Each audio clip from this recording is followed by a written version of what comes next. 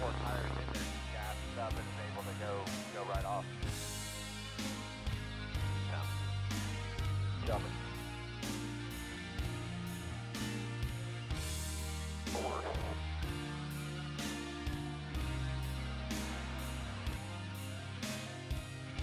4 middle of the corner.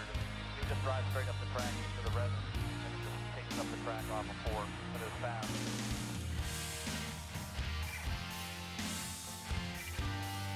He's able to drive off. It's like he's able to keep his momentum better. I'm just struggling trying to do it. I always struggle with it out here. So I gotta keep learning that. Trying to be a little too careful probably too, you know.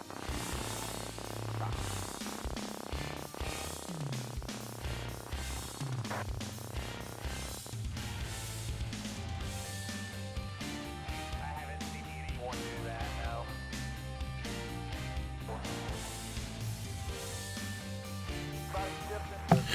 What's up, everybody? Valhalla Sports Talk is on the air. Valhalla Sports Talk on the air today.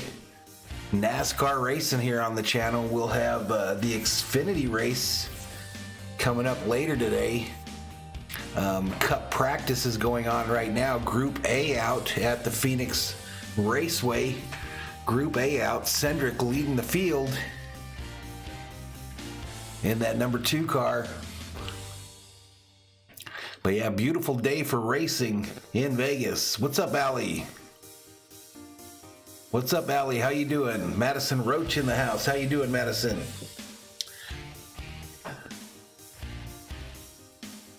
But yeah, everybody, Valhalla Sports Talk on the air. Excited today. Like I said, a little Xfinity racing. Before that, though, we've got Cup qualifying coming up after practice today. And in addition to that, we'll be paying attention to Twitter for any updates on Major League Baseball and the NFL. So, is Freddie Freeman going to be a Dodger? We hope. Let's see if they sign him. I'll keep track of that as we go through the day as well. But again, the schedule here is after Cup practice. I came on a little bit early, but after Cup practice, we will have Cup qualifying, and then we'll switch over and take maybe a little break, but leave the stream running, and then have the Xfinity race today, and it all culminates tomorrow with the NASCAR race. What's up, Jorge Gomez? Madison's doing all right. Allie's doing all right. That's cool. We got 4 in the house. I don't know what kind of viewership we'll get today, but again, just kind of a hangout stream with a little NASCAR mixed in. All right, I'm going to turn back on this all scan for the Cup drivers here. This will pick up race communications between the teams. Yeah, I did, Jorge. I saw that. And I'm paying attention to it right now, too. Hopefully we hear something here during this coverage today. Hopefully we can hear something during this coverage today. I'll turn off this music so we can hear this in-car stuff. They're following Martin Truex Jr. around the track right now in that 19 Bass Pro Shops Toyota. Now, next one to you, outside, now. 3/4 of a straightaway back to Castle. You're good. Just under 3 minutes left. All right, here's a video of Max Muncy getting some swings in up there in the Phoenix area today. So hopefully Max is feeling better. That elbow getting healed up. But yeah, nothing on the Freddie Freeman front just yet, y'all. If anyone sees anything, let me know and we'll check it out. We'll look it up together, see what's going on. See what's going on. Heck yeah, I'd like to see Freddie Freeman in Dodger Blue. Yeah, I think he'll sign with someone today, Jorge. He lives in the LA area, so he was home last night to think about it, I'm sure. As far as the resin goes, you're right to the high. But 2 minutes, 26 seconds remaining in Group A of Cup Series practice. And then we'll have another Cup practice here for Group B. And then they'll get into qualifying. But we're just kind of hanging out right now. 5 in the house. 5 in the house, but we've got the Xfinity overlay up. I'll bring up the Cup overlay when it's time to go qualifying. Matter of fact, we can do that right now. Bam. We got the Cup overlay up now, but again, this really is a stream for the Xfinity race. It's going to come up later today. But as for now, we're just kind of hanging out, y'all. Let me go over to Twitter here again. I just keep refreshing Twitter one time after the other to see if we got any news. Hey, there's Bobby.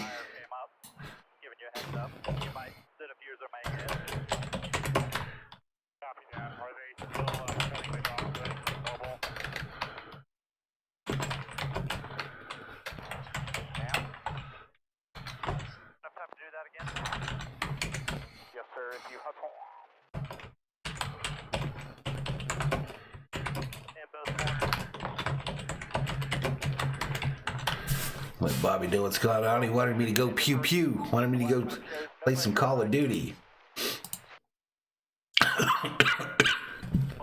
But how's everybody doing? A beautiful Saturday in southern Arizona.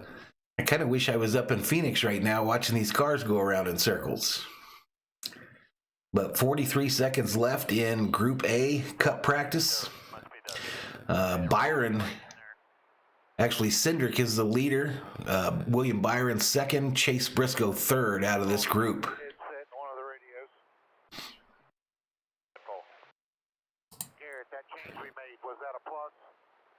Jorge says, I'm also excited that Kershaw is going to stay another year. That's cool. Yeah, I was excited. I think 1 year is the perfect deal for him, too. I think he might retire after this year. What do you think, Jorge? I think he could retire after this year. All right, let's listen in to the end of Group A practice here. Austin Cindric has the fastest single lap of the session, but William run 26 laps. Tops the best 10 consecutive 15 and... So William Byron only second on the speed chart, but he really dominated the practice area. The best 10 lap, 15 lap, and 20 lap averages as they go to a commercial. 17 berserkers up in here. Kind of a chill stream today. Like I mentioned, the schedule. There'll be another... hey, Bobby from Beantown Breakdown, Valhalla. Holla! You need to quit sending me money, Bobby. $1.99 super chat. Appreciate it, buddy. Bobby says setup looking legit. Thanks, buddy. Thanks, buddy. But again, the schedule is to do Cup qualifying, and then I'll keep the stream running, maybe go off camera for a little while, run out and get a soda or something, come back and we'll do the Xfinity race, and then we'll be back at it tomorrow for the full Cup race. Jorge Gomez says, yeah, I think let him decide whether he wants to retire or play more years. Yeah, I think that's might be what's happening too. Appreciate it though, Bobby. Appreciate the super chat there, buddy. Also, if I'm not there, and you'll understand it. Yeah, that'll work. All right, so we've got just an all scan audio going on right now of the team communications in Phoenix there. So I don't control that. It's just whatever we get, whoever busts in on the mic. But it gives you an idea what goes on at the racetrack as they're going on.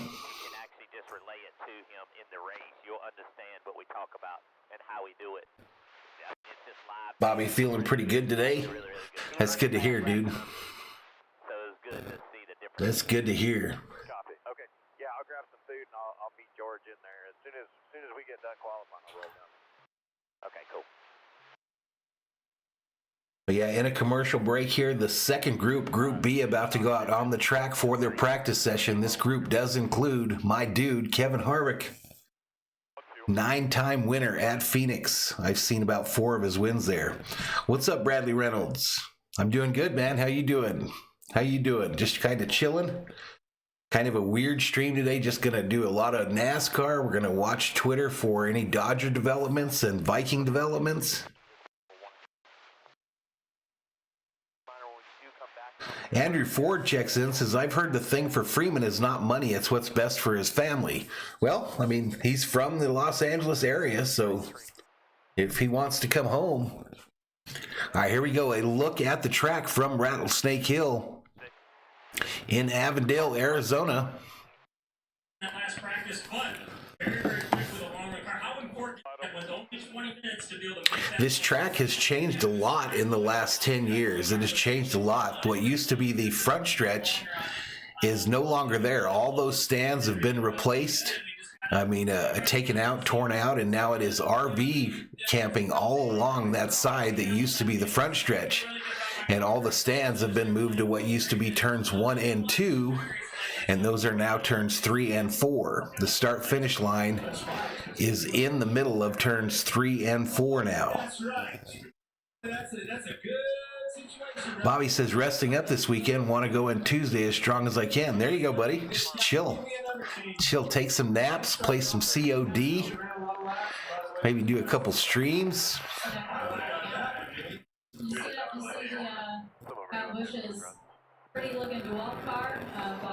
All right, so Group B is out there now. Kyle Busch in new colors this weekend. The DeWalt Toyota Camry taking laps right now.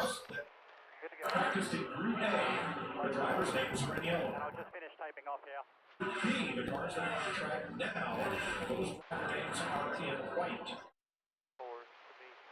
Jorge Gomez checks in, says, I'm going to go to Camelback Ranch to watch their game here in Glendale.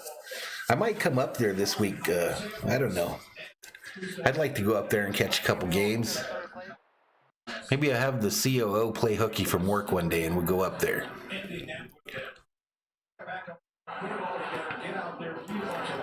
Kyle Larson with new colors this weekend. He's got the Valvoline paint scheme, red and white, on his Chevy this weekend.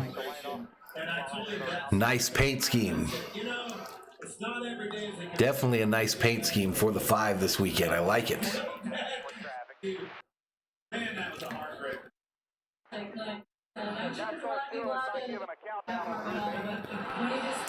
He's been doing streams, Madison. He's been doing streams. Bobby's done about 3 of them this week. Backup car and so many nutritional things. Lap 5. Right there at the end, just about one. I haven't seen Harvick on the track yet.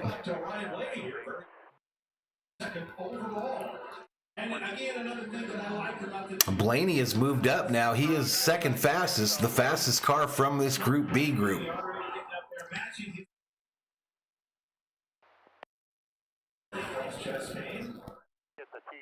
Ryan Blaney on the track. His first 3 races this year, he's got a 4th, an 18th, and the 36th. So kind of middle of the road. King Yellowman in the house. All right, that 8 car is out there of Tyler Reddick. It's his 3rd year in the Cup Series. He's 26 years old, out of Corning, California. His best finish, 2nd 3 times in his Cup career. Feels really bad too. Like, So a lot of new looks for the cars this weekend, without a doubt. feels like dumps over there on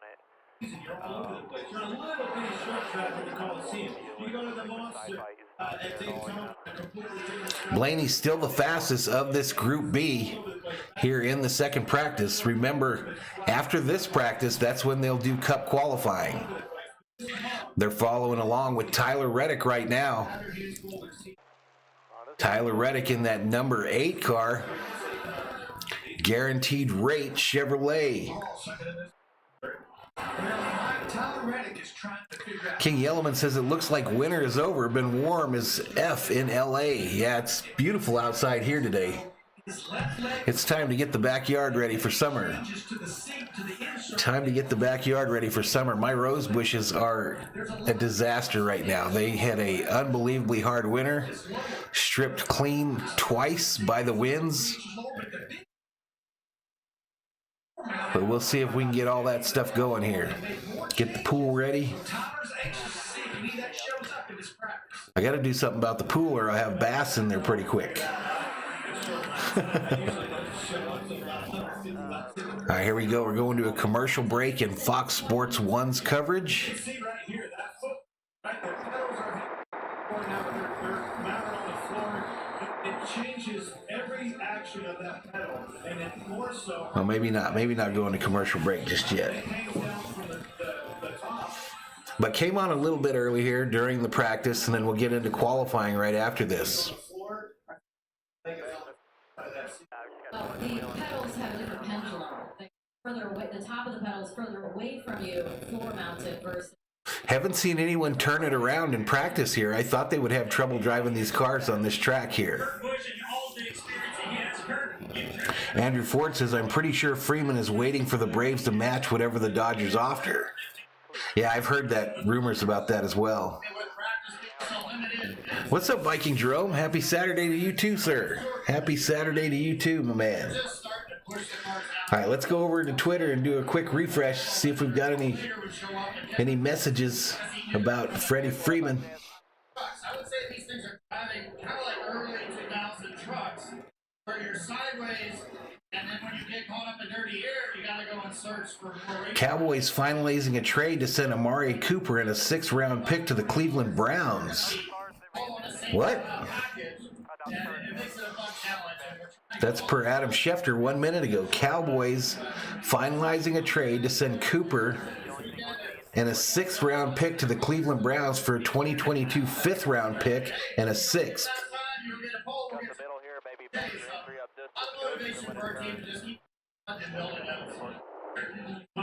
That's tissue.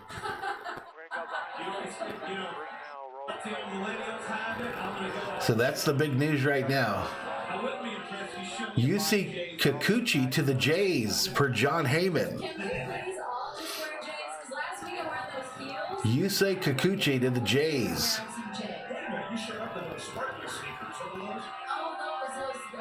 Again, if you guys get wind of anything, let me know and we'll look it up and find out what's going on. Made me look as good, I guess. But Amari Cooper to the Cleveland Browns. Maybe we should do a survey. We've got 12 minutes remaining in Group B practice for the Cup Series. Kevin Harvick out on the track. Kevin Harvick, a 9-time Phoenix winner. I've seen him win 4 races at the track in person. This is one of the getting down to the bottom, being disciplined on entry, being disciplined on. That's why he is on the overlay today Turn 2 right there. in his old Budweiser colors. Robert says Browns got him for free. Madison says baseball's coming back. I'm excited.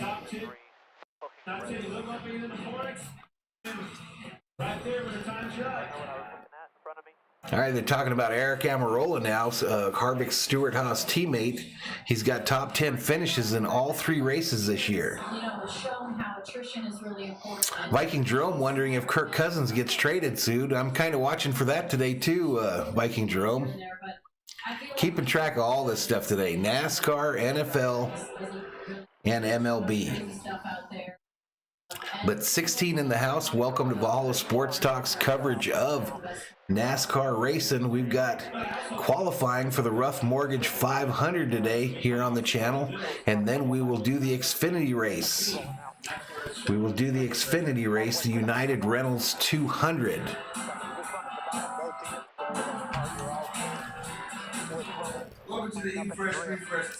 Sheila Jones up in here says, what's up, Valhalla and everyone? It's a beautiful day so far. Nice, Sheila. It's beautiful today. It's nice here today too. Nice here today too as we go to a commercial break.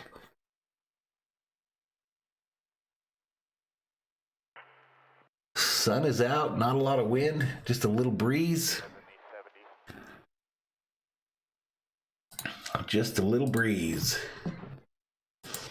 So that's interesting. Cooper to the Browns.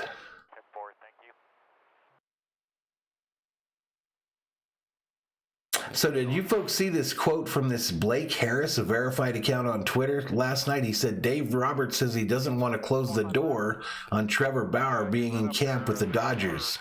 But MLB put him on leave again for another week.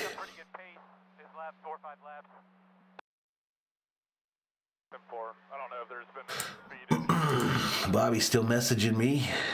There he is.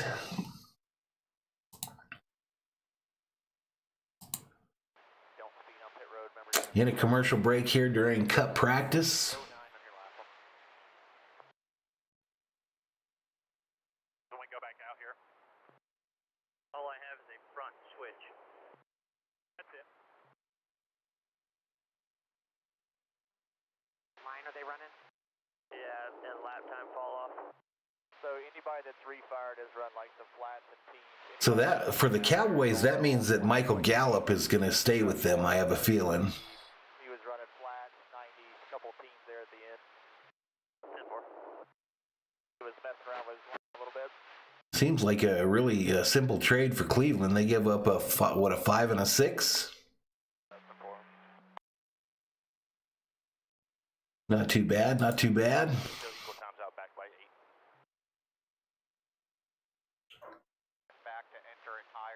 There you go, Viking Jerome and Sheila making their acquaintances. So again, schedule here. We've got Cup practice, Group B going on right now. Right after that, they'll go into Cup qualifying. We will do that here on the channel. And then there is a short break, I think about 30 minutes to 40 minutes, waiting for the Xfinity Series to race. I'll probably go off camera at that point, and the wife and I will run out and get some drinks, maybe a little lunch. And then I'll be back in time to do the Xfinity race today. And it all culminates tomorrow with us coming online for the Cup race. What, Sheila?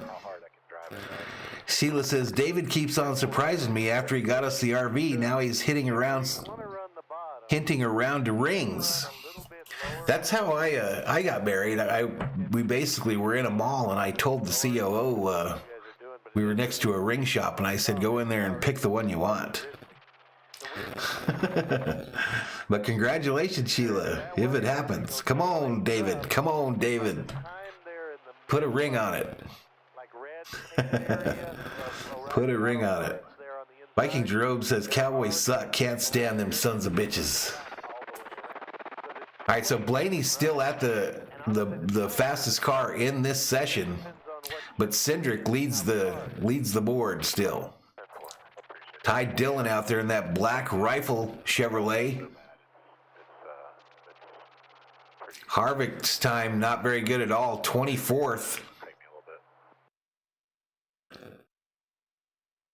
I'm not sure. I thought I read that Trevor Story signed somewhere. I could be wrong though. I could be wrong. I never saw that he was targeted for the Dodgers. So, per Adam Schefter, 47 seconds ago, trade is now officially agreed to. Browns get Amari Cooper and a 6th. The Cowboys get a 5th and a 6th. So basically, they got him for a 5th.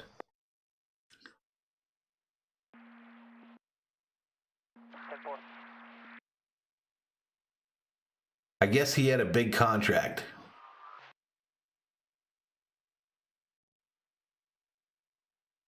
I guess he had a pretty big contract. Like a 1, this is like a 7. Like that's the difference in the car. I haven't drove it hard. So Amari got in trouble basically because he, after the Cowboys lost in the playoffs last year, he apparently got into a verbal altercation with Dak Prescott and called him the Black Kirk Cousins.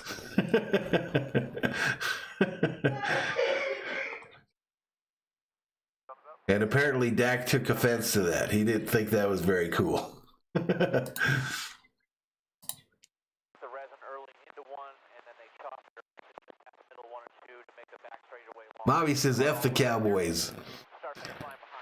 King Yellman says, if you ever see me talking about getting married, my account has been hacked.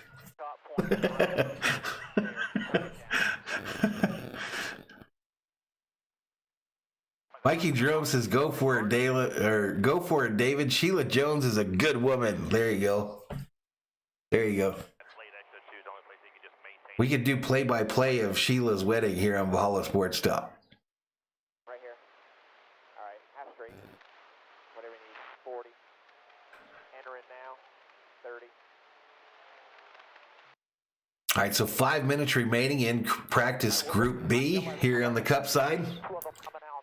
Christopher Bell out on the track now out of Norman, Oklahoma. 27-year-old. He's got one career win. He won the 2021 Daytona Road Course race. Exactly. 5 away right here, Ty. Bobby says, same, Yellowman. Give me a break, Bobby. Give me a break. Well, whatever you do, just let me know because I can Bobby be falling in love with girls fast, boy. down in 1 and 2 as well. It's a less risky. Bobby be like, this is the one. This is the one for sure for me. Cole Custer out on the track in that Haas Automation car. 2-1, all clear right here. Car's 15 back. No threat. I'll let you know if it gets close. Well, I think he's going to get suspended, Sheila. I think that that Watson will get suspended by the NFL once it all shakes out. We're so tight on turn in. Viking Jerome says, I actually think Kirk Cousins is better than Dak Prescott. I think I agree with you. I feel like we need to get the 2 into the corner of car. Bobby laughing. Bobby laughing because he knows it's true. It's funny because it's true. Bobby be like, this is the one. This is the one. We're going to have us the big wedding, too. I got it. Yellen says, apparently there are other allegations about Bauer. Huh. I didn't hear that. This is juice both. I didn't hear that. All over on your race car, the brakes are sitting on the ground.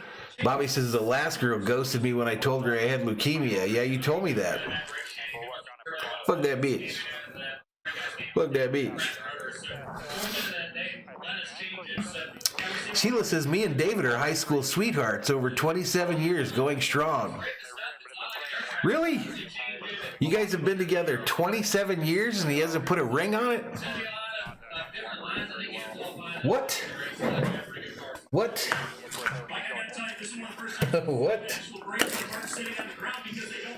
David don't move fast, does he, Sheila? David doesn't believe in diving right in, does he?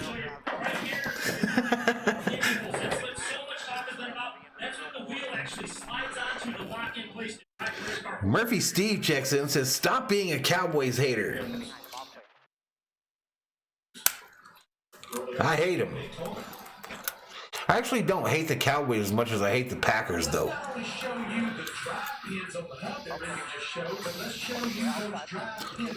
I really hate the Cowboys.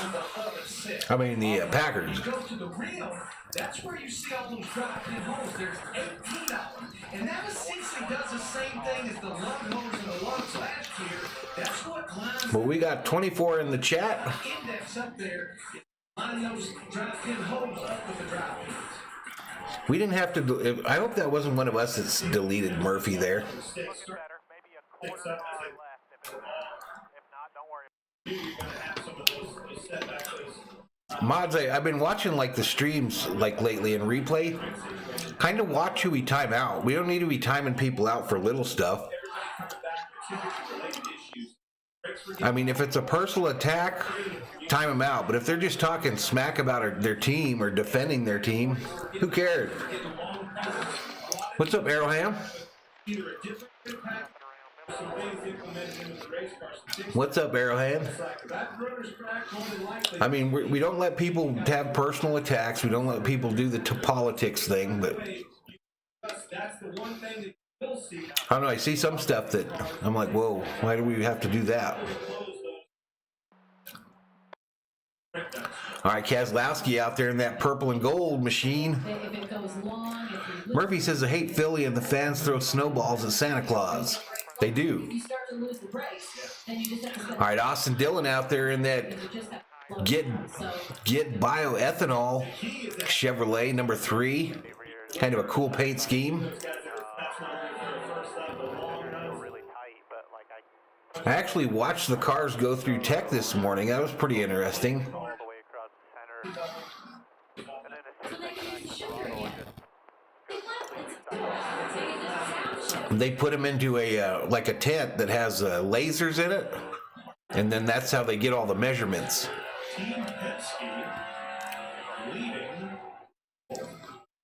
Sheila says we don't talk in caps either.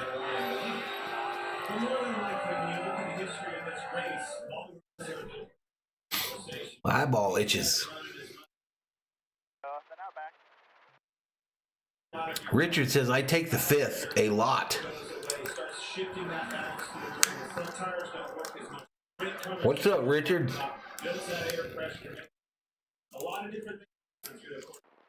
But the game.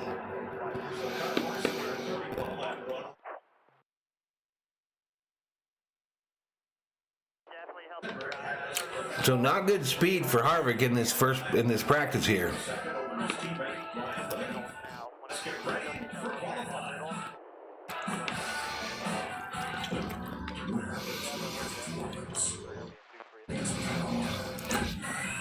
King Yellman says, I drink a fifth like every other day.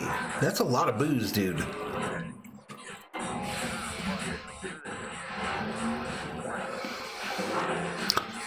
Viking Jerome says, I remember the Cowboys 75 Hail Mary game. I'll never forget that game. It broke my purple heart.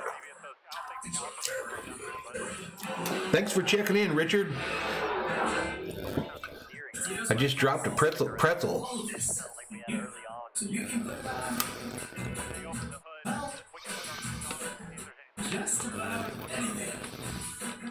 Tostitos avocado salsa. Wow, I don't like avocado, but they just had a commercial for Tostitos avocado salsa. I wonder if people that like avocado would like that.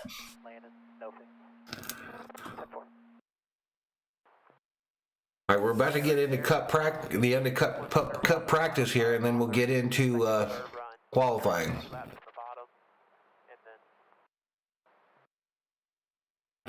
But remember, the reason for this stream is for the Xfinity race this afternoon. All right, let me check the Twitter. Let's see if we got any news on the Twitter.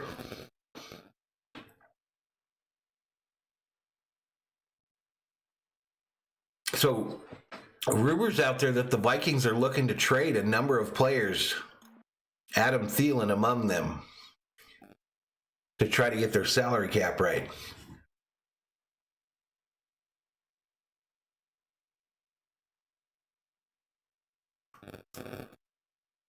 Dave Roberts says Max Muncy will be ready for opening day.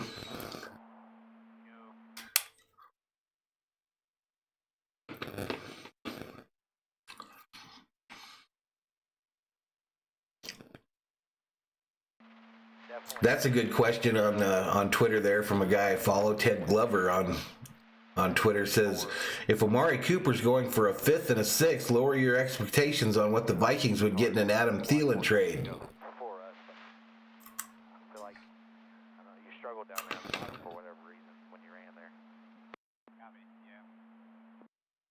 I do think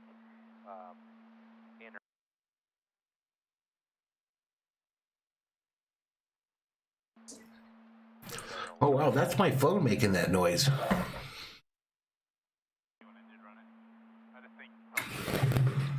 I was hearing a secondary audio there, and it was my phone. You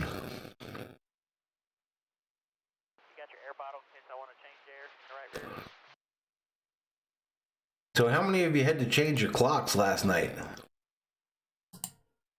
Not slow it down any.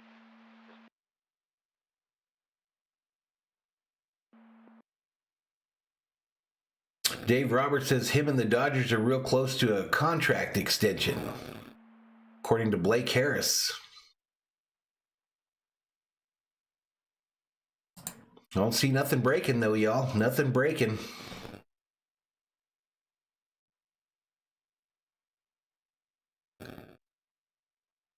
King Yellowman says the green sauce is popular, Valhalla. Where have you been? Richard's still trying to recover from that Herschel Walker trade. Yeah, that one really hurt. All right, so fastest in practice today were Cindric and Blaney. Looks like we're getting smoked on both entries. Let's check the rig. I call it fast yet again this weekend. We're talking about how fast your race car is and how good it is. Cars fast. How are the legs of that problem this year? I don't know. The third quick overall. Oh, that's not bad. That's good. All right, so they're checking in on Tyler Reddick, who's been having issues the first 3 weeks with his legs going to sleep in the car. So they've been trying to move his seat position and all kinds of things to stop that from happening. Hey, these are completely new race cars, section for racing. And so, yeah, I definitely just Sky Blazer says clocks, isn't that tonight? I thought they did them last night. We don't switch here, so I have no clue when they switch, but I thought that it was last night. Maybe I'm wrong. Here in Arizona, we don't participate in daylight savings time. We don't switch forward or backward or any of that. Except for qualifying gets us, get this call. I don't know if qualifying gets us, just how fast we are. Excellent. Right. I like that kid. He's probably going to be my driver when Harvick retires. We're not sure why, but we'll try to find out for you. Qualifying starts next. All right, so next up is NASCAR Cup qualifying. So we have to bring up the qualifying feed and go from there. I've turned off the all scan for now. We'll turn it back on during the qualifying. But 14 in the house, thank you for joining us here on Valhalla Sports Talk. Thank you for joining us. Yep, Cooper traded to Cleveland. Isn't that crazy? For, in essence, a 5th round pick.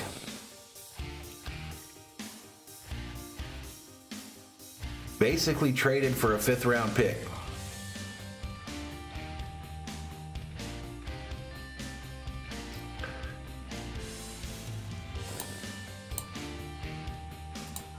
Dodger Nation out here waiting for that Freddie Freeman news, though.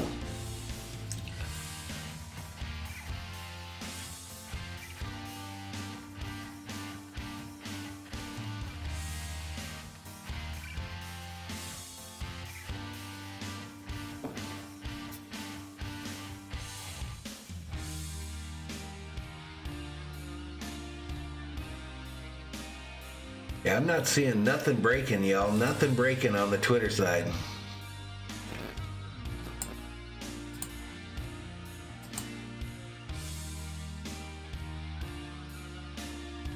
So we've had kind of a little rough week here on the subscriber side. We were up to like 78.22, I believe it was, and steadily going down. We've gone down one again today.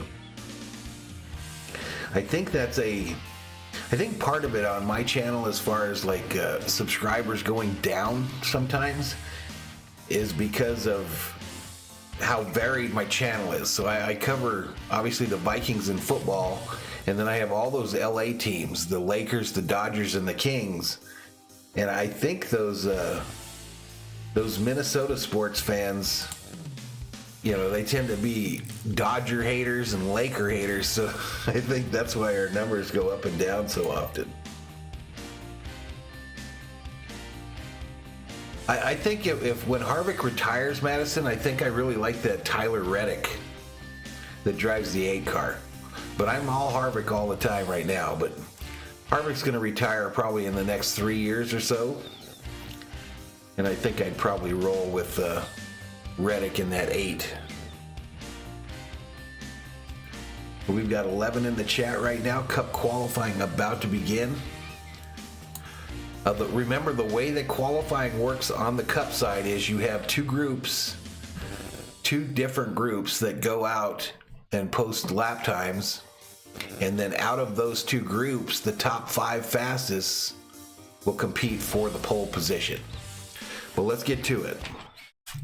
Outside turn 2. How do they do that? We're ready to qualify. 1 lap. 5 fastest cars. All right, so Mike Joy, Donica Patrick, and Clint Boyer in the Fox Sports 1 booth. All right, Clint, who you got? I'm going to go with Austin Cindric. If you've not been paying attention, top 5 Daytona 500 winner. That's fast, man. All right, we'll turn this all scan back on. Go to the raw feed. Larson, because he's just and switch, turn on our light here. won the race here at the end of last year with the Bam. championship. And he's just like, he can blister this lap. And we're ready to go. And I like it because he's my friend. I'm going to keep an eye on Tyler Reddick. Anyone who hops out of his car, who knows he likes his car, who knows it's fast, but he didn't really know how fast it was, because it doesn't matter. He likes it. Well, the thing that I love about this, right, you got 2 groups right here. Got to make the top 10. You have to be 13 in the house here for Cup qualifying. Again, reminder on the schedule, we'll do Cup qualifying, then there'll be a short break. I'll leave the stream running but a short break. I'm going to run out, probably get a drink for the race, and then we'll do the Xfinity race. Everything will swap over, same stream. The Spectrum, we found out what Ricky Stenhouse's problem was. Regan? Like Ricky Stenhouse's car is parked here in the garage right now. You see the hood up, the motor getting ready to come out of the car. What took place? Just started missing there and misfiring. Though we had a Sounds like they're going to change the engine in the 47 car. issue there. So, luckily, better today. Sounds like they're going to have an engine change in the 47. Camaro. Still getting used to it. Our Chevy Camaro was really close, I felt. Oops. As we got done. He named the wrong manufacturer for his car. A little bit of power and came back in and Wrong manufacturer for his car. we'll get it changed. All right, so I'm going to wear the old school Work our way up. Budweiser Harvick hat today, y'all.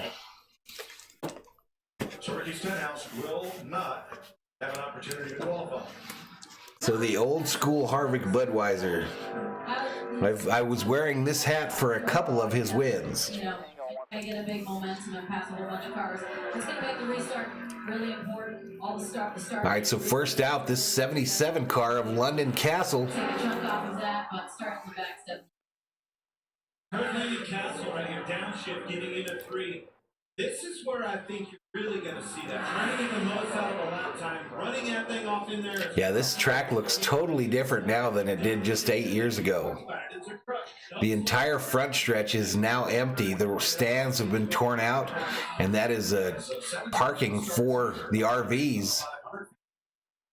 What used to be turns 1 and 2 are now turns 3 and 4. 28 for London Castle. All right, so 28.285 seconds for London Castle. Phoenix top 10. Next out, Daniel Suarez from Monterrey, Mexico. His 6th-year in Cup. He's driving a 99, number 99 Chevrolet. You heard his spotter. That's exactly what I take it, Dan. You heard his spotter point out that, the car before him ran the bottom both ends coming up to speed, which tells me that the drivers want to know, are they running the top, or are they running the bottom? Well, that's that conversation about resin. It's all about momentum, getting that momentum built up to run your... They're talking about the resin that they put on the track to try to make it better racing, more grip. All right, Suarez 27.669, 130 miles an hour. Actually, they both are. I get excited. And that's enough to put him on the top for now. Garrett Smiley next out out of Legionnaire, Pennsylvania, age 29. He's in that number 15 Jacobs ride.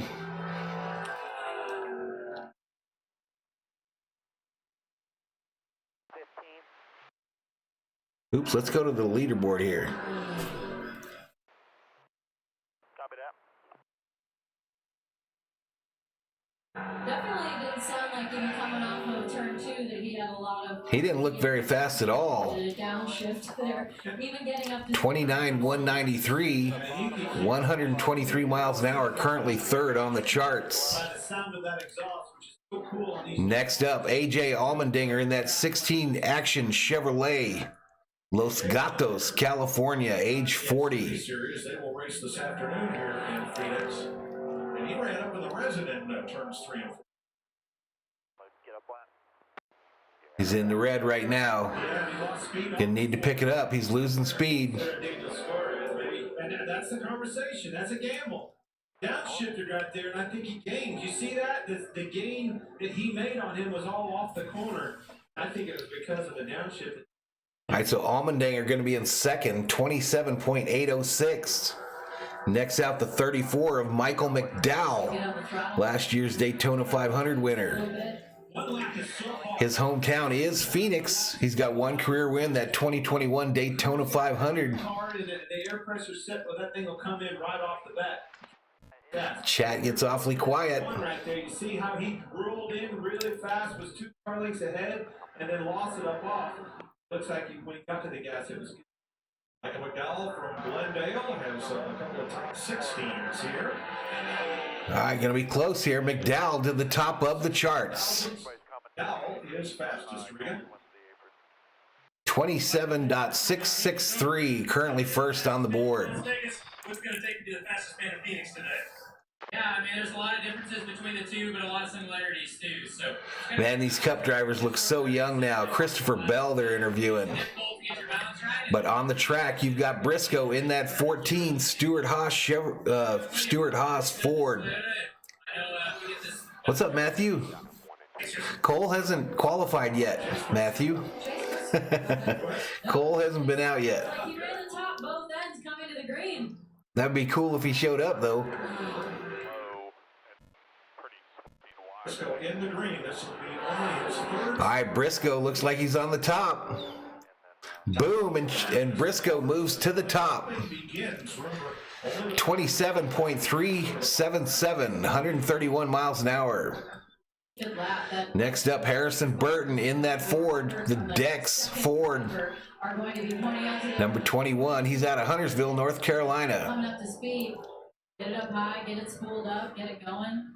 3/10 is a lot on a racetrack like this. Business is picking up. And again, goes back to that spotter, just like you talked about. Hey, what did he do? Burton in the green right off the get-go. To the center and make better speed. And they got Oh, lost some speed there. pointed out, Clint, earlier that it's only the top 5 from each group go on. So, you know, that's too fine of a line. Start-finish line, he's going to be fourth on the pylon. I'm pretty much going to have to. 27.673, 130 miles an hour.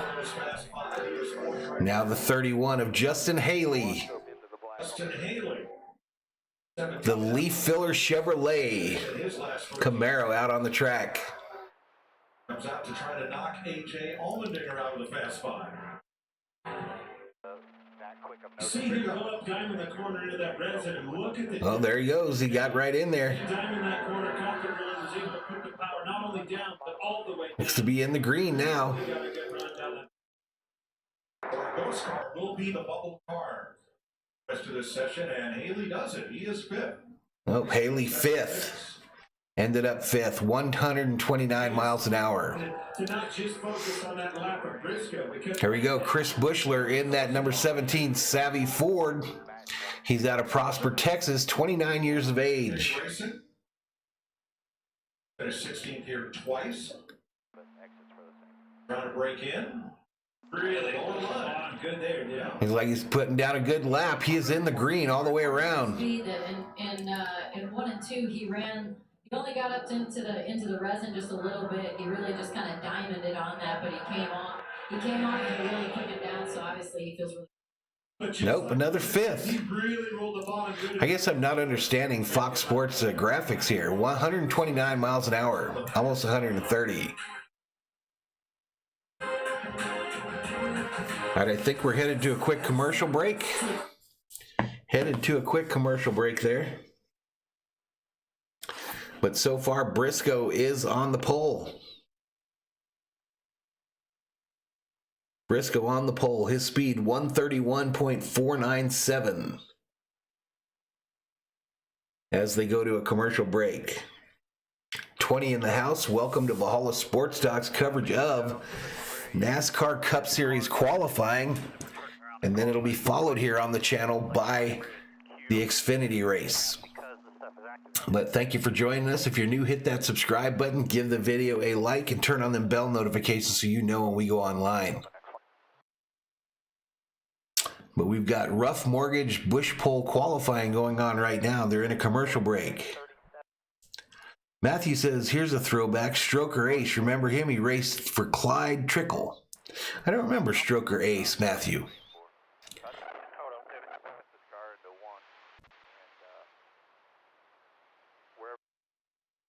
I don't remember that. Is that another Days of Thunder thing?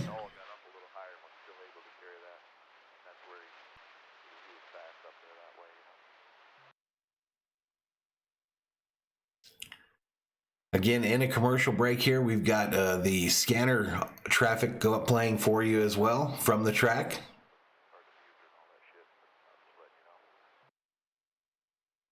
$22 in the house. Again, the plan is after Cup qualifying, there is a small break, probably about 30 minutes to 40 minutes. I'll keep the stream running But I'll probably go off camera and run out real quick and get a drink for the Xfinity race.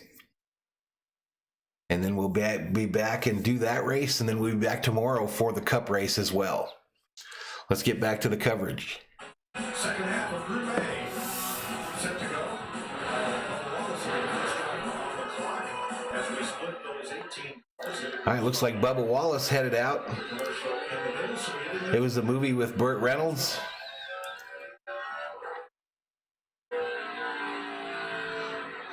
All right, Bubba Wallace has been in Cup now for 5 years. He's 28 out of Mobile, Alabama.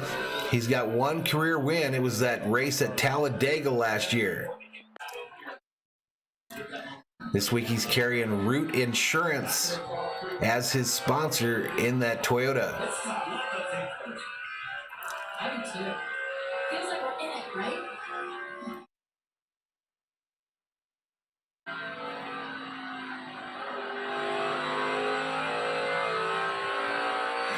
You know, on their graphics package on FS1, they're showing the last car in the shadow car. Why wouldn't they be showing the pole sitter's last lap?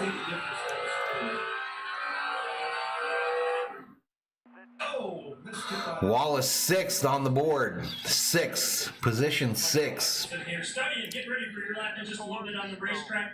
So many options here at Phoenix as to what line you run. When will you as a driver make those decisions? 27.738 for Wallace. Try to just do what I did. 129 miles an hour, almost 130. At that point, they look like they're coming to green up top. Now everybody's doing it. All right, LaJoy out there. Yeah, we'll see. Our Valhalla and Chevy felt pretty balanced. Corey LaJoy out there. We'll see what kind of speed we have here at qualifying. Thanks, Al. Corey LaJoy has top 15 finishes in 2 of this year's 3 races. So he is 9th. Looks like LaJoy is 9th on the board. It's just always the same. About 3,500, whether it's in victory lane or.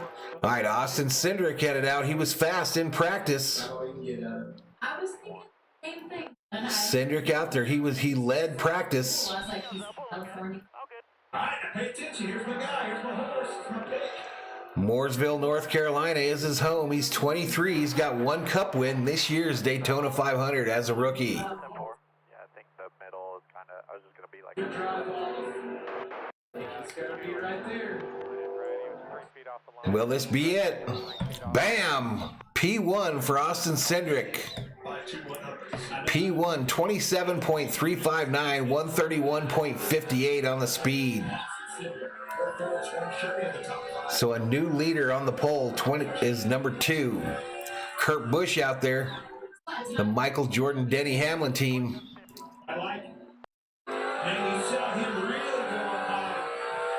Getting into that resin, big run down the back straightaway. Thus far, sitting in 3rd. Can he improve it? A downshift. Quick that bottom right. They're downshifting at Phoenix. And Curtis third. Boom, 3rd on the board. 3rd on the board for Busch.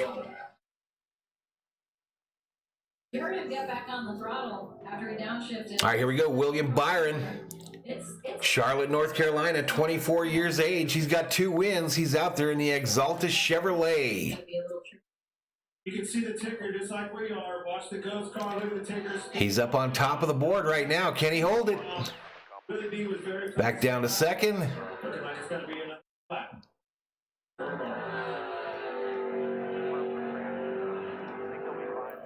Like what you really want in qualifying is you don't want. Byron up to P1. P1 for William Byron. Remember places like 27.303, 131.85 miles an hour.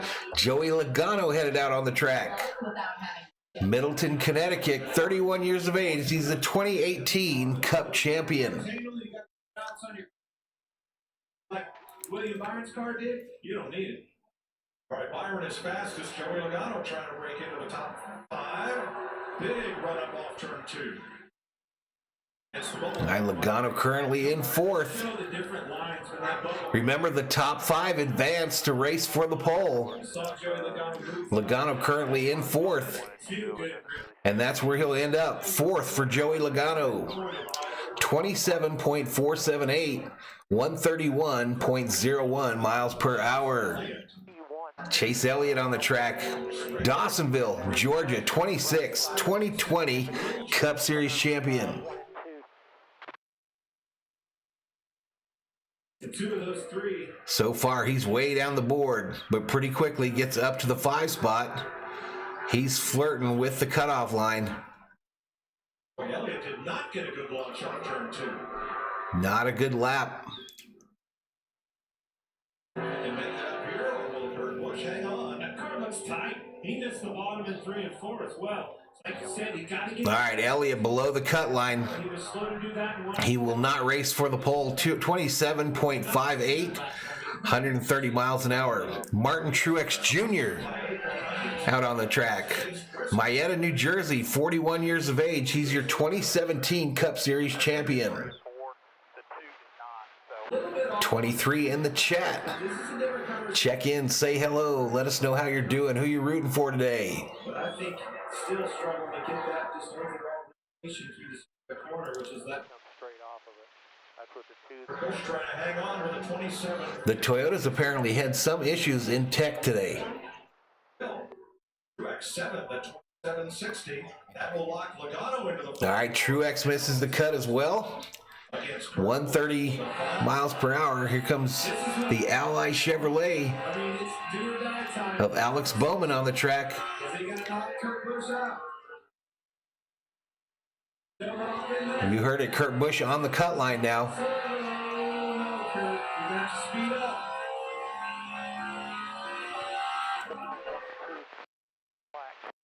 So hard to knock over. All right, looks like Bowman's going to knock Kurt Busch out of the top 5.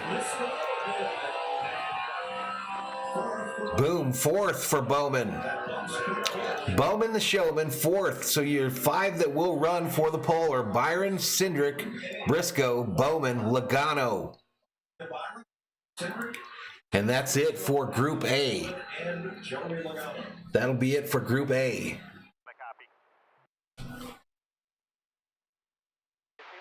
Round 1 for Group B. Coming up, 18 drivers to take to the clock to join these Fast 5 in the final round.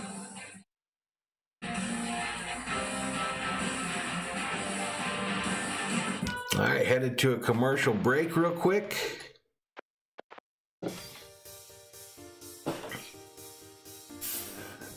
But that's it for Group A. Now we'll go back to the warm condition on the track for qualifying here. Get that second group ready. Harvick goes out about 12th in this group here. It'll BJ McLeod will start. Cole Custer, Cody Ware, top 3 to go. Top 3 to go.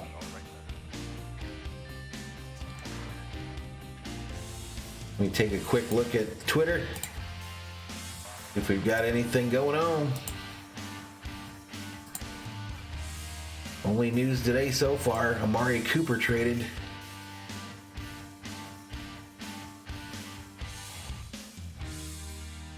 Where they were originally. They're back in right near the curve where they were originally before they started. You're saying in their original pit stop. Correct. That's where they are at this moment. Doing their adjustment.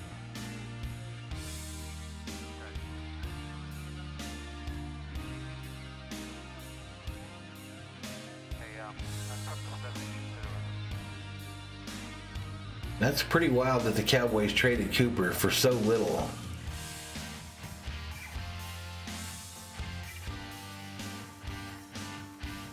But yeah, that's the only baseball news I've seen today. The Blue Jays signed UC Canucci. 3-year, $36 million.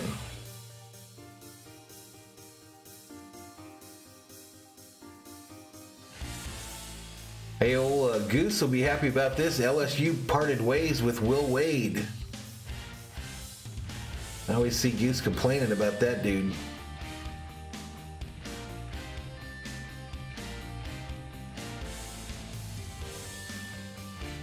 Yeah, I don't see anything on the news front there, y'all. Let's get back to it. Here at Phoenix. They will be joined by 5 more from Group B. Regan?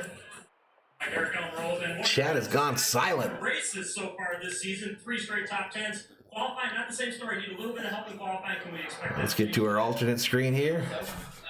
Yeah, just trying to get up to speed. Cars at every racetrack, you know, you show up with no notebook, and we've been doing a good job of making the most out of the entire weekend.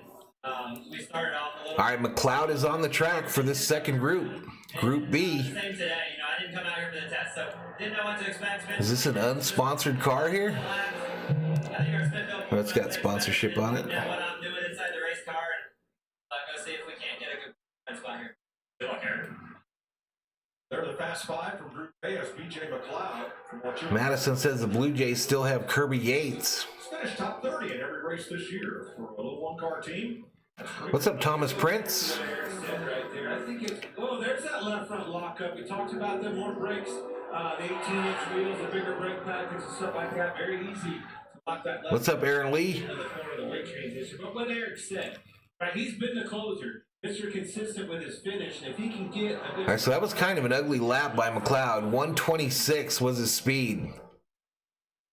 He locked it up at one point in the turn. Started racing, and it really took me back to road course racing. You're braking on the straightaway. All right, here we go. Cole Custer in that 41 Haas Automation Ford. Transferring that weight off the left front, beat off that brake pedal. Saw a little bit of One career win for Custer on the Cup level. into it. Their left front rocks up, takes the weight off from it, and that thing will lock up. Custer, Haas, third year in the series. He has one top 10 year in 4 races. He's not gonna be happy. And he's at the top of the board. 130.01 miles per hour. Next one out, Cody Ware in that 51 New Tech Ford. Out of Greensboro, North Carolina. He's 26 years old. His best finish was 17th in the Cup level. Information that I was hearing is, getting up to speed, and I talked about him being a methodical driver, and, I think about myself, like I was a methodical driver. Like laps help that kind of a driver, and so, back in the day, of course, we used to, before the world changed, we had hours of practice. Second on the chart of the 3 cars that have run. Now where you have 127.26 miles per hour. Denny Hamlin in the FedEx Toyota on the track now. Gotta feel confident. Chesterfield, Virginia, 41 years old. He's got 46 career Cup wins. Cody Whitter, second fastest. Phoenix in the car. And here's Denny Hamlin. And you can bet he's wanting and eager to get out here and start off on the right foot. After his season he's had, start up front, lead some laps, and get that swagger back. Hamlin's sitting P1 right now. Can he finish the lap? It looks like he's just that. That is the fastest lap we've seen so far today by a long shot. Fastest lap today. 132.41 miles per hour, 27.189, currently first on the chart. And he will race for the pole. Yeah, this is Cup qualifying, Chris Davis. Got that behind him, shows up here. Boom. Todd Gillen out there. Todd Gillen on the track in that number 38 car.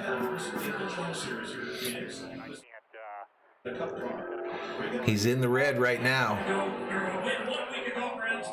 30 in the house. That's our high for today. Welcome to Valhalla Sports Talk's coverage of NASCAR Cup qualifying from Phoenix. This is qualifying for the Rough Mortgage 500. After qualifying, we'll take a short break. The stream will be left on, Howard. Take a short break, and then I'll be back for the Xfinity race today. Make sure to join us. All right, Eric Jones out there in that 43 car, Focus Factor. I like this Ford. I mean, he's made that final 10. Thomas Prince says Toyotas are performing. Aggressive. The worst that's going to happen is 10. I'll take it. Put me out there and get aggressive, free this thing up. All right, 131.07 for Eric Jones, currently second on the board. Here comes Blaney. Ryan Blaney in that number 12. High Point, North Carolina is his home. 28 years of age. Faster practice. You can see the ghost car right there. Picking up where he left off. Fast race car rotates good. Good old Denny and run for his money, Danica. There he goes. It's going to be quick enough. He likes to he would make that bet on himself, I'm pretty sure. A little bit slow to get it rotated. All right, Blaney moves to the top of the charts. Aaron says, I'm honestly disappointed in RWR this year. Having the partnership with Stuart Haas, you'd think they'd have a bit more speed. GMS Motorsports. Hey, we're going back to the All right, Ty Dillon on the track in that 42 Black Rifle Chevrolet. way faster, a foot faster. Welcome, North Carolina, age 30. Hey, Larry, I need to go faster. I need It's a cool paint scheme on this car. I like it. new conversation that's talked about now because it's a lot faster. I was thinking they need to go out there and maybe run a late 20 or an early 30. Talking tenths now, might be another. All right, Dillon, fourth on the board. To a 3 out of 5 fight. 130.33 miles per hour, currently fourth. Off to a great start. All right, a little break in the action. A little break in the action.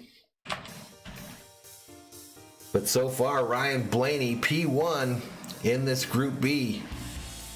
Remember, the top 5 drivers in each group advance to pole qualifying. They'll race for the pole.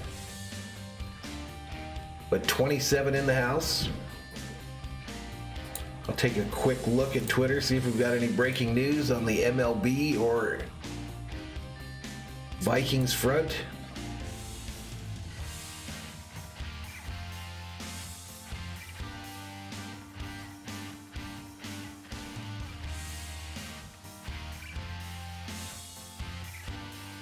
I don't see anything breaking, y'all.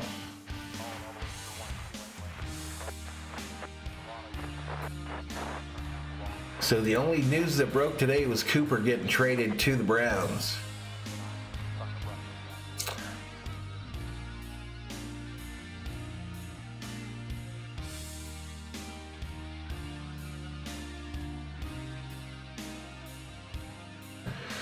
Thomas Prince says baseball, cricket, both can't fight hockey rules.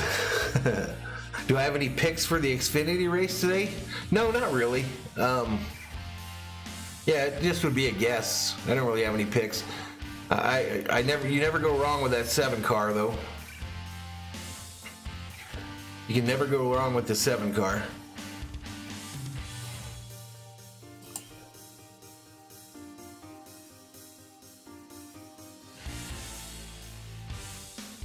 How about you, Aaron? You got a pick for Xfinity today?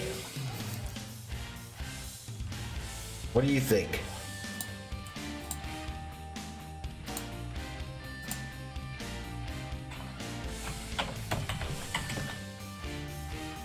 But we're in a commercial break, about to get back to it. And we do all around Phoenix Raceway. The SKOL Mountains, Group B. That's how they stack up against A, with Blaney and Hamlin faster than William Byron from the A group. Speaking of Suarez, All right, so about the second half of this Group B car's headed out now. come up and have to, clear the way. They have to replant them. Yeah, they're protected. They're not in danger, but they are protected. Exactly. We're talking about replanting. Red Kids Aaron says, I'm going to go with Barry, but I want to keep my eye on London Castle. It's really been all over the place. I mean, it's been obviously winning the dual races with both of those cars, and it's been all over the place. It's fast. How about that Gibbs kid? You think he can do something here today? Aaron?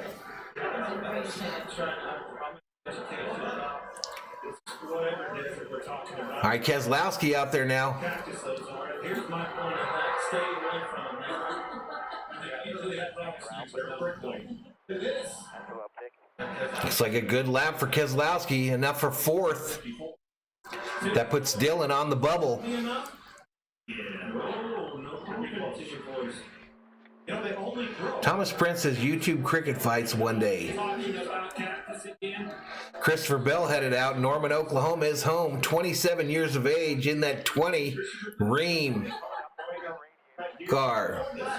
And talk about prickly. His Number 20 Ream Toyota. car. Well, it's not running out. It's another flat on the floor off of turn 2. Big time run. I love the ghost car conversation there with those guys. When the ghost car is running that bottom line, you can really see, then move up down in the corner and get that huge run. He's willing to be in the top 10, and I think with that lap, it probably... Bam, Bell, second, P2 for Christopher Bell, 132.50. Here we go, Harvick. That car's the color of the cat. Harvick out there. Bakersfield, California, 46 years of age. One-time Cup champion.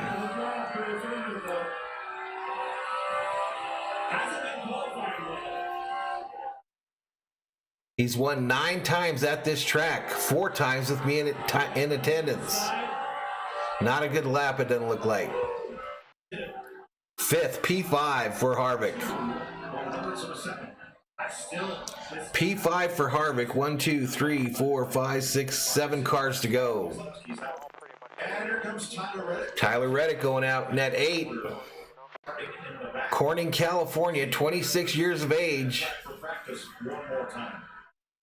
I sat down and interviewed him for a while earlier today, and Aaron says, well, I hate to be that guy, but he'll probably win. I think he really I'm in Arizona, Aaron. I live in Arizona.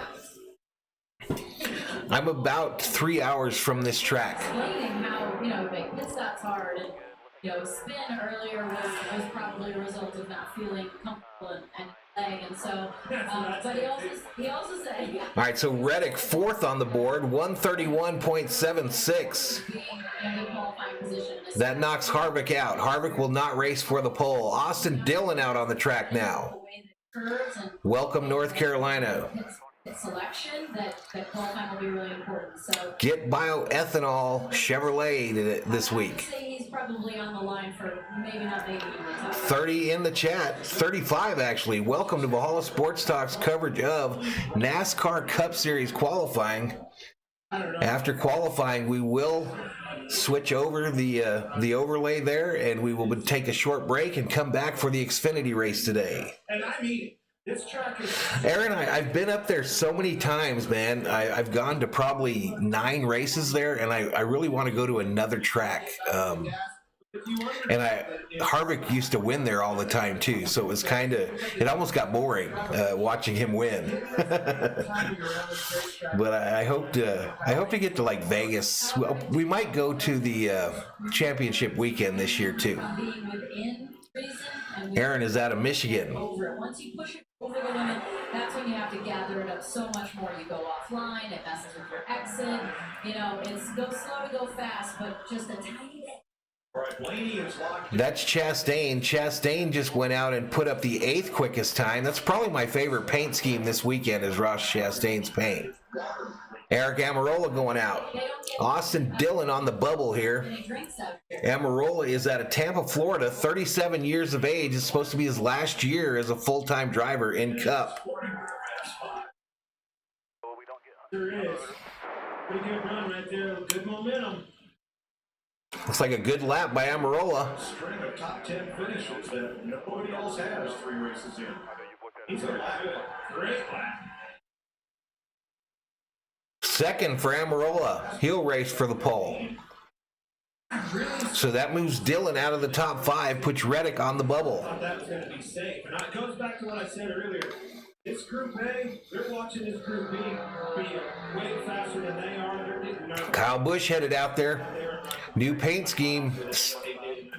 The DeWalt Toyota Camry, number 18 on the track.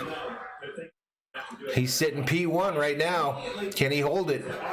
What kind of adjustments? I got to have a new conversation. Can he hold it? I was thinking, like you just said, maybe a 4 out of... I think this is probably your favorite for the pole today.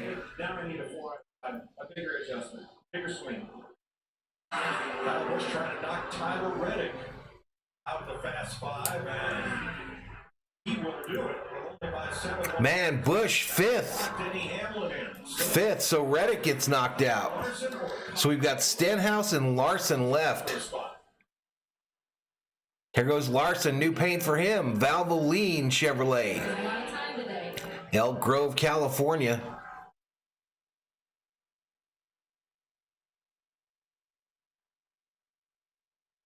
Busch certainly got the momentum rolling off of the car coming to the lap.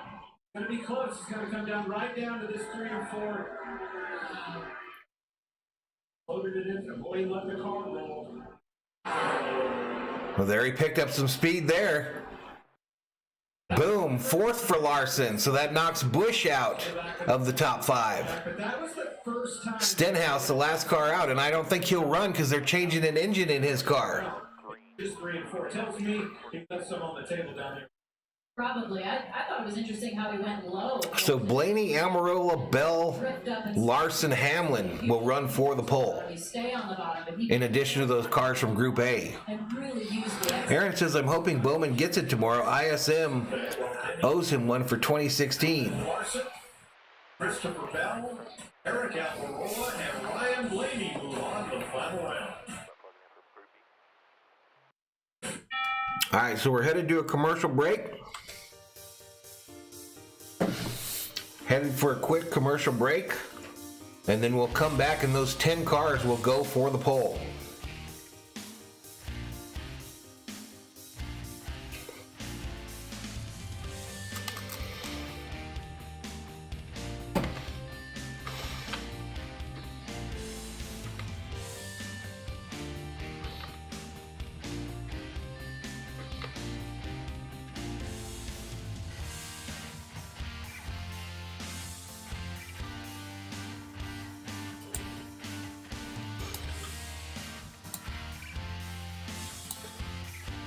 Now let me fix this real quick. Fix Bobby's super chat real quick. Make sure it's right on the secondary screen as well. Hey, what's up, Cincinnati Bengals fan? What's up, dude? 31 in the house. Welcome to Valhalla Sports Talk's coverage of Busch Pole qualifying for the Rough Mortgage 500 here on VST. Races tomorrow. We will be doing a stream for the 500 tomorrow. Qualifying though right now, and then after a short break, we do the Xfinity race today here on the channel. He'll have to start from the back, Madison. He'll have to start from the back tomorrow. That's what that means. All right, so you heard on the scanner there, they're saying about 3 minutes till they get the qualifying going again.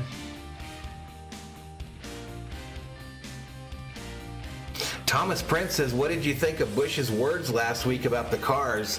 I think he's a whiny tool. That's what I think. I think he's a whiny tool. He said that the cars were from Walmart. Chris Davis says, thanks for doing this, Valhalla. No problem, Chris. I have fun doing it, man. I've been real surprised at how much fun I have doing these NASCAR things. I did a couple my first year on YouTube, but it was me and my guy Gil, one of our members. We were the only ones in the stream. But I think I've got a cool looking setup, and I enjoy doing them. So we'll see. I think I'm going to keep doing them through the year here. We got Dodger baseball coming back though.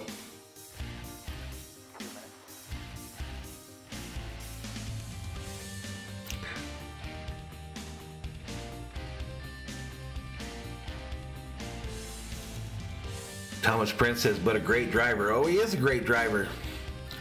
He is a great driver. I don't disagree with you there at all. He just whines a little bit too much for me, man. He did not split the groups up. Yellow and white. All right, so Blaney, Amarola, Bell, Larson, Hamlin, Byron, Cindric, Briscoe, Bowman, Logano to race for the pole. When it was the performance metric that ought to even determine who each group. Well, sometimes I would Jason says that's why they call him Kyle Busch. step back in an organization having teammates. That just kind of makes sense. You know, I want to be in that situation. So all the lap times in that 27 range, And we used to call it roll the track. from 27.116 to 27.4 and some change. He's going to go out on an air pressure and adjustment. If he's way out to lunch, loose or tight, you're going to make those adjustments and not have to make that same mistake twice. All right, Qualifying, different story. bring it. Hey, what happened to our little deal there? Between both of those qualifying sessions, Ryan Blaney, how tough is it going to be? Sorry about that, y'all. Back up a lap for a second time on a tough racetrack in Phoenix. Tough. You're gonna have to go faster this round to win the pole than what we ran in the first round. So I'm really happy with the speed in our Maytag and our score Mustang. It was a good race and speed and qualifying. 30 in the house. Welcome, welcome, welcome. If you're new, hit that subscribe button. Give the video a like. And Scott's here aren't bad either, so have to step it up. But proud of the effort so far. That's right. Such a good point right there. And with this tire, usually a set of scuffs, a cycle on the tires does just that. You know, you saw like a car like Kevin Harvick being a little. Let's see what the guide says for this race. Get those things burned in, making some adjustments to make, but we haven't seen that yet this year. They have been going out and kind of been about the same. So it is a pretty big break from qualifying 1:30 we talked about it last weekend. to 2:30. It's almost like a full hour before the Xfinity folks get going. So like I said, I'm going to leave the stream running, but I'll probably go off camera and run out to the store real quick and get a drink for the race itself. Maybe some lunch. All right, here we go. They're headed out. First one out is Cindric, I think. No, it's Logano. Logano first car out. I'm just a rookie.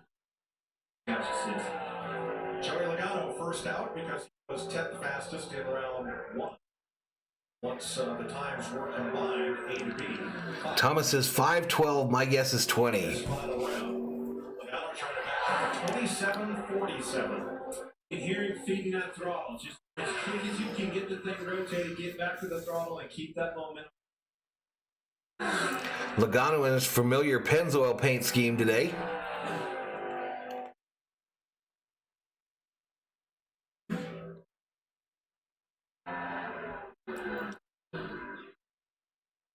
For a shift there.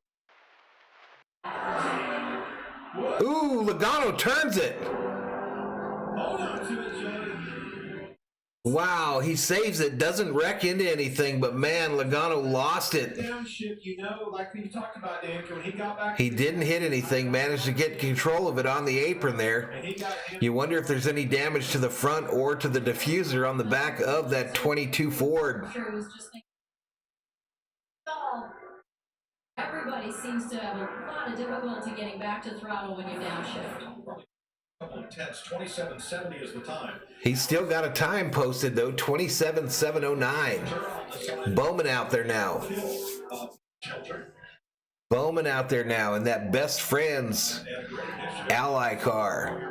The t-shirt war happened with Kyle What's that? tomorrow. So, All right, Bowman goes out there and puts up a quick lap. He moves to the top of the leaderboard. There goes Chase Briscoe. Briscoe's been having a good start to the season, y'all. He's constantly the top Stewart-Haas car, it seems like, as far as competing. Briscoe had a 27:37 in round 1. I'm not sure if Blaney's right in thinking you're going to go faster in this round than you did in the first one. I mean, it's not the kind of track that's so hard on tires like some of the ones that we go to, like Darlington and that, but I still think it's going to be tough. Briscoe to the top of the I'm pylon. going to go back and look at this lap and be really disappointed with himself. Had a good lap going again. 27.284, 131 miles an hour. All right, here goes Cindric in the 2. Briscoe did pick up 9/100. Cindric in that Auto Trader Ford. 35 on round 1. And you can see, goes back to Chase Briscoe's lap. He rolled through 3 and 4 so well. Way ahead of Austin Cindric right here. But I think it'll tell the story a little bit different. That thing off. Oh, look at here. Cindric ran higher on the outside, getting that resin. This is Cindric good enough for second. 100th of a second. William Byron was fastest in Group A. 6 cars left to go. William Byron going out. Bubba didn't qualify in the top 10 here, so he's not going for the pole. He's not going for the pole, SG. Again, it just takes me back to the job that Rick did and getting a good lap in. And he really had a role. 31 in the house as we are nearing the end of Cup qualifying. Couldn't get that thing rotated with Rest is history, driving off in the sunset. Top of the board. Boom, William Byron, P1, 27.216. 132.28 miles per hour. Time to beat with 5 cars. All right, they'll go to a commercial break real quick. They'll go to a commercial break and come back for the second set of 5.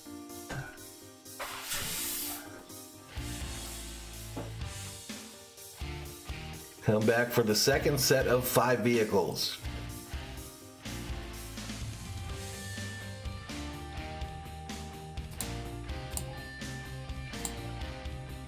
Quick look at Twitter to see if there's any news.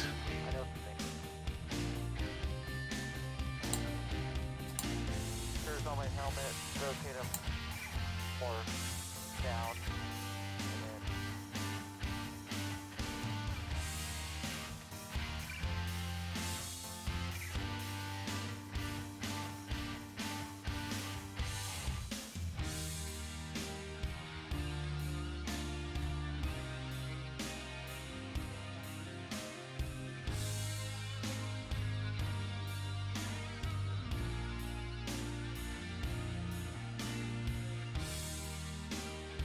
No word on Freddie Freeman, y'all. No word on Freddie Freeman yet. But we've got 34 in the house right here for a little NASCAR Cup qualifying action. Again, the schedule, y'all, is the stream is going to keep running after Cup qualifying. I'll go off camera. I'm going to run out, get a drink, maybe some lunch, come back. It's going to be about an hour break before the Xfinity race starts. Liam Griffin says, I think 5, 12, 11, 24 will be the first 2 rows.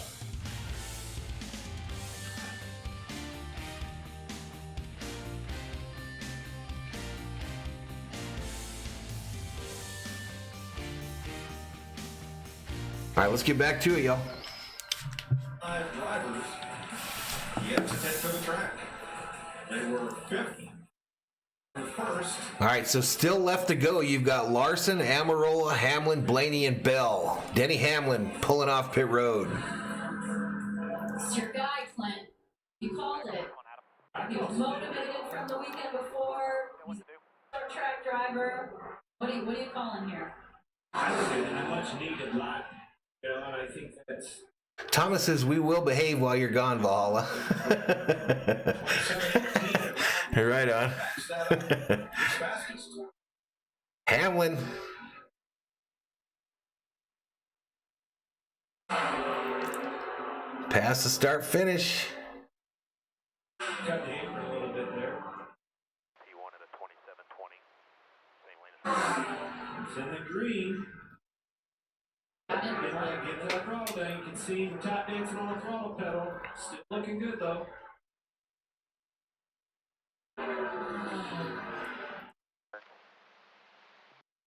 That's that same Ryan line. Here we go, bringing it home.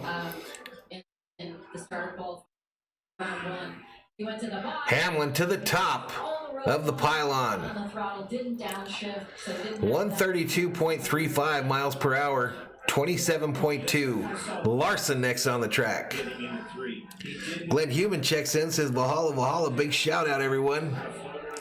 Thor's Army, loud and proud. There you go, buddy. There you go. But you can really secure the car by going slow. You know, you get the wheel, get it turned down, and you know, if you're a little bit loose on entry, you can help that. But discipline plays such a role. If you're going to make that car on the low line, you cannot have a corner and miss the ball. Larson 27. Larson looks like he's in the green here. Can he hold it? Nope, kind of slowed down there. And he is Larson fourth.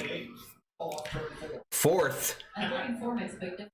It's just a tighter corner. It's always the one that gives you the most fit. Amarola, Blaney, Bell next. So here goes Bell in that Ream Toyota. Kyle Larson. Bell 2-4. This is Christopher. 44 in the chat as we're approaching the end of Cup qualifying. 27-17 in round 1.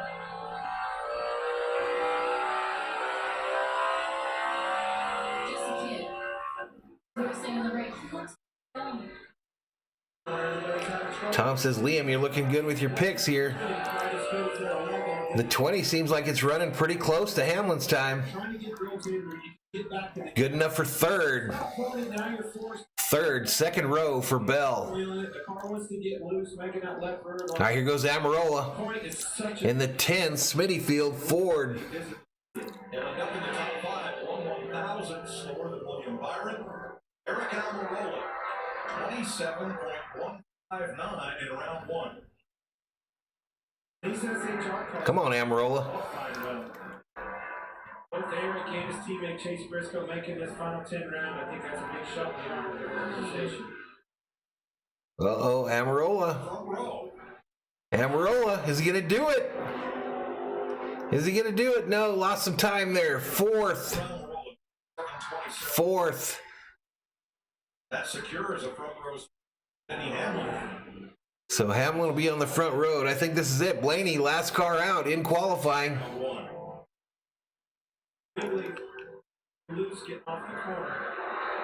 45 in the house. Hell yeah. Good job, everybody. Really appreciate Hit her high. Got that thing rotated good. Got to the gas. Can you keep the throttle down? Come on, Blaney. Now it's all about do not go down here and throw it away. Blaney going to put it on the pole if he can hold on here. Last car out. He flew her off in there. She's going to drive off into the sunset. Blaney to the top of the board. Blaney will start from the pole for the Rough Mortgage 500 tomorrow. 132.71 miles per hour, 27.127. You need to go faster, but you need to go back just as fast. Yeah, good to hear that it's back. What's up, Rory Otto? Watching the lap just a moment ago with Danny Hamlin, you're watching the ghost car, and I saw you kind of get a little cringe as he went into turn 3 there, but nonetheless a good lap for you.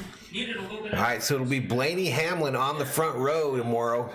Byron Bell, row 2. Amarola Briscoe, row 3.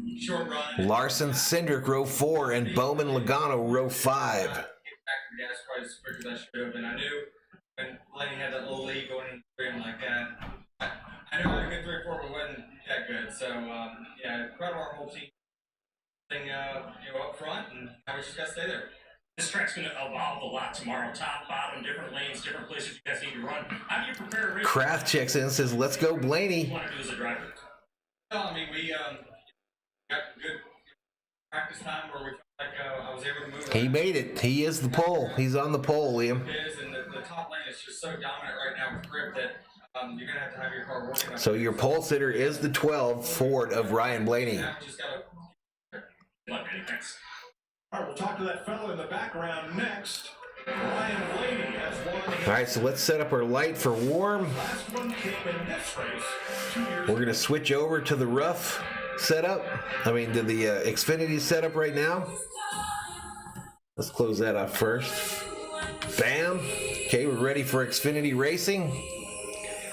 And like I mentioned, I'm going to go offline here for a while. It's about an hour break before Xfinity starts. About an hour before Xfinity starts. I'll keep the stream running, but I'll be back for that race to call it.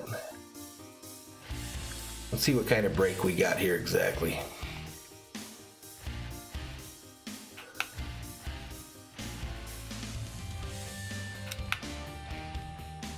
So it doesn't start till 2:30 my time. It's just about 1:30, so we got a long break here. But I'll be in and out. We'll be talking about what's going on in the sports world, see if there's any breaking news. See if we've got any breaking news going on.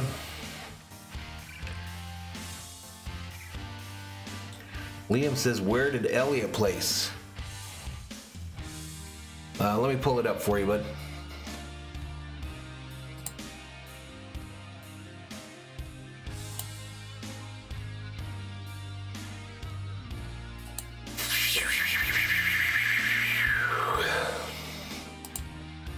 Elliott was somewhere in that top 20 range, if I remember right.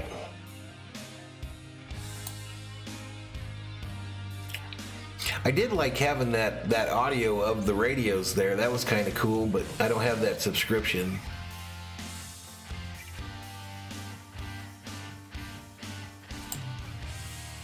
Yeah, it's still just showing the top 10.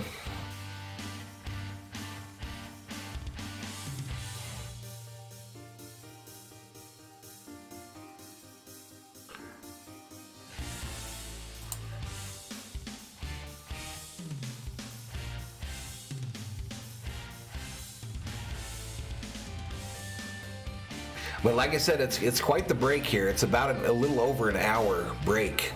Part of me thinks I should kind of turn it off and just come back on a new thumbnail, but I will just leave it on. I'll be in and out.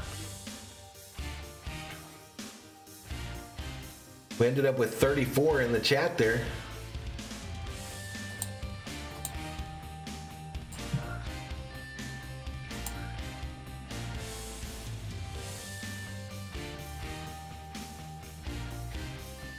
Just kind of stuck on the subscriber number, 7806.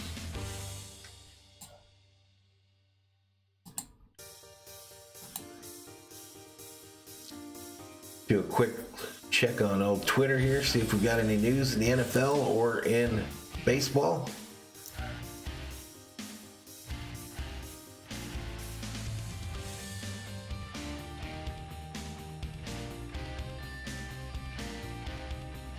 Again, the big news today, NFL-wise, was Amari Cooper traded to the Cleveland Browns, basically for a 5th-round pick.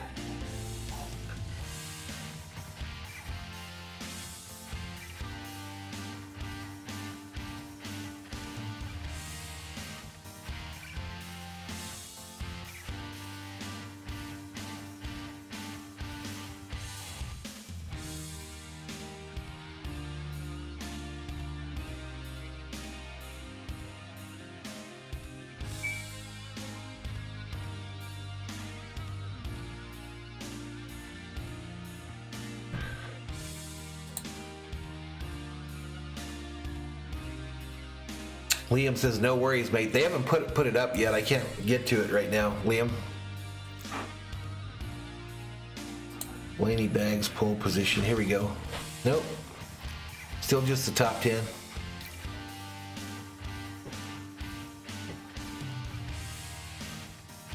All right, so let me bring a text in here real quick to let people know what's going on here. Boom, boom, boom, boom, boom. Text, add source.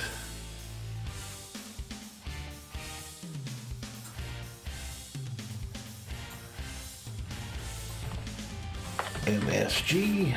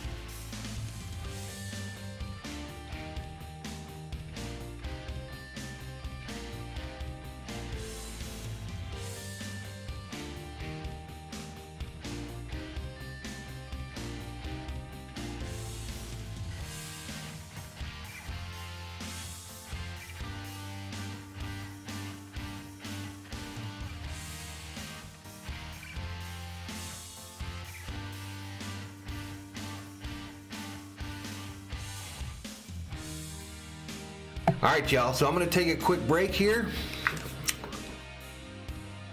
Oh, do they? The Yotes play the Bruins tonight? Right on. All right, so I'm going to take a quick break. We got about an hour before the Xfinity race starts. I'm going to leave the stream going, but I'm going to go off camera, go grab me a drink and maybe something to eat for lunch, and I'll be back for the Xfinity race, all right? Stay tuned or come back, whatever you want to do. Later.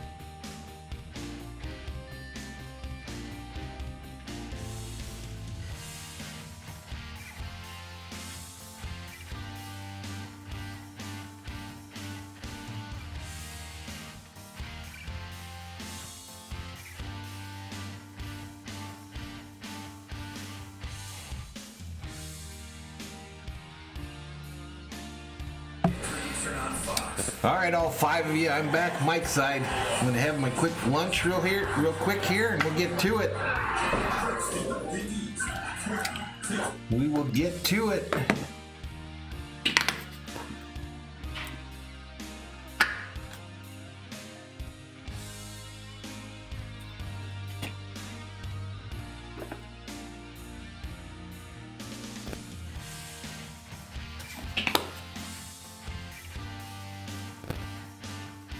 What's up, Wolfie the Furry Wolf Pack?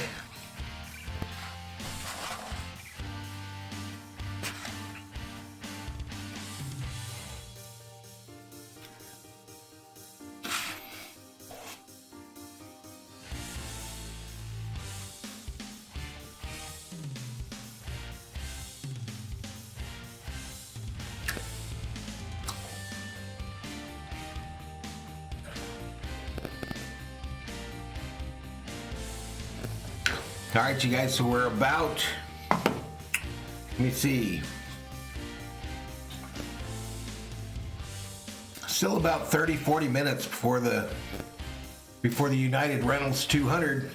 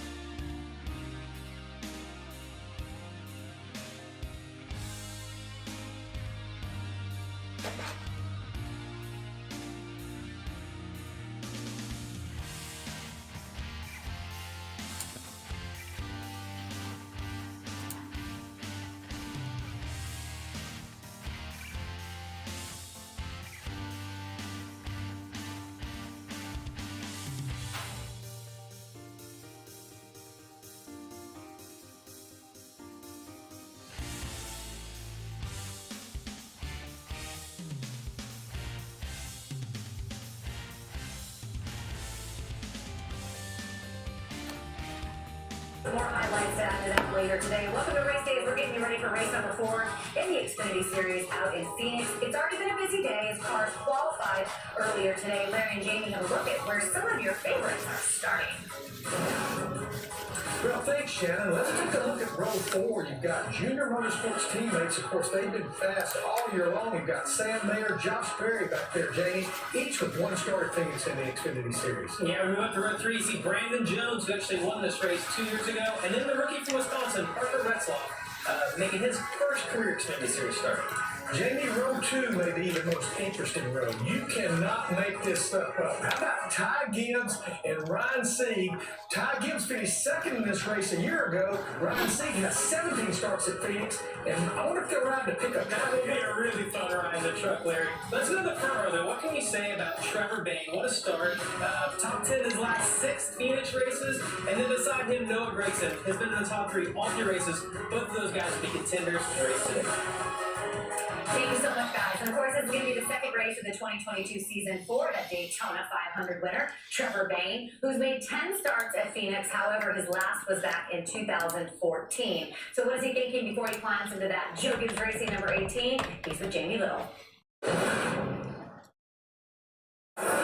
Well, hard to believe it has been 8 years since 31-year-old Trevor Bayne captured a pole. What were those emotions like, standing there and waiting, and then reality that you got it? You were right there with me. I was nervous, watching the 9 car and Ty go out at the end.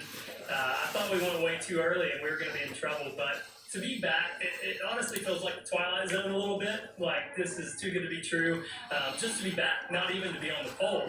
So to be on the pole in this 18 car, man, this is so special, Jamie, to want to be here so bad for 3-4 years, and now to get the chance and to feel like we're taking advantage of this opportunity. Thanks to Devotion Nutrition for letting me get this opportunity. I've got all my little minions, so if you see a random kid running around the racetrack trying to steal your bike, it's probably one of mine today. I was going to say, a lot has changed since you raced here last. A dad of 4 children, and the racetrack is backwards. It's completely different. So how do you adjust for today's race and what you need to be good here? I think I've called turn 4, turn 2 at least 3 times, so Jason's probably figuring that out for me. But it is different. It's this place, they've redone it. It's so nice, so cool. But I think, from qualifying and practice, we were right back at it. The track was still the same. I think I spoke about it earlier. The resin is the biggest concern for me today, just how that races. I've only got 1 race on resin at California, and this is obviously a totally different place. So I went over after practice with the Cup guys and talked to them. They worked the top a lot more than we did, and they feel like it's really coming in. So we're going to take the top on this first start. Hopefully it works out, but I really do feel like the track will be different in practice, and we'll try to take advantage of it. All right, Trevor Bayne trying to get his first Xfinity Series win in 9 years. Hard to believe that he's even that old, right, Shan? Absolutely. He's posted some videos of him traveling with his kids. A lot. With 4 kids, I feel like he's already a winner just because he made it. Like the whole Brady Bunch grid. Totally. Bravo. So listen, Larry, he wanted to win. He wants to win 5, and he wanted to start that in California when he made his first start this season. Didn't get the win, got top 3, and it was a really impressive run for him. Yeah, I mean, what he's doing so far is very impressive. I know he ran a handful of truck races a couple of years ago, but he's not been in an Xfinity Series car since 2016. And to go out there to California, to qualify 4th, to finish 3rd, to lead some laps, and come right here as 2nd of 8 starts and sit on the pole. They've been fast every single weekend. But you heard him mention Jason Ratcliffe, the crew chief. And I talked to Trevor a few weeks ago, and he said, I'm excited to be driving this 18 car for Joe Gibbs Racing, but I'm very excited to be working with crew chief Jason Ratcliffe. Jason has won races in both the top series. In fact, he's won 4 Xfinity Series races in Phoenix and a Cup race with Matt Kenseth, Jamie. Ironically, I won my first 2 Xfinity Series races with Jason. Not the one in Phoenix. But not the one that was in black and white. Actually, before that, we were on dirt, Shannon. As a brick road. There you go. A long time ago. So Jason's done a great job. He actually was a Cup crew chief for a while with Matt Kenseth, won a lot of races. Really good hands, Trevor Bayne's with. When I think about him coming to Phoenix, it's a good track for him, but it's also a great track for Joe Gibbs Racing. They've won here 14 times. That's a great combination for Trevor Bayne to be involved with today. I just wish for him that he could have run Las Vegas last weekend because he had that momentum at Fontana. Larry talked about it's a great start at Fontana, but then to have the week off and then come back, I wish he could have run all 3 of these. He did it at Atlanta, so maybe some momentum this weekend moving forward. And listen, it doesn't matter where you start at Phoenix. Every driver in the field has to deal with some of the challenges that this track presents. And let's start right where we start, Jamie, right? That start-finish line. Yeah, so the start-finish line obviously is in a pretty unique place. It's right on the exit of turn 4. But the biggest characteristic that you hear everybody talking about here is the dog leg. And if you look at this right here, they cut across this dog leg, the inside lane and the outside lane. And the last 2 weeks we've talked about wild restarts at Fontana and they're just as wild here, even though this is a much shorter track. You got to be careful going down there though on a restart, especially with low left side air pressure, because that's when you definitely will damage car, and it kills side skirts and things of that nature as well. All right, what about the resin? We've heard this word this weekend. Yeah, this is the same application as they used in November, and it's at both ends of the racetrack. It is from the 2nd groove out. They did not do anything in the bottom groove. They put 3 applications, and then what they did after they applied it, they used a tire dragon, just putting rubber down on this resin. Resin is not traction compound. What resin does, it actually enhances rubber going on the racetrack, which creates grip, but that will change over the course of this race today. The best part of the resin is how much grip it has, though. When you see the guys slide up into that, even if your car is a little bit loose on entry, once you get to the resin, it's like you're just locked down. You can get back to the gas. makes you feel pretty much like Superman. So everybody wants to be up there, and are we going to see side by side through that, or is everyone going to be? That's the reason we use resin, and I think drivers, they embrace resin more than they did traction compound, and I think traction compound has run its course. It's left and it's not coming back. But yeah, that's the reason we use it, is where we're just not right around the bottom lined up, that you have the options of second, maybe even a third group. No PHT, PXT, PST. That's left the hardwood traction compound. All of that stuff. Well, up next, we got a new game here on race day. It's called Reality or Mirage. Which of your favorite drivers fall into those categories? We will take a look next. And Daniel Hemrick, of course, the most recent Phoenix winner. That win also earned him the title of champion. We're going to hear from him coming up right here on race day. It's going to be a bit.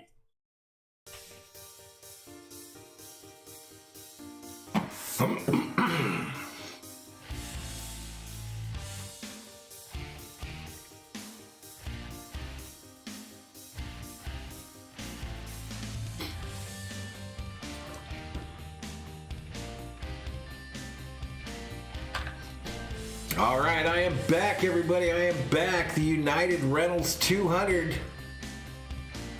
Xfinity Series Racing, NASCAR Racing here on Valhalla Sports Talk. About 30 minutes from the start of this second of the race today. Move my mic in a little bit closer here.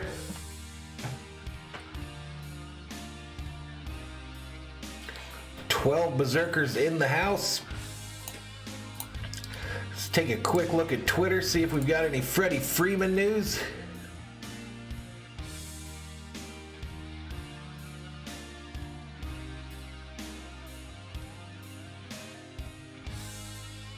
All right, we are fresh off a break here. Went out and got me a drink and a couple gas station hot dogs for lunch.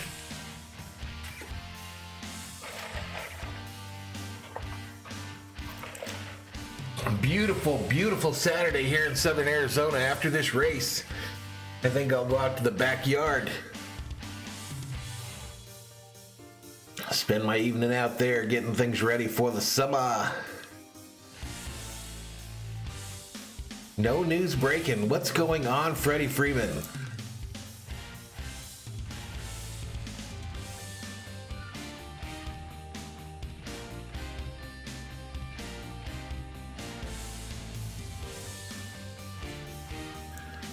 Talk to the COO. We are going to try to get up to Phoenix in the next week or two to see some Dodger baseball.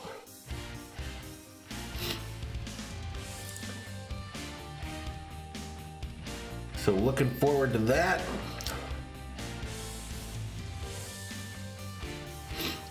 Yeah, nothing breaking on the news side, y'all. Nothing breaking.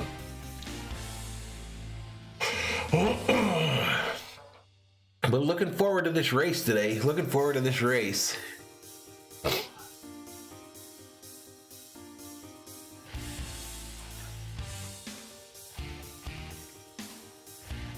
This race will be shown on Fox Sports 1, 4:30 p.m. Eastern Time. If you want to watch it, and join us here on Valhalla Sports Talk to talk about it. All right, let's get back to it. Oh my God, this is like an early something. 6,000 years, Shannon. It was not 6,000 years. 600 years. It was 300 years old. Man, Phoenix just looking beautiful today. Holy. I didn't write it down, but it's 300. Old Granddaddy was the name of that cactus. Time to play a little game we like to call Reality or Mirage. We're going to predict how drivers are going to do in today's race. This track has totally changed. The last time I was there on the old front stretch, they had 3 big sets of stands. Those are all gone now. RV parking up there. It's like a cool place to camp. In his last 15 races. The last time this happened was 2019, and Shannon, do you know where he finished that hit? Phoenix.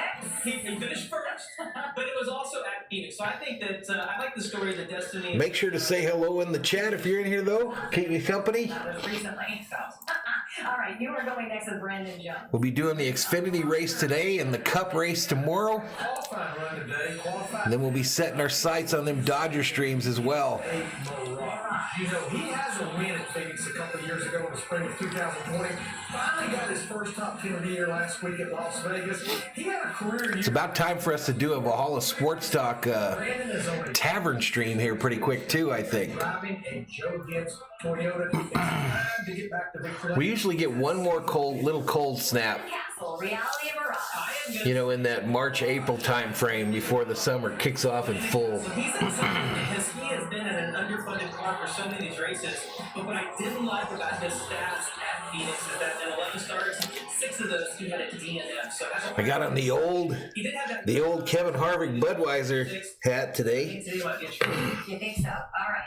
Reality or Mirage? We are going with Sheldon Creed. What do you think? Yeah, his first year in that RCR number 21 car. 14 in the house. It looks like we got about 30 minutes before the start of the United Rentals 200 from Phoenix Raceway. Xfinity Series NASCAR racing here on Valhalla Sports Talk.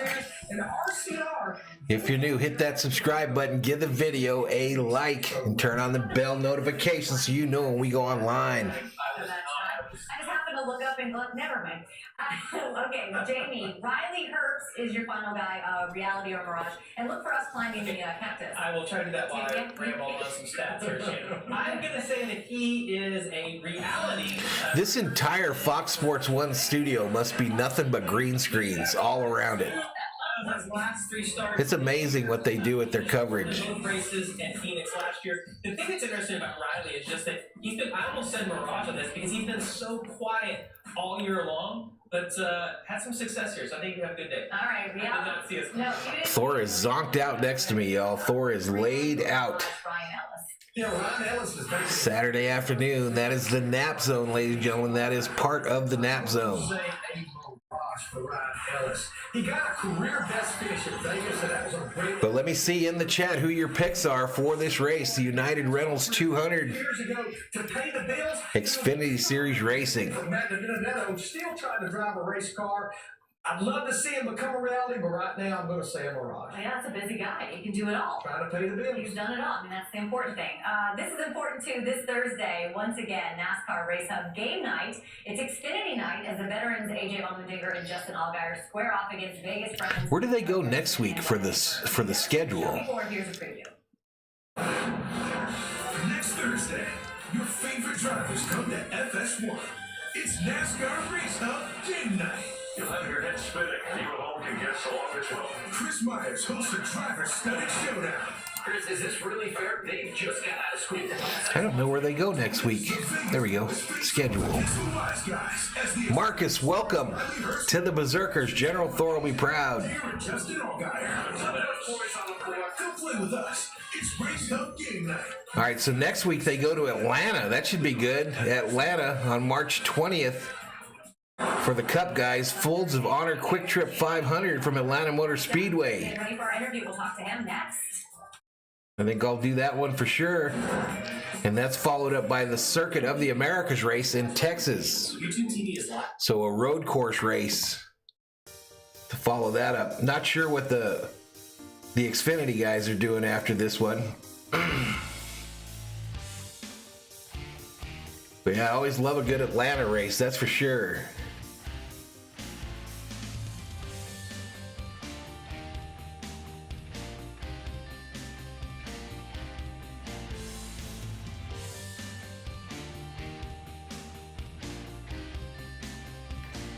$11 in the chat. Really don't know what kind of numbers we'll do on this. I didn't figure it'd be huge, but I figured I was gonna watch it, so I'd do a stream for y'all. For those folks that are at work.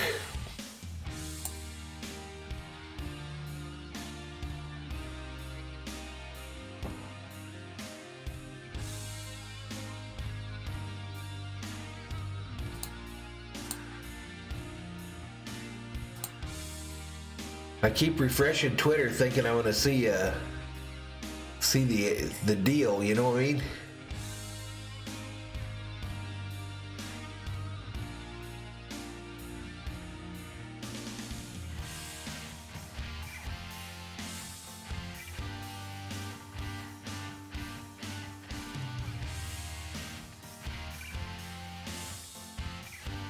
Lakers last night get that win, finally get a win. Their second win since the All-Star break. LeBron 50 points in that one. But will it be too little too late?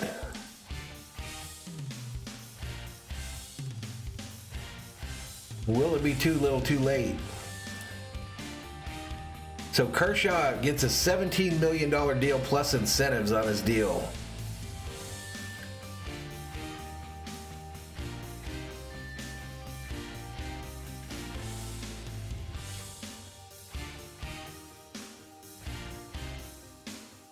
Lots of pictures on Twitter of Dodgers arriving up in Phoenix for spring training.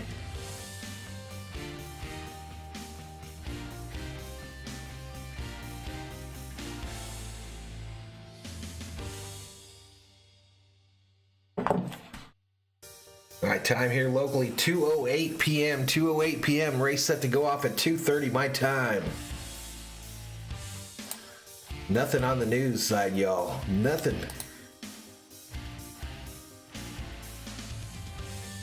All right, looks like Bobby's going to do the Bruins-Coyote game tonight. Good for him. Getting back in the grind.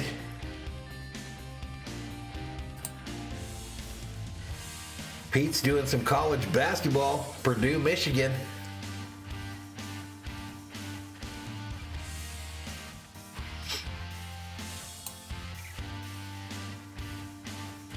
All right, let's get back to the coverage. Opportunity for a championship. I don't care what lane. Green flag goes in the air. They bounce off each other. Checker flag in the air. Daniel Harvick wins. 14 in the house. Daniel Harvick is the 2021 NASCAR Xfinity Series champion. We haven't had to ask that question. A lot has happened in Daniel Hamrick's life over the last few months. He won his first race, his first championship, and then he got himself some new teammates. 7809 is the subscriber count. Every opportunity in the closing laps to become a champion of the sport. Marcus checks in, says, yes, sir, NASCAR. Welcome, buddy. Vamos Doyers, says King Yellowman. Man, what's taking so long here? Is Freeman just using the Dodgers to get a better deal from Atlanta? Is that what's really going on here? Finish second, it's all the same. The winning is not. Is it time to play nice? Is it time to get physical? Oh, no. Nice one out the window. A good long. Is Freeman just using the Dodgers here? Here we go. Ready. I felt like my shot was actually lost coming to life. I pulled my move off maybe a lap too early and thought I'd let him get away. I got really loose and he got away just enough. Man, I thought that 3 or 4 feet was going to be too much. I drove in the 3 as hard as I had all night. The 22 drove in equally as hard. When he did, he missed the bottom about 3 feet. That's all it took. I don't know what Twitter did. They changed something this week to where you don't always get the latest tweet. It's like ones from 22 hours ago sometimes. We have to show the champion, Daniel Hamrick, who is out there on the ride-around right now, riding around the track, getting ready for driver intros. Daniel, this is a perfect opportunity for me to ask you what it's like to be back at that racetrack. I mean, you're literally... Yellowman says, I doubt Freeman leaves the Braves. I kind of agree with you. Championship. So what are the emotions when you step in there for the... Kind of agree with you. Yeah, hey guys, thanks for having me on. This is a unique ride, and back here at Phoenix is for sure special.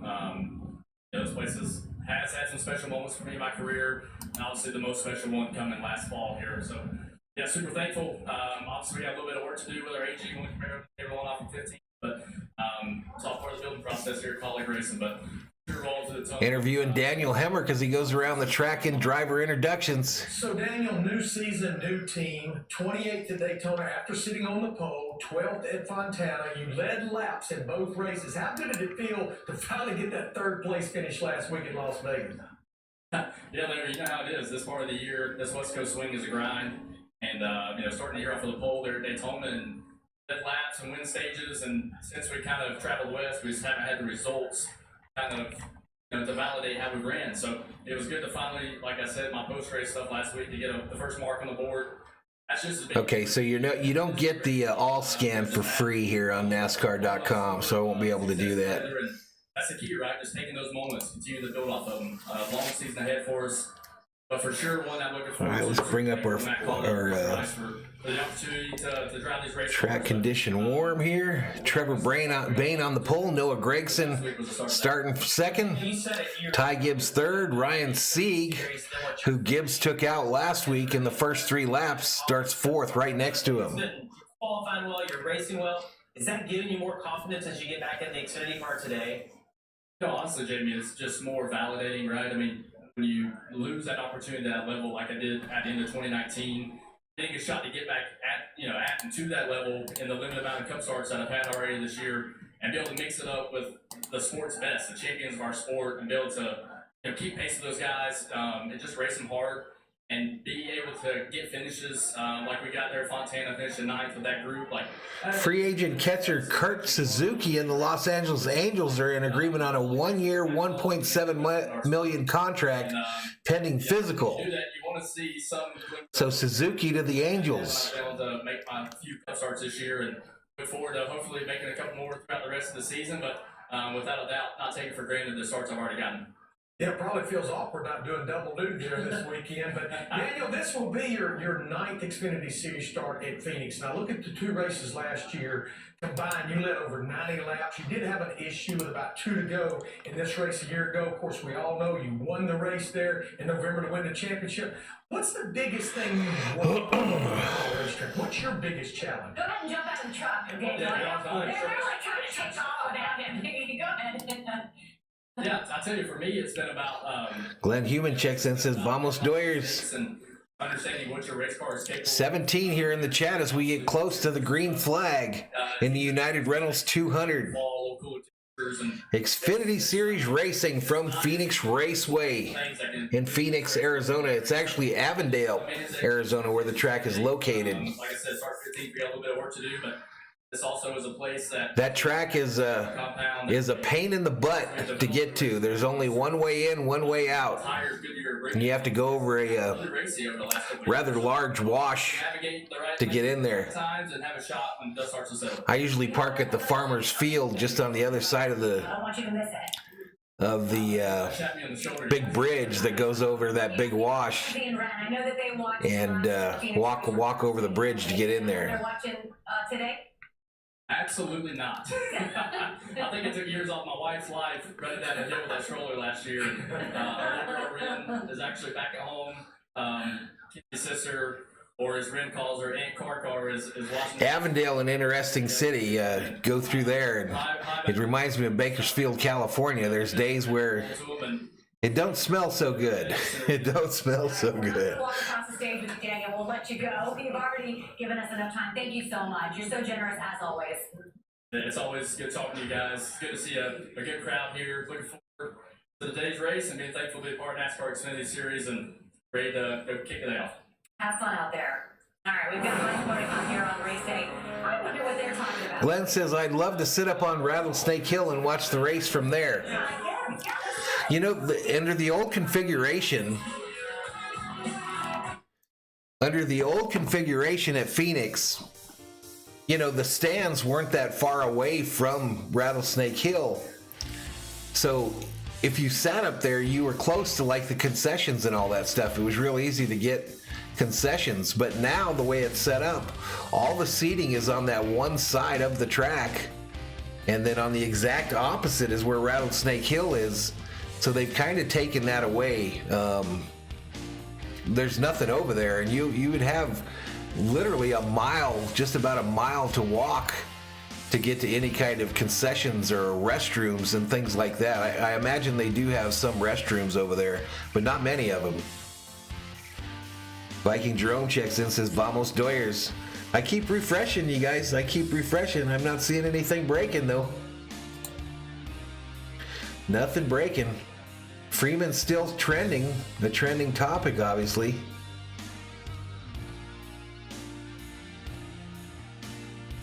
Let me click on Freeman's name and see if anything comes up there.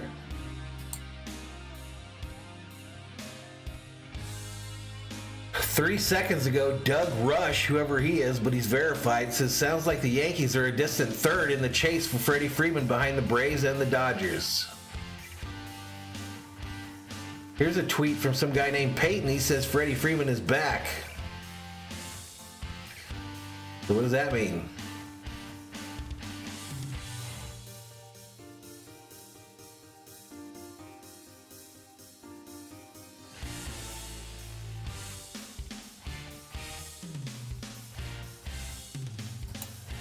Rumors out there that the Braves are looking at Matt Olson of the A's should Freeman leave.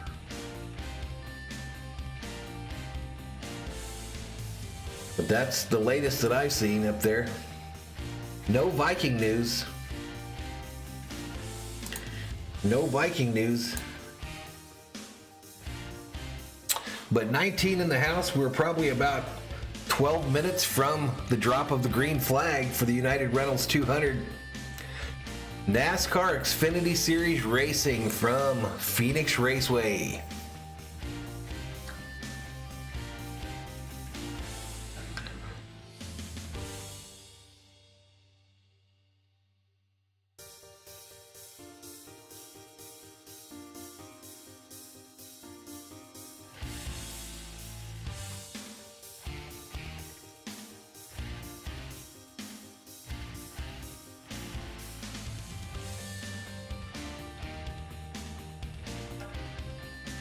All right, let's get back to it. Of course, have a lot of fun out there in Phoenix today. We're also going to have fun up in the broadcast booth. Let's bring in Adam Alexander, Joey Logano, Daniel Suarez. This is 3. A little hazy up in Phoenix today, it looks like. What are the odds that Joey has heard every one of Adam's jokes by now? Daniel Suarez in the booth today for the Xfinity race with Joey Logano. He's heard all my jokes. And by the way, you get to hear him. So Adam Alexander, Suarez, and Logano in the booth for Fox Sports 1. I always act like it's the first time. Yeah. I feel like every week we come up here and it's unpredictable, not the racing, what actually happens in the television booth. I'm sure it'll be the same here today. But what do we expect on track? Because this can be a tricky place. I love coming here in Phoenix. There is always a lot of prediction. There is guys with not a lot of experience in the front, the guys with a lot of experience in the back. I feel like it's going to be a fun race to watch. Yeah, absolutely. I mean, this track, you said it. Some guys are starting to back. Justin Allgaier, one of the best here at Phoenix, start towards the back. He's been fun to go through the field.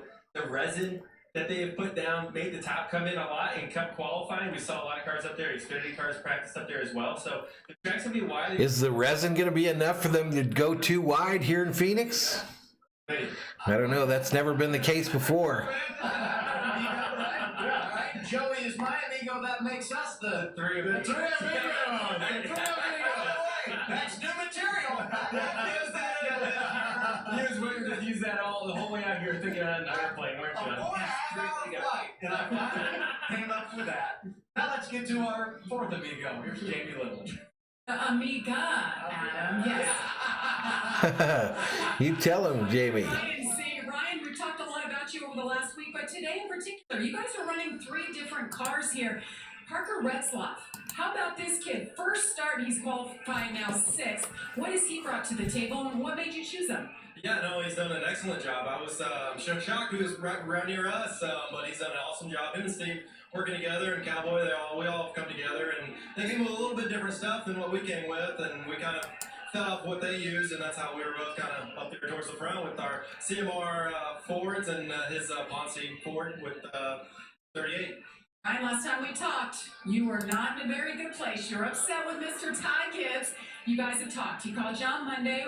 What kind of conclusion did you find? You know what I mean? He was just really apologetic, which, you know what I mean? Hopefully it's actually sincere, and you know what I mean? He actually drives a little bit smarter than he did last week, and just drove through us, but it's all in the past at Vegas, and we're going to focus on Phoenix, to the front. And it's a great start. Ryan Sieg rolls off 4th. Let's go to another Amiga, Shannon. Right. That's right. Thank you, Jamie. Yeah, gracias. I love that they have gotten past it. Yeah, that joke was bad. Yellowman says, you think last year Kershaw was worth 17.5? Good. That was good. I loved it. Probably not, but I mean, I really like the way they're doing it here. This 1-year deal seems perfect to me to let him decide. I mean, he should be a guy that retires with the Dodgers. He can't. We just can't make him the guy always to start everything that's important. You know what I mean? He's not our best pitcher. Let's put it that way. He's gonna be back. What's up, Skeptic? Skeptic 936 up in here. Up in here. What's up, Skeptic? One of the member gang up in here. Why would you let me out? Not a clue. Come on, Wonder Woman. Linda Carter. Yes, good job. You don't get points for that.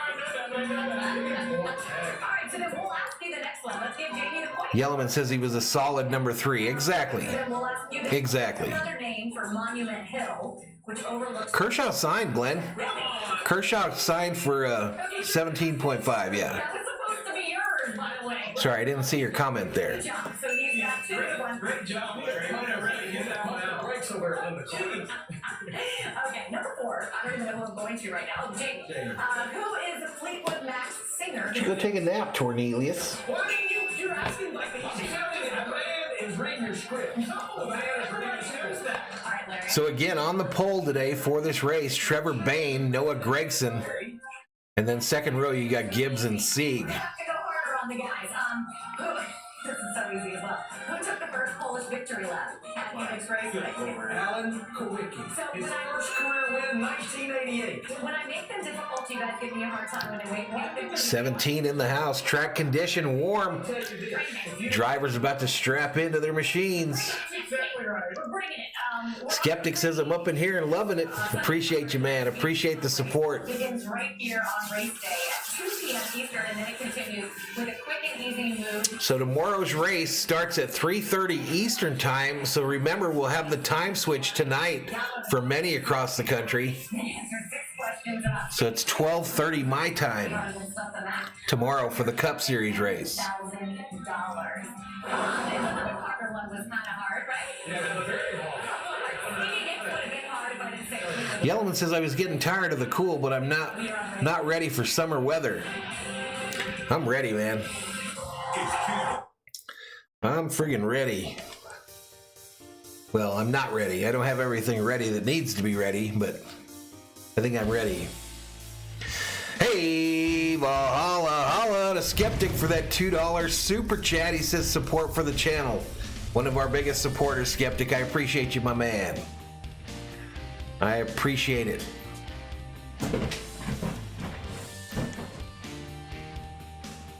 Yellowman says, Glenn, I know the feeling. I just ran out of Jack Daniels.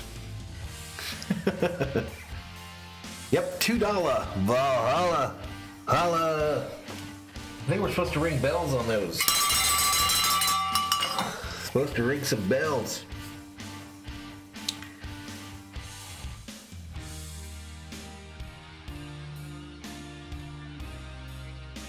Man, I want to look at the Dodgers schedule up there in Phoenix for spring training here and see which game I'm going to go to.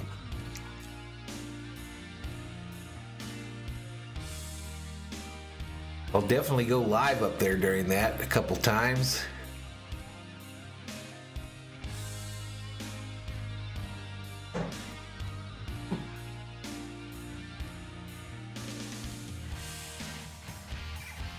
This is probably one of our last breaks here before this thing gets started. They probably got to do invocation and the anthem and all that stuff, though.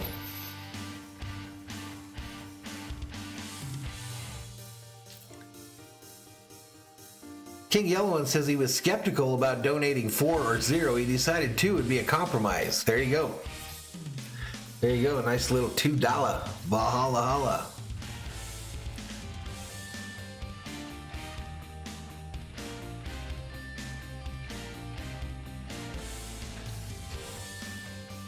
A 17 in the house.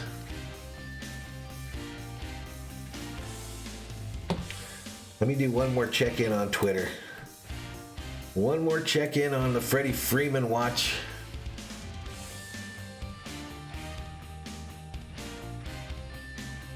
Cornelius. COO probably headed for the nap zone.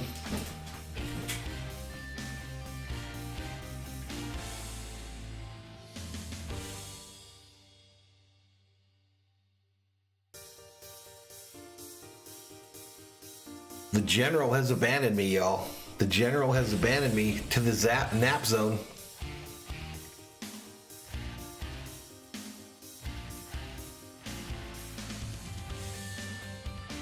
Dodgers tailgate on Twitter reports there are reports that the Dodgers are looking to acquire both Freddie Freeman and Nelson Cruz.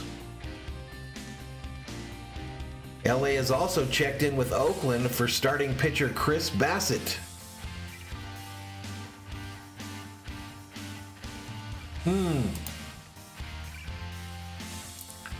That's interesting.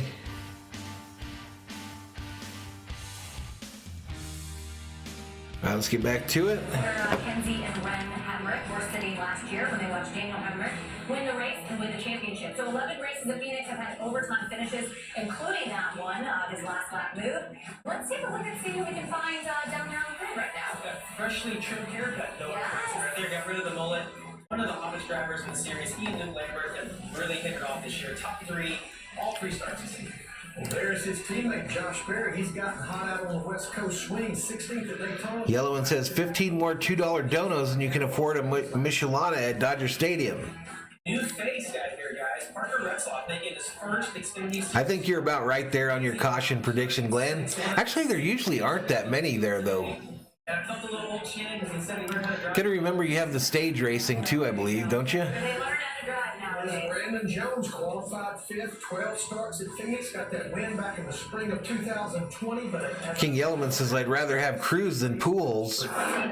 I read last night that apparently there is a market for Albert Pujols. I already said it. I think that we're going to have Destin. Apparently, with the addition of the DH in the National League, there is a market out there for Big Albert. Won here twice before, 2017, 2019.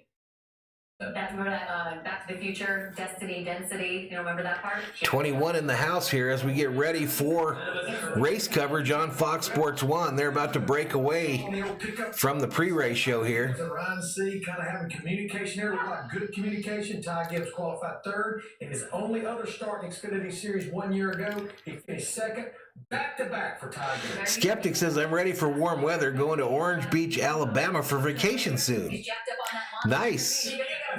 Do you have family back there, Skeptic, or what? Making his second start. Kind of a random place. 3rd out in California. He has 6 top 10s at Phoenix. I know it's been a long time since he's raced out there in the Phoenix. Nothing wrong with a vacation, that's for sure. He talked about wanting to win 5 of the 7 races. Yep. Obviously, it's added one, but he showed that he can live up to that.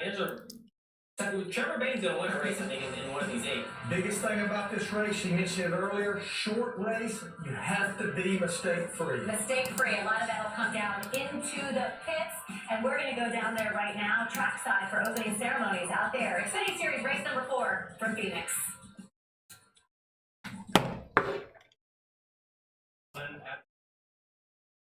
And remove your hats as the Marines of Site Support Phoenix. All right, I'm going to go off camera for the national anthem, as I always do.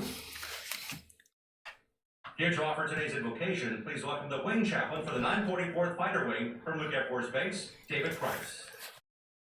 God in heaven, thank you for the blessed Valley of the Sun, when we get a moment for some racing fun. Here in the United Rentals 200, may your grace overflow abundant. For we know each day new are your mercies at the NASCAR Xfinity Series. We take a moment to mourn the loss of our friend, teammate, Steven Stotts, hauler driver for David Gilliland Racing. For the family, may our prayers be comforting. May you bless the drivers, teams, and fans as they race around the Sonoran stands. Please help us to always remember each and every faithful service member spread out across our globe, always serving, so we can safely say, let's go racing. Amen. Here to perform our national anthem, please welcome the Raymond S. Kelly High School Choir.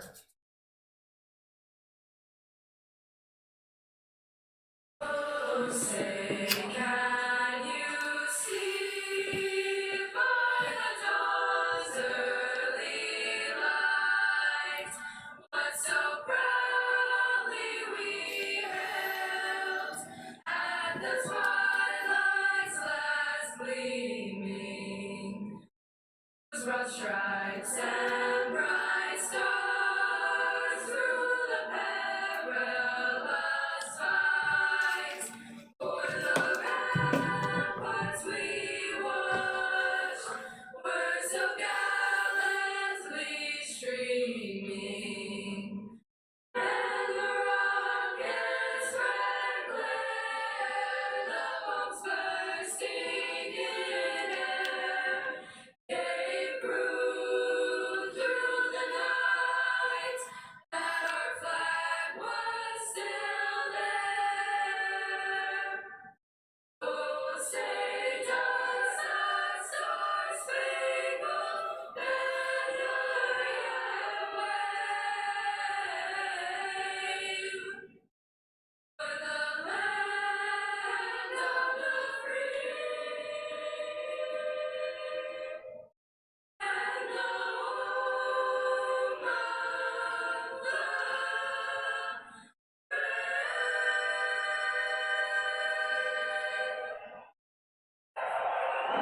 Drivers climb in their car, fire their engines, and Yeah, local choir, Yellowman. Local choir did the national anthem there.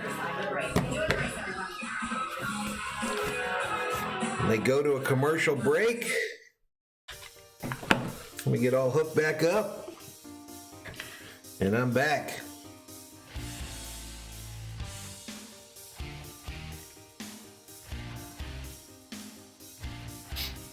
All right, so the drivers will get strapped in here. There's a 200 lap race at Phoenix. 200 laps. Now on the Xfinity side, something to watch for here. On the Xfinity side, they do not have those rear diffusers on the underside of the car on the back side there. So there could be some cutting of that area between turn 1 and 2 where they'll cut down below the line. Remains to be determined if we see them do that tomorrow in Cup, because apparently dropping off that banking can jack up that rear diffuser. So we will see tomorrow, but I think in this race for sure we'll see them cutting down through there.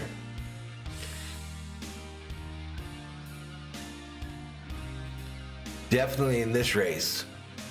After the race today, I'm going to go out to the old, now half roofless storage building we've got out there and see if I can find my my steering wheel and pedals for the PlayStation here, because I think I feel like racing.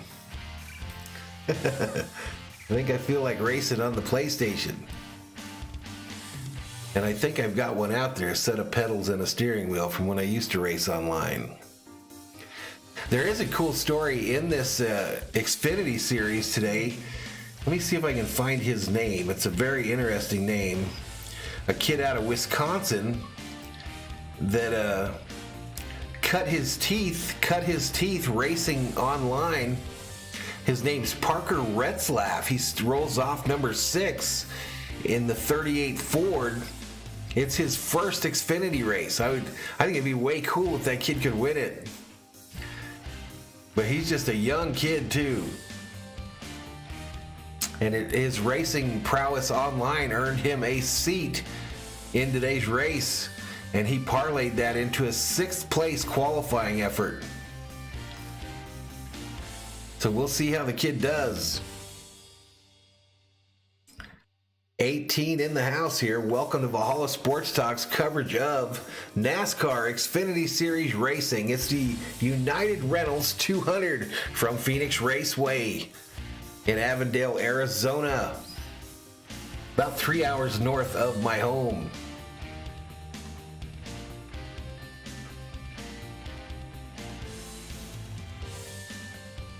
Track conditions still warm. I'm sure they're strapping into their vehicles now, and we get back to the coverage.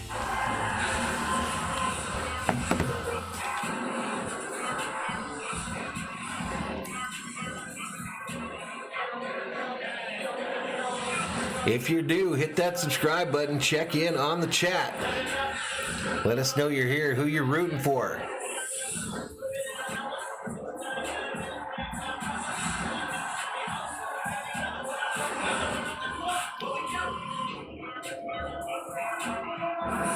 NASCAR is in Avondale, Arizona. It is All right, I don't see anybody up on Rattlesnake Hill. I don't see a soul up there. playing host.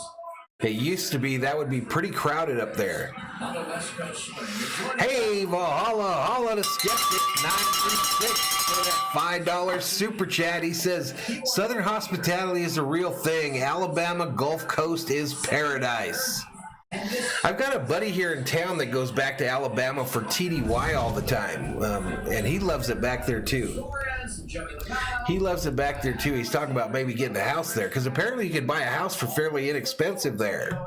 The restart. Oh yes, restarts here is so much fun. The way they position the start-finish line coming off of turn 4, right before the dog leg, just opens up so much opportunity to go all the way down by the inside wall and cut that dog leg. But it always funnels up right before you go into turn 1, and all the cars are bouncing back up onto the racetrack, sparks are flying, and that's usually where the chaos really starts, is when it gets really tight in the turn 1. So he's talking about that that going down to the apron for racing, and how hard it is to get back on the track as you go into turn one there. Like, oh my God, what happened? You know, everything is not getting like a photo. And yeah, this is something so unique about this racetrack that you have so many different options of restarts, and you have to attack and you have to protect at the same time. Quickly, drivers to watch Daniel Hemmer. Last time we were here, he won the championship. He's got his most important win. 23 in the house. Welcome, y'all. Welcome. In a different car, though. Is it a JG? Appreciate that super chat, though, Skeptic. See if you can keep that. Appreciate it, my man. He's built up on this racetrack. The confidence, those notes to go along with it. And speaking of momentum, you have Noah Gragson starting on the front row. He has been incredible so far in 2022. Perhaps he gets his. All right, one last check with Twitter here, real quick. We're going trackside. If you guys hear anything about Freeman, let me know. This is hot.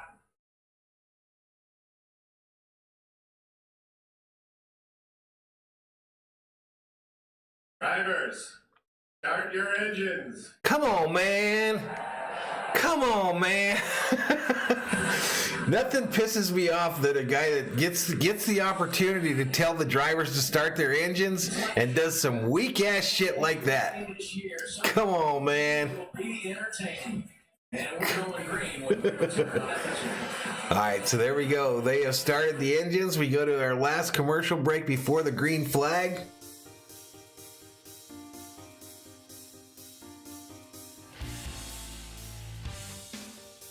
Come on, man.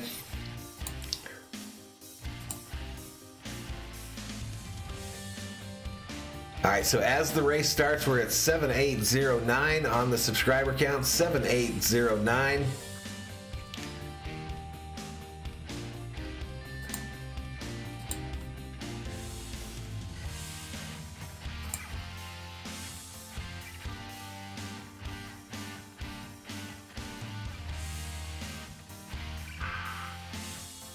So more reports of Nelson Cruz being targeted by the Dodgers as well.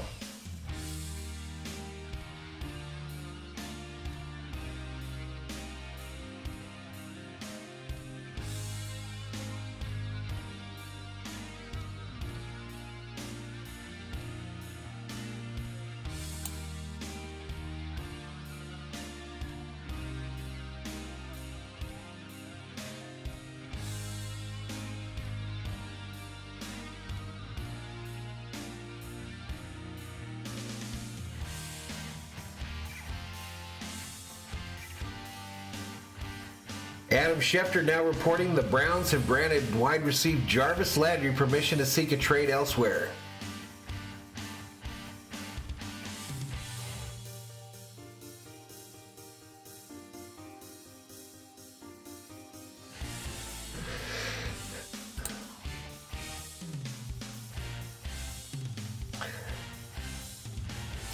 Glenn says, I agree, Valhalla. Terrible start to your engines by that dude. Horrible. Absolutely horrible.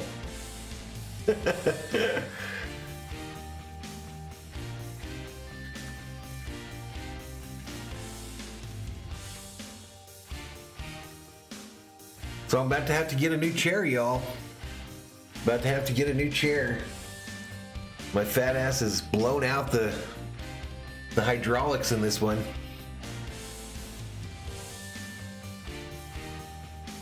I think they make them to break, though. Every once in a while, it just lowers an inch. All right, let's go. Let's go. Engines fire. Tippers flare. If my goal is to wreck you, you wouldn't have made it around the left. And blood boils. I got learner's lesson, if you know what I mean. Cool. Keep their cool. A lot of people dislike this Gibbs kid. I kind of like him.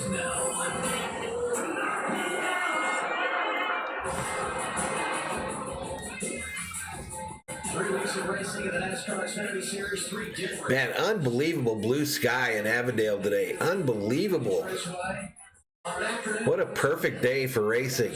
72 degrees. All kinds of sunshine. Skeptic says nothing like the beach to revive one's soul. I agree with that. This young stud, born in 2002, he's only 19 years old. But Ty Gibbs is starting to work away from being the coach's grandson, right? He's developing a name all his own. and making statements with racing idols like Lewis Hamilton. He won last week, and now we hit it from the driver's seat. He rolls off on row 2 today, Joey. All right, let's keep it up. Ty Gibbs, Joe, the guy over here in the Fox booth, you got us? Yes, sir. I got copy on you. All right, man. We had a amazing run last week with the fast car and able to recover and maybe get through a little bit of drama. Hopefully, got all that stuff figured out for this week. Looks like we got another fast. They're up in Phoenix, Yellowman. Up in Phoenix Raceway.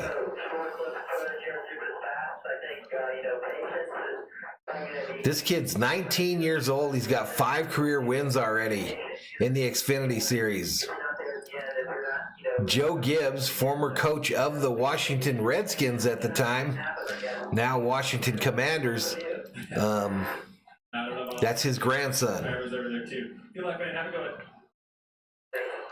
Special talent, no doubt. 5 wins and 21 starts for Ty Gibbs. Issues for his teammate who's scheduled to start on the pole, Trevor Bain. What? Wow, Trevor Bain wins the pole for this race, and his car will not start. It is stopped on pit road. This is big time concerning after basically a perfect practice, and he goes out and wins the pole. Wow. Yeah, this is absolutely brutal. And what happens here, these cars are still carbureted. They still have Glenn says it's been a tough winter in North Dakota. The beach sounds nice. I bet. a safety cutoff. Man, my life would have been totally different if my parents didn't move to California when I was 3. It looks like that's gone bad. I could be in Grand Forks. Yeah, I was just about to talk about how he's trying to get his first win in 9 years, and all of a sudden on the radio, you guys heard it right there. The kill switch is cutting in and out. I just saw one of his team guys dart all the way back behind us, back to the garage to get one of those backup steering wheels, and he'll run it out to him. So Trevor stuck sitting there on pit road. The 18 continues to sit on pit road. It'll be quick, but good job by Trevor. Good heads up and very calm on the radio. Bring it. Well, JP, a driver that's usually very good here when we come to Phoenix, Justin Allgaier, qualified 24th. 20 in the chat. But he's got 15 top 10 finishes and 2 wins. After qualifying, the team found a problem with the hub in the race car. The hub in the rear of that race car, they said, was going to maybe last 5 more laps in this race. So a little bit of bad luck and good luck at the same time. He will have to go to the back today when we start this race. Look for that to be very exciting as Justin works his way through the field. And it's hard to imagine that at some point he won't be at the front of the field. Wow, Algier's going to have to move to the rear too because of some adjustments to his car. As we continue to watch the Joe Gibbs crew, led by crew chief Jason Ratcliffe, who's got an unbelievable history at this racetrack, trying to get things changed out. And there you see the steering wheel coming from the garage. This has got to be incredibly stressful. And this is not the only group that's dealing with problems pre-race. Anthony Alfredo sitting idle in the pit lane. This is a group that didn't practice, didn't qualify because they had mechanical problems earlier today. The 23 of Anthony Alfredo on pit road as well. The green flag here. Guys running steering wheels out to people. This is like a relay race right there, and trying to get another steering wheel in there. But it's a long run from the garage area here to where they are just off of turn 4. So as isn't taking any time. I don't believe Trevor will have to start a lap down, but I'm pretty sure he'll lose his starting position, which happens to be first. Of course, that happens when you start first. So hopefully, we can get it running here as they pace these cars around right now. The field just received the 2 to go at the start-finish line. As a driver, Daniel, you're sitting in a car. A lot of panicked people up there in Avondale right now. What are you doing to prepare yourself to go out and race? Because your routine is completely thrown off. All right, Bain has that 18 car going. I don't know if they'll let him go all the way back up to the starting position of 1. Right now, he's good. Do they let him go all the way back up to the front here? We'll find out. So there's some kind of a switch apparently connected to the actual steering wheel that has to do with the engine cut on and off switch, and that part was malfunctioning. He's got 4 kids, 4 young kids. Here comes the 18 quick to the inside. They're going to let him get in front of this field. And they're all young, you got to get them to bed. That's interesting. That's stress. How could you ever feel stress in a race car? This might have worked its way to that same level of commitment. I don't know what he's thinking about traveling with that many kids, and you got to go racing the next day. I feel like I need like a night to Take a deep breath after the chaos. Skeptic says warm water, bushwhackers, fresh seafood, boom. 5 days or so and you're a new person. We used to go to a place called Rocky Point, Mexico all the time here. And Trevor said, all right, he's talked on the radio. He said, we're all good. We're locked in tight. He doesn't have to give up that. All right, so Trevor Bain's Supra to the front of the field. The 23, however, still has the hood up. And I think they're about to push this back behind the wall. After practice, they changed the transmission as well as the rear end stuff in this race car. Same problem, though. He can't get it into gear and get it to drive forward, so they're going to go behind the wall and try to get it to where they can at least make some money. Unable to put that 23 Chevrolet into gear. One extra trip around this time. They will bring the cars down pit road. This is a chance for... All right, here they are coming down pit road, getting that pit road speed set in. All these drivers are given. Now we check out our race. So 200 laps total, 45 laps in stage 1 and 2. The final stage, 110 laps. 45 laps is your pit window. You've got a fuel window of 80 to 85 laps, and the teams get 5 sets of tires allowed. 5 sets of tires. Here, and certainly that can bring into the equation of this being a little bit of a fuel mileage situation for these teams. Well, you know, it's nuts. This is kind of how qualifying was earlier today. Nothing had really happened yet. I'll have to check out that area, Skeptic, that you're talking about there. It sounds nice. And ready to take a deep breath. Puerto Penasco is nice too. There is a lot going on right now, that's for sure. I feel bad for 23, you know, you haven't even get to race yet and you're already behind. I feel that Trevor Bain right now, he's feeling like it was his lucky day. And, you know, hopefully no more issues and we can go racing, keep racing. Starting grid is in, and we've talked about Trevor Bain on the pole in his situation alongside Noah Gregson, and we mentioned off the top how good he's been. Row 2, Ty Gibbs and Ryan Sieg. This thing's about to get going, y'all. Never fails. And who did he have a run-in with? Ryan Sieg, and they qualify side by side. You simply cannot make this stuff up. I mean, it's racing rules. It just happens. Anytime you have an issue with somebody, either pit right next to him, you park next to him in the bus line or in the garage, or you start... Skeptic says Valhalla, Puerto Penasco. I used to live near Scottsdale, so did you ever go there? It's changed a ton, man. When we used to go on the regular, it was still just a little sleepy town. But now, man, they've got huge, beautiful condos you can stay in. But yeah, it's a nice area. What do you say? You know, like you just hey man, we just fought 2 days ago. Yeah, we used to go there every year. You know, one of the big storylines last weekend. We stopped going after, it was quite about 10 years ago, 11 years ago, because there were starting to be issues on that road from Y, Arizona into Puerto Penasco. Like people getting murdered on that road. All right, here we go. Pace car is off. Both had very, very fast cars in practice, qualified in the top 10. Just some adjustments that they had to make. And we're headed to the green flag here shortly. That's not where we need you to be, and so they pace car down pit road, bringing him to the start-finish line. Progress through the field, and as we get ready for the green flag, Trevor Bain, the control vehicle who sets on the pole, takes the outside round. And here we go, green flag from Phoenix Raceway. I'll get you to the stats page as soon as it becomes active.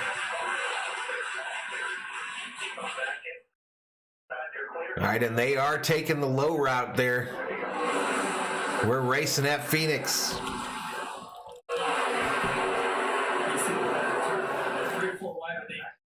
All right, it's Trevor Bain. Trevor Bain in the lead. That's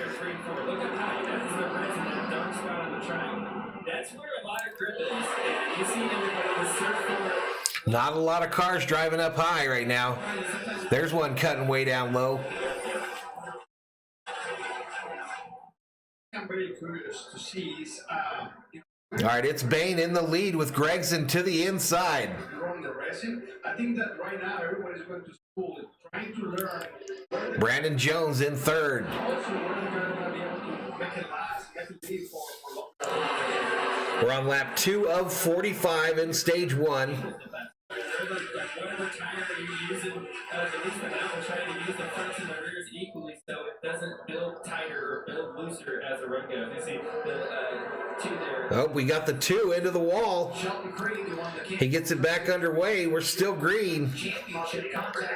Creed in that number 2 Wheeling Chevrolet. I think he's going to be okay. These composite bodies talk about all the time how tough they are. Let's see what happens. Running 6 when I got away from him.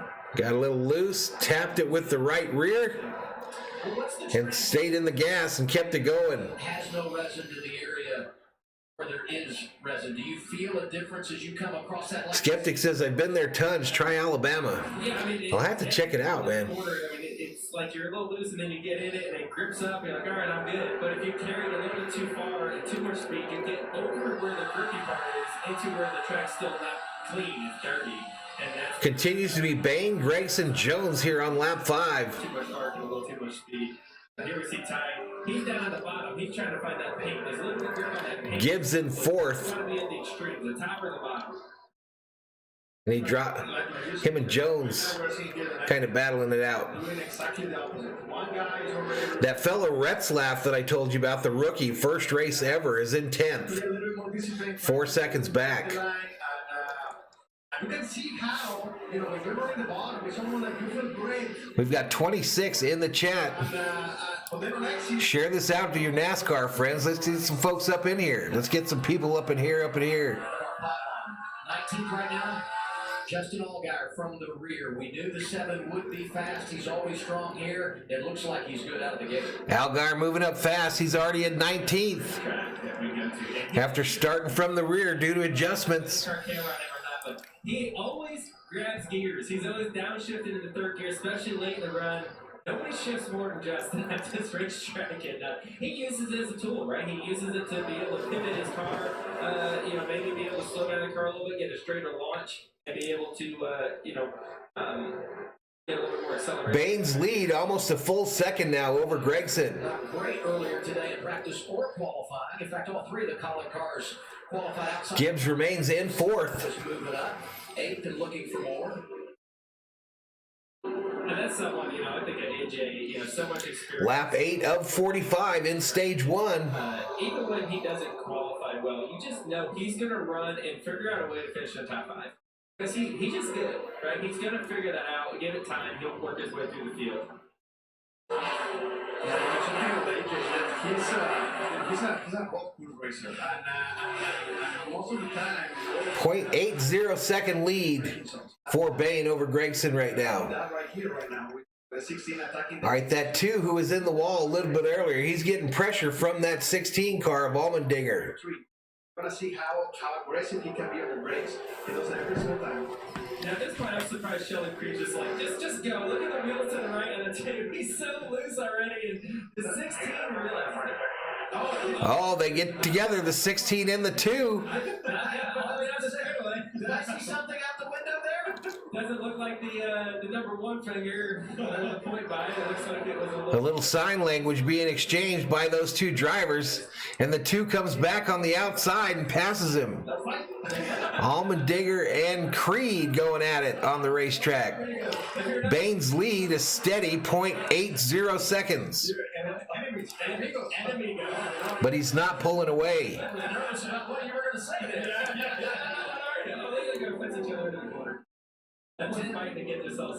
10 and 38 get into one another. All right, Herbst, the driver for Stuart Haas. They're on board with him right now as he tries to come up through the field. One of these cars before this weekend, 18 years old, qualifies in the top 10 and hanging tough early and learning here from a veteran. This is snug. That's a little tight. Earnhardt in 36th. John Hunter Nemechek up to 5th. All right, Gregson pulling up on Bain now. Trying to take it to about a half-second lead. 13 laps in. So far, it's been the Trevor Bain show. Felix Gregson, Jones, Gibbs, and John. All right, we are headed to a commercial break here, ladies and gentlemen. Headed to a commercial break.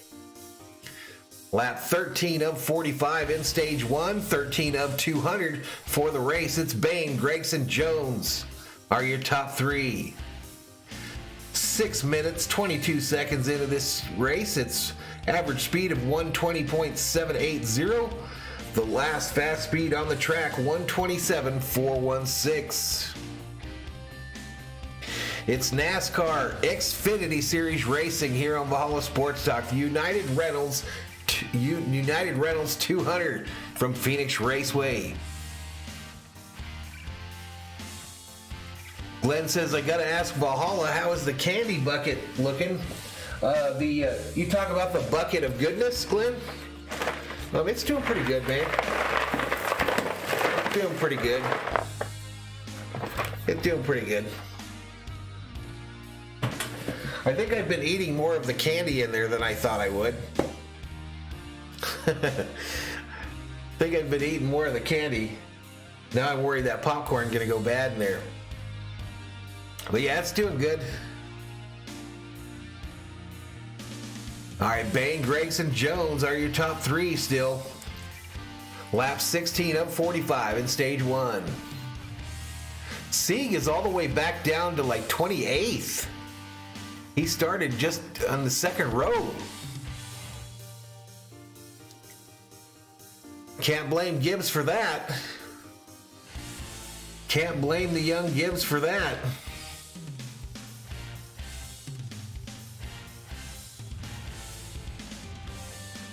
But Bain continues to pace the field here as we are in a side-by-side commercial here on Fox Sports 1. The bucket of goodness.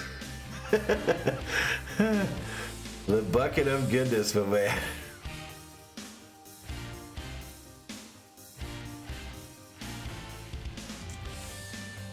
All right, I think we're about to get back to it, y'all.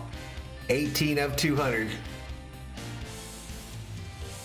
Bam, we're back at it. Opening stage for the NASCAR Xfinity Series here in Phoenix, and so far it's been a Trevor Bain show. 18 in the chat. Gregson, Brandon Jones, Ty Gibbs, John Hunter, Nemechek, 4 Toyotas in the top 5, and Jones, well, he's been working hard to get around Gregson. All right, what's going on here? Jones has moved up. Brandon Jones to 3rd, and he's about to put the pressure on Gregson. Goes to the outside. Gregson down low. Can Jones make it hold? No, Gregson shuts the door. Decides to take him to the inside now, does Jones. Tough. It's always been tough to pass at Phoenix. Always been tough to pass at Phoenix. 20 in the house here for some NASCAR Xfinity Series racing. It's definitely, right there when you're at the 19, you have to be in attack mode, but you have to find... Bain now checking out a little bit. 1.5 second lead now over Gregson and Jones. Don't really get faster. They all are running the same line. There's a high line, the preferred line right now, and you have to do things to be able to affect his car, to be able to... Justin Allgaier up to 12th. After starting from the back. Austin Hill 15th in that 21 RCR entry. 34th, 18th. Ran the ARCA race last night to gain some extra experience. Top 10 there. So that was wild last night. The ARCA race at Phoenix was won by the car owned by that team who lost one of their hauler drivers in Texas earlier this week. Uh-oh, caution. Caution on the track. Herbst, Riley Herbst puts that Stuart Haas Ford into the wall at Phoenix.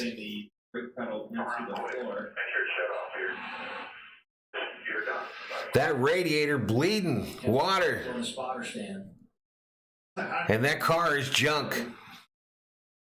What's crazy about this place, isn't it? I mean, it's a short track in the way it feels and kind of the way you race. Boy, you guys get up a lot of speed running down. That car is drunk, or drunk. Drunk. It looks drunk.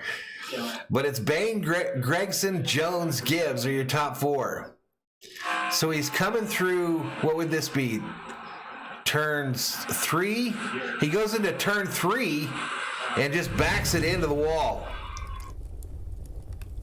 So the first yellow flag of the day for Riley Hurst. It continues to be Trevor May. We're live in the desert on FS1. All right, so we go to a commercial break, ladies and gentlemen, under caution.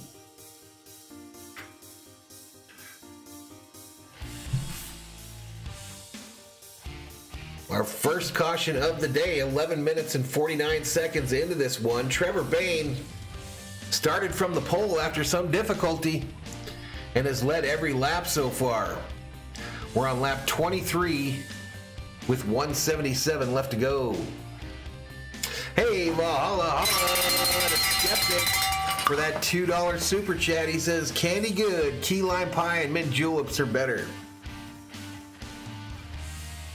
I love me some key lime pie.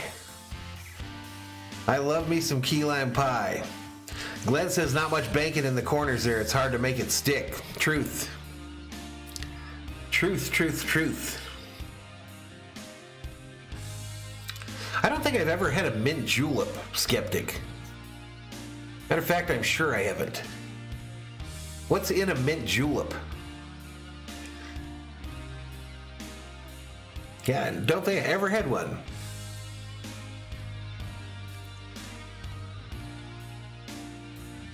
We've got about 21 in the chat. We've stayed there most of the time here. It's still early in this one. Average speed now 113.730. The last lap speed, the last highest lap speed was 125.174. But yeah, I like me some key lime pie, and I love some key lime yogurt.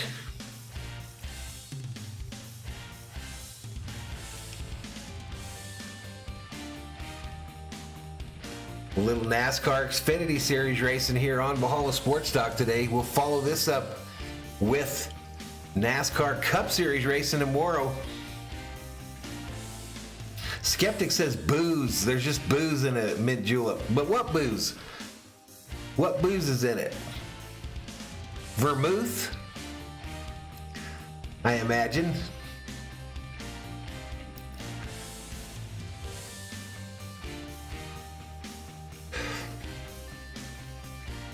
And is it the Kentucky Derby that they're always talking about, mint juleps?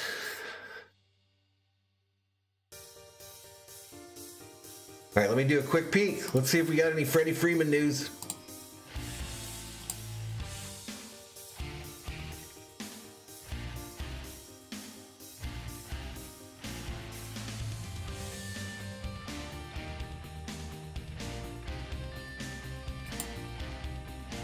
All right, let's get back to it.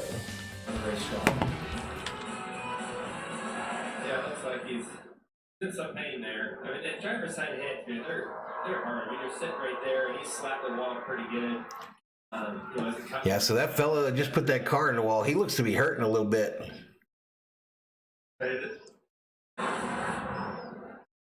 It's going to take a while to clean this up as they're dropping a lot of speedy dry on the track there in turn 1.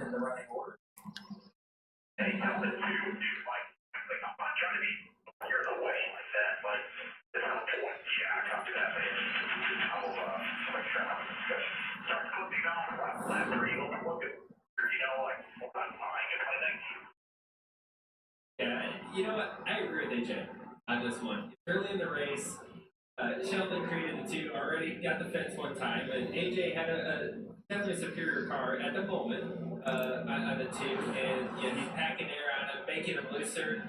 Eventually, I kind of get it. Let me go. It's early.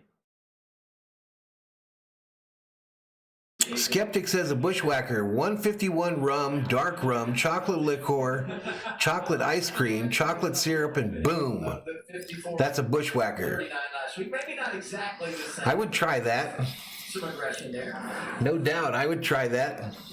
Here's the other side of the story. Sheldon Creed's radio.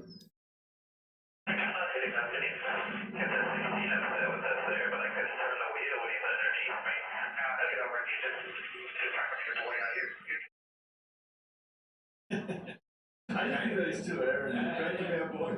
But I never He's give trying to be a bully. I haven't either. What does it even mean? I don't even know. Is that nice or not? I don't know. I'm going to start using it, though.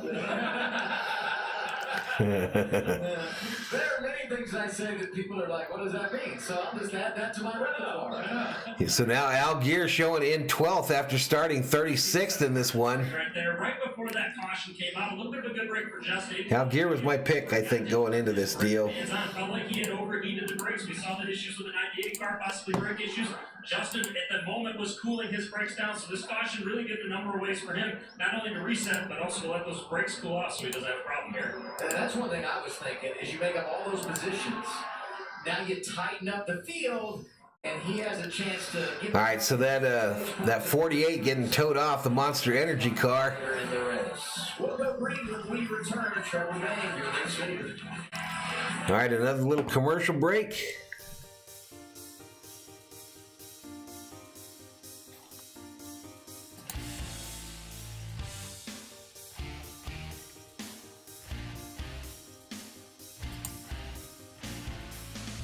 Refreshing Twitter.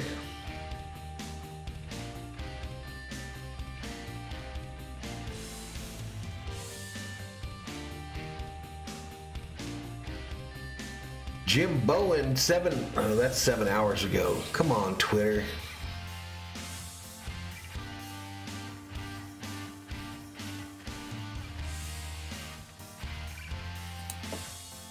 Come on, Twitter. 22 in the house, a little NASCAR Xfinity Series racing today on the channel.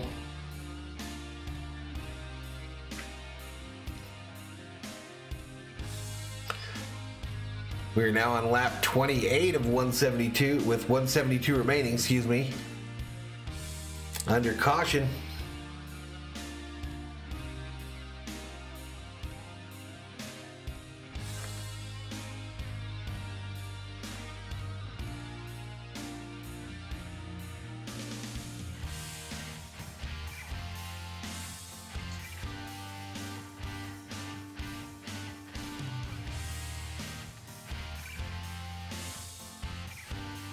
So a Bushwhacker is 151 rum, dark rum, chocolate liqueur, chocolate ice cream, chocolate syrup.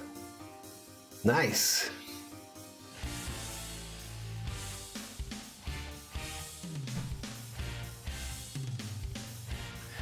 Nice, nice, nice. Let me get into this bucket. Give me a couple chicken biscuit crackers. Chicken and biscuit crackers, y'all.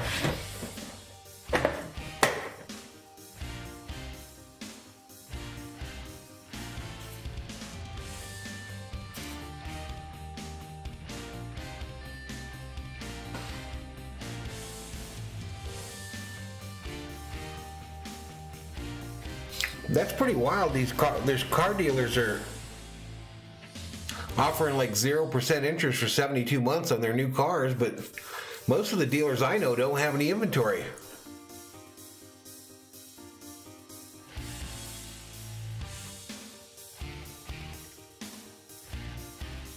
Arizona UCLA tonight at 9 Eastern time.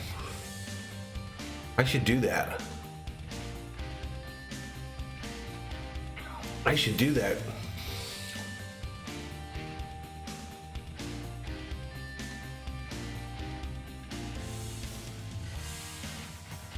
All right, let's get back to it. Los motores se encienden mañana a las 3 de la tarde en Fox y Fox Sports app. Back to you, Javelino. Thank you, Daniel. Yes, Riley Herbst has been checked to release. Riley, we saw on the screen there, you looking pretty sore. What exactly hurt? Yeah, I'm okay, obviously, so that's thankful to NASCAR and everybody, but that was probably one of the hardest hits I've ever taken. I thought we had a pretty good Monster Energy Ford Mustang. I just went at 3 and I hit the brake pedal and I hooked a hard right and went to the floor, so I don't know what happened. Really bummed because I thought we had a decent West Coast swing, and now we're going to be 37th here and have to go to Atlanta, a new racetrack, so hopefully we can grab some points there, but yeah, that hurt. Glad you're okay. Thank you. Adam? Yeah, hurt in more ways than one, right? I mean, and I was just talking to Riley last week in the garage about the importance of a good start, and they had that so far this year in Daytona in California, which was a total departure from what we saw early last season, and now a couple of rough rides in a row, and he hopes Atlanta they can put the Yeah, I might be able to do a quick overlay and do that UCLA-Arizona game. I don't think I deserve a club break. I was saying the truth. That wasn't getting mad. That was just letting you know that he was going to get practice and broke me off again. I prematurely broke that one. That was only your 3-iron. I figured you could hit that one very good even.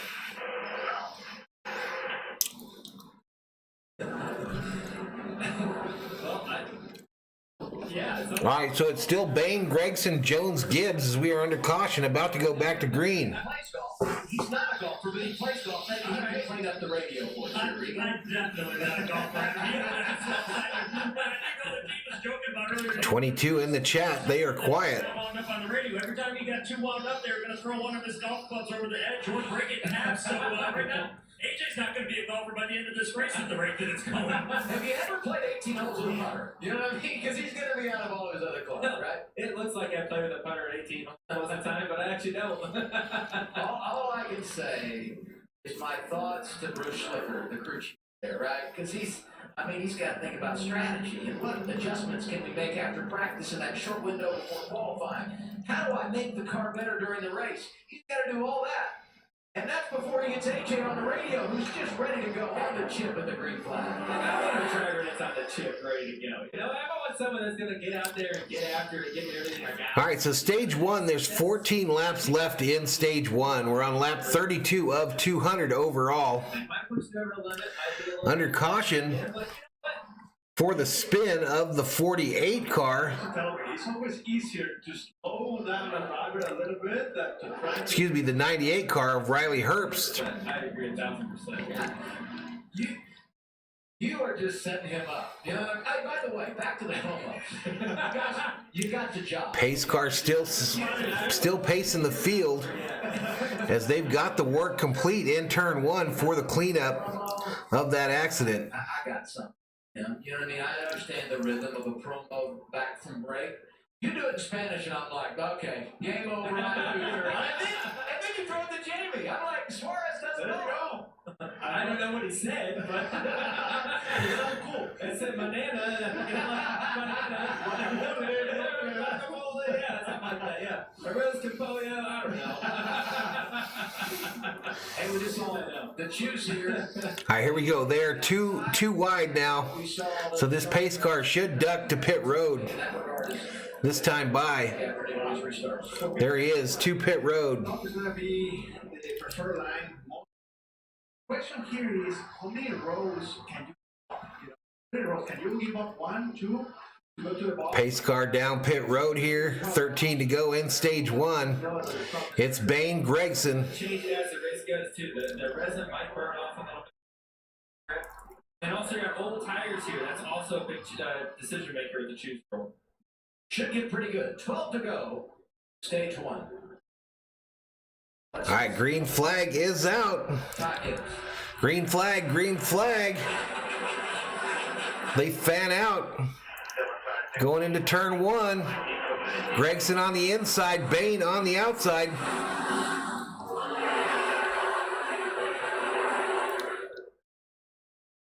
And it's Gregson with the lead. Gregson with the lead.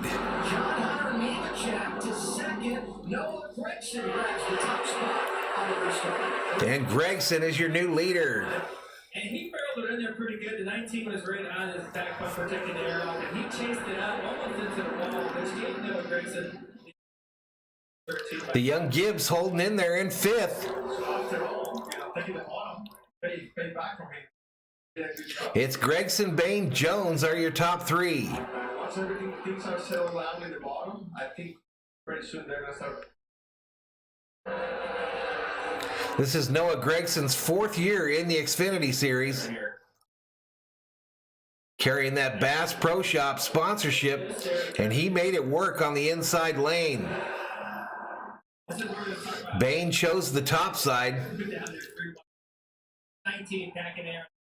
See the 18. Chase it up pretty high. Had to slow up for it, and it really just allowed Noah to take the lead comfortably. There's a lot of dust there right around the start-finish line where these guys are restarting. Chat goes about silent. We've got 23 in the house. How distracting is that on a restart as we continue to watch? Man, and Justin Algier up to 8th.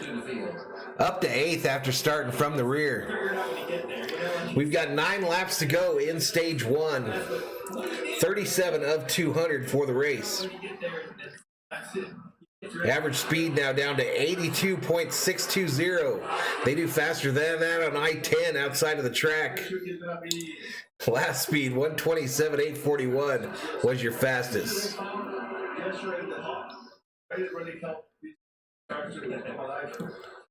And you talk about Justin Algier here, how strong he is, but he didn't qualify well. I know he started in the back, but he also didn't qualify well. On top of that, he hasn't qualified. It's less than a half-second lead for Gregson, though, as Bain is pulling back up onto the bumper of that number 9 Chevrolet. Coming from the back as well. Josh Berry picking up the pace, trying to get some stage points, and now being raced by his teammate, the 19-year-old Sam Mayer. Sheldon Creed is there. This from 11th on back. 25 in the chat. Jeff Burton in that mix as well in the 27. Racing right here. This is where it's time for the 27 down here on the bottom. He's going to be able to squeak ahead in the center of the corner.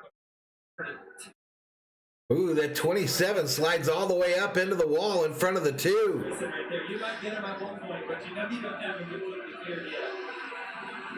Well, you got to feel like a hero. I don't know what Club Scottsdale is. I know what it sounds like, but that's a sponsorship on that 27. Anyone know what Club Scottsdale is?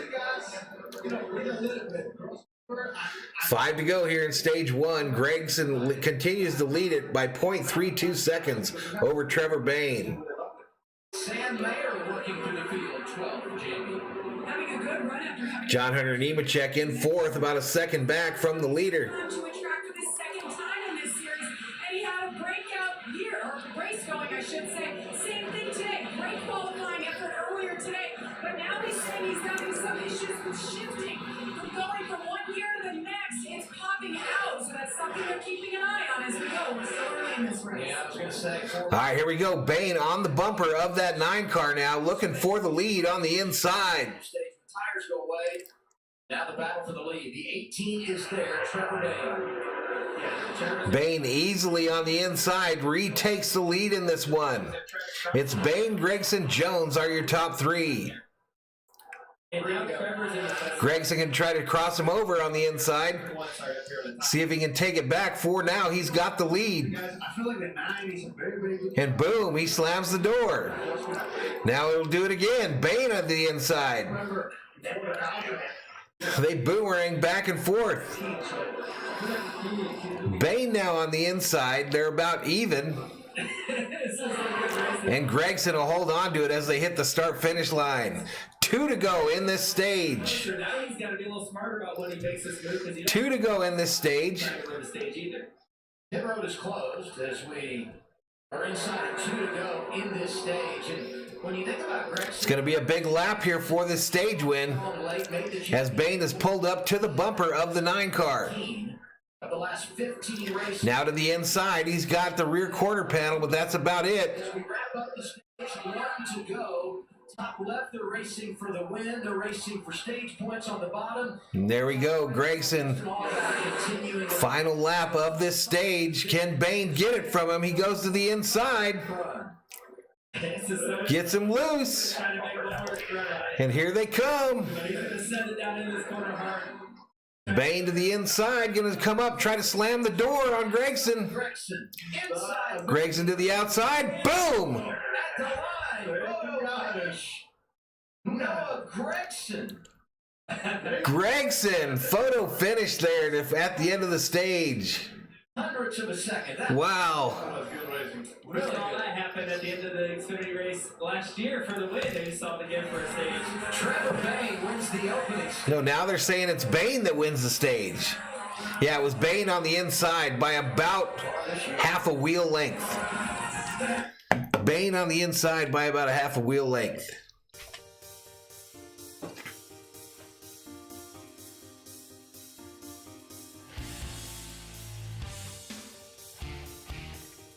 All right, but we're at the end of stage one, y'all. At the end of stage one, I don't know what to think now. Now, NASCAR.com is showing Gragson as the leader, and that video I just saw showed Bain as the winner of the stage. I don't know what to think, y'all. My own eyes told me it was Bain that led him past that start-finish line. But NASCAR.com's timing and scoring shows Gragson in the lead. I guess we'll find out when they get back from commercial. Oops, I got the wrong color lights here, though. Sorry about that. I got to remember to do light bar, then the little car type thing.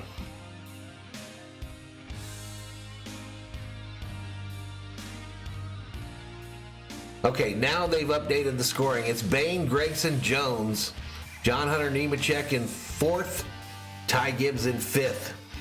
Algier all the way up to 6th now. But 21 in the house. I'll be right back, y'all.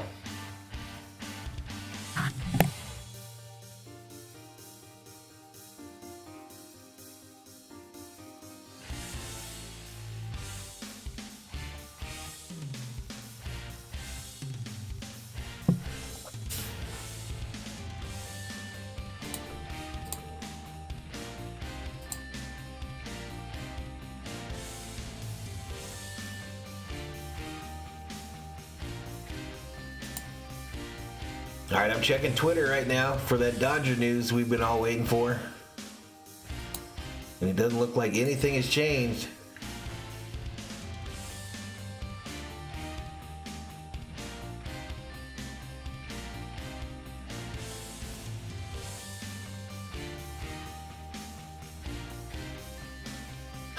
Somebody called Atlanta Braves intel not verified. Says the Braves are close to completing a deal for 6 years.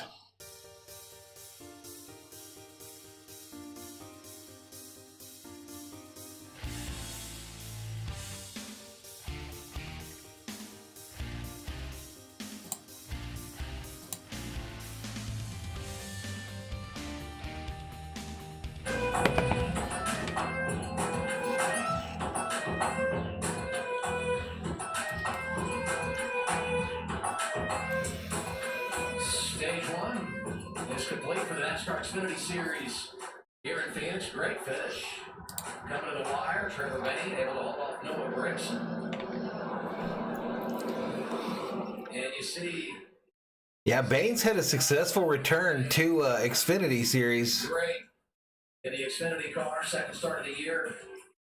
And 2 career Xfinity wins. Pit road is open, Jamie. All right, here they come. They're bringing the cars down pit road here. On here, not bad, he says. A little tight through the center. They'll make an air pressure adjustment and 4 tires. They have 3 sets of stickers. First one going on here. Trevor Bain in the 18, a little free off. Won some rear security. They'll fix that with a little air pressure. 4 tires as well. The 54 to Ty Gibbs, a little bit loose. Regan. Brandon Jones in the 19 race car needs the front to turn better in that race car. We're on lap 50 of 200 here. This is the end of stage caution here. Your winner of stage 1 was Trevor Bain. The race off pit road now. Looks like they took a while on the 9 of Gragson. Last Saturday in Las Vegas, A.J. Allmendinger has the number. But here we go. That 19 looks to be the first car off pit road of Brandon Jones. Race off over Justin Allgaier and Noah Gragson. Now we talk to our stage 1 winner, Trevor Bain. Hey Trevor, I'm your amigo. 25 in the chat. With my other 2 amigos, Joey and Adam. Can you hear me? I got you, amigo.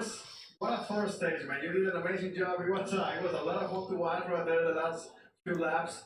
But tell us a little bit, what are you thinking? You guys making some adjustments to keep up with the track and everything that is going on? Yeah, thank you, man. That was a battle there. A lot of fun to get another stage win.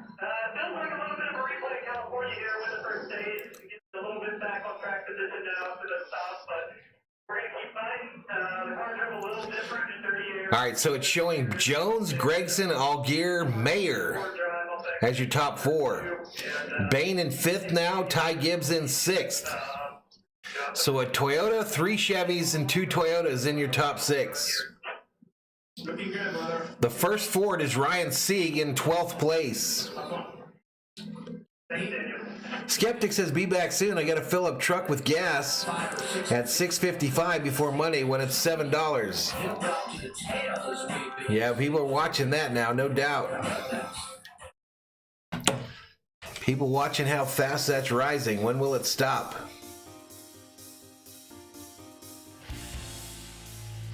When will it stop? 27 in the chat, though, as we are under caution after stage 1 of the United Rentals 200 from Phoenix Raceway in Avondale, Arizona at NASCAR Xfinity Series Racing here on Valhalla Sports Talk. Thank you so much to those of you that have joined us. If you're new, hit that subscribe button, give the video the old thumbs up, and turn on them bell notifications so you know when Valhalla Sports Talk goes online.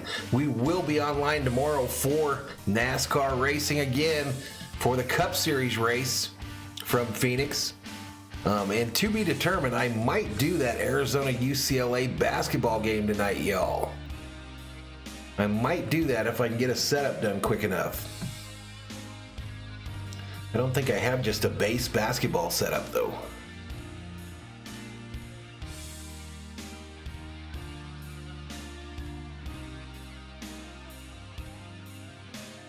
But 149 laps to go in this race. We still have another stage, another 25-lap stage, I believe. There's been 2 cautions in this race. One for the incident, a wreck by the number 98 car on lap 21. And the conclusion of the stage caution. There's been 3 leaders in this race so far, the 19, the 9, and the 18. The 18 of Trevor Bayne has led 39 laps. Average speed now 80 miles an hour, 80.130. Like I said, I-10 goes faster than that. Last quick speed, 125.174. 28 in the chat as we look to go back to green in this one.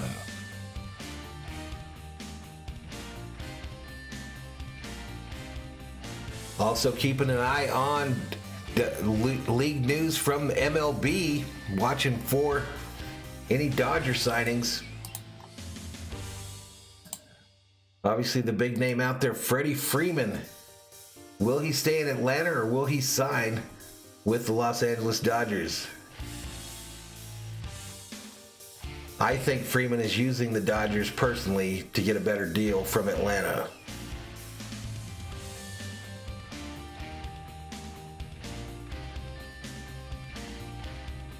All right, let's get back to it. And yeah, Jamie's got the roller blades. Regan went with the roller skates. I mean, really, that outfit, I may have that at home. Glenn Hewen says, I can't think of UCLA men's basketball and not think of the great John Wooden. Truth. Truth. Holly Pavilion. I don't think I have a setup for just base basketball. Yeah, show them love, man.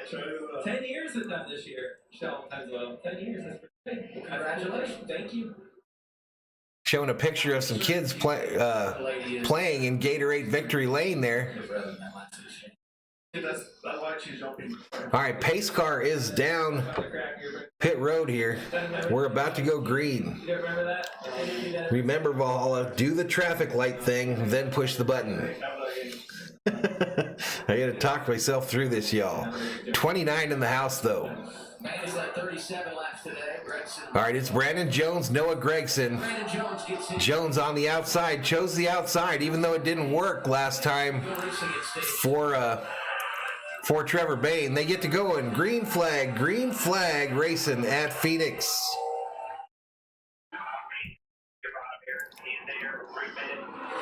All right, it's Gregson on the inside. Oh, we got one lead in. The 54 car is around on the track, turned by the 09. Caution back out. How do you hang on to that? And on a restart avoid all contact. Yeah, the fact that they just don't hit him is amazing. Caution back out. It's Gregson Jones are your leaders. That was the Ty Gibbs car that went around, I believe. Rip all the trash panels and all that. No, the 54 went around. Yeah, be careful right now. Just don't make a bad day even worse. Oh, that is Gibbs.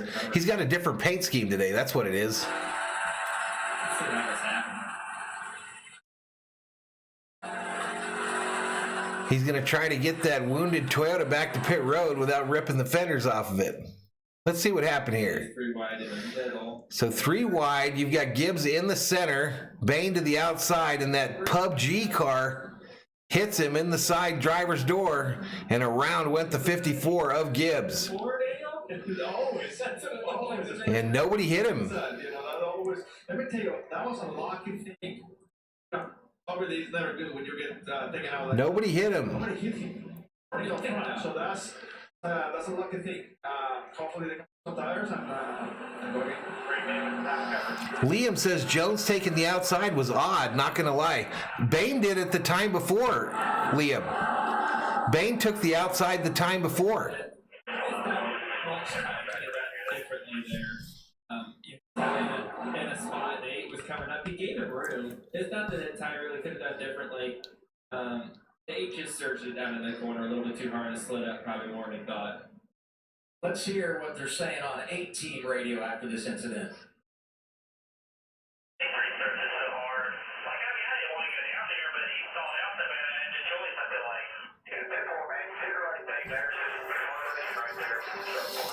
Gibbs should be okay. He's going to have to start from, the back of the line there, but that car didn't hit anything. He kept it together as he brought it to pit road. But it's Gregson Jones, Algier is your top 3. We're on lap 12 of 45 in stage 2, lap 57 of 200 overall. 43 minutes, 51 seconds into this race. The average speed, 77.810. Last fast speed, 125.174. They could possibly get another set after an incident like this, but if you don't, this is great management because you know a caution's coming in 30 laps. If you can just stay fast enough to stay on the lead lap, keep those 2 seconds. All right, they're bringing that Supra down pit road, and they're going to service him, put new tires on it. Remember, these teams only get 5 tires for this race, 5 sets of tires. 45 lap tires he's putting on right now. He's not going to be going through the field at any click at all, so it's going to take him some time. So they put some used tires on this so they don't use one of their allocated 5 and get him back out on the track. The spot going down into turn 1. In-car audio of the restart.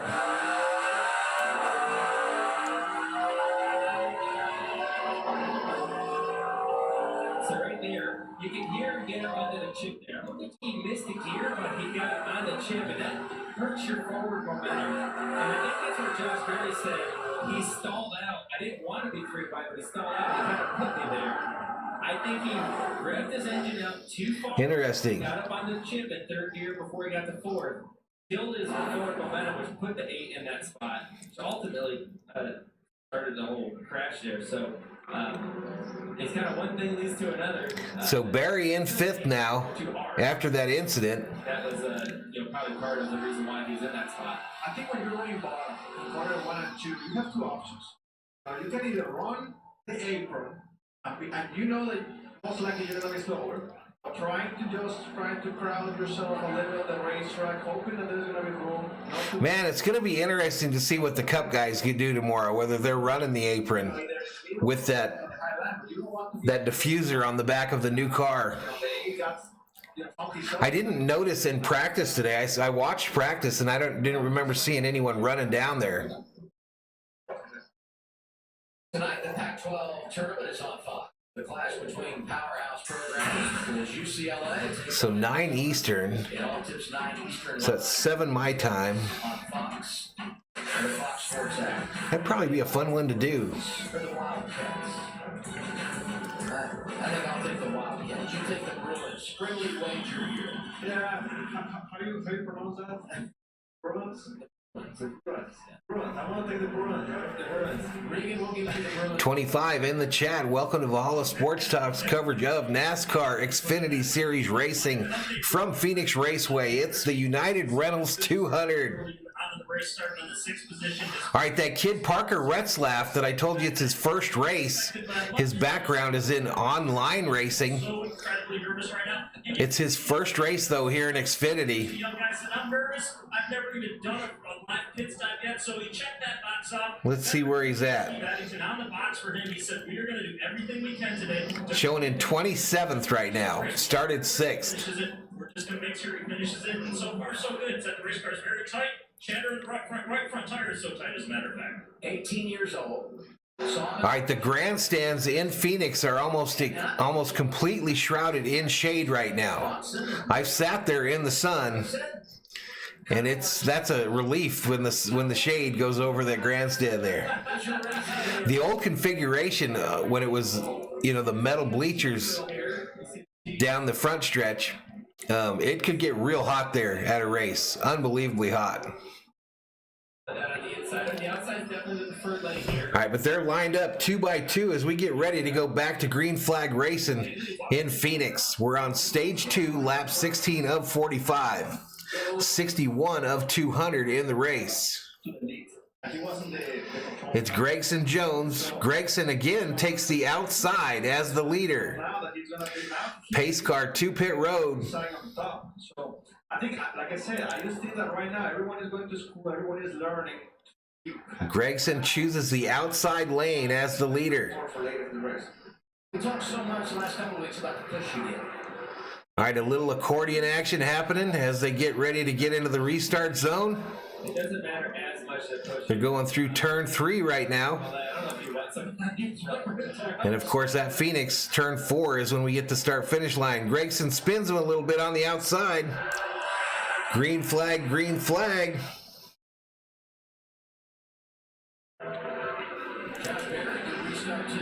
All right, the 19 of Brandon Jones takes the lead, shoots the middle, and Jones is going to lead it as we get back to racing. It's Jones, Gregson, and Algier showing up for the party on the outside. What's up, Dave Roberts? Have we signed our guy yet? I think he's just using us. I think he's just using the Dodgers to get a better deal from Atlanta. All right, Algier now in third. Here comes Trevor Bayne, though. Trevor Bayne going after that 8 car of Josh Berry. This might be your best shot at it. You got new tires on the car, you got some grip. It's Jones, Gregson, Algier, your top 3.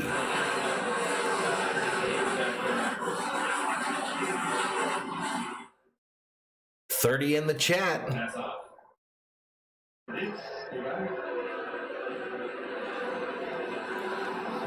Looks good today.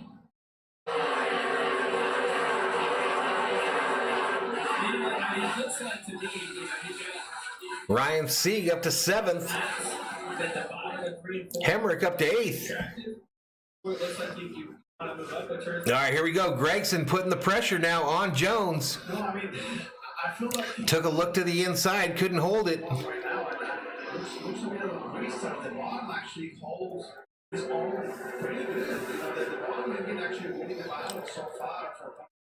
Come on, come on. I do get some temperature on tires. The cars are getting a little tight. The forward drive is not good.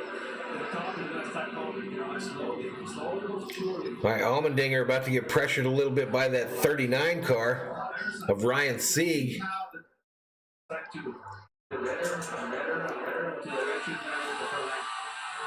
We're on lap 21 of 45 in stage 2. It's Jones, Gregson, Algier in your top 3. He's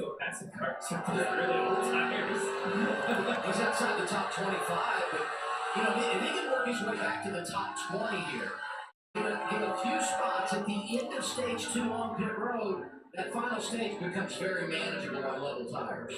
Yeah, right now it's just trying to stop the bleeding, a couple spots. That's probably about all it's going to be. Dave Roberts says, "What's up, Jeff? This is Jack. I need to get my old account back."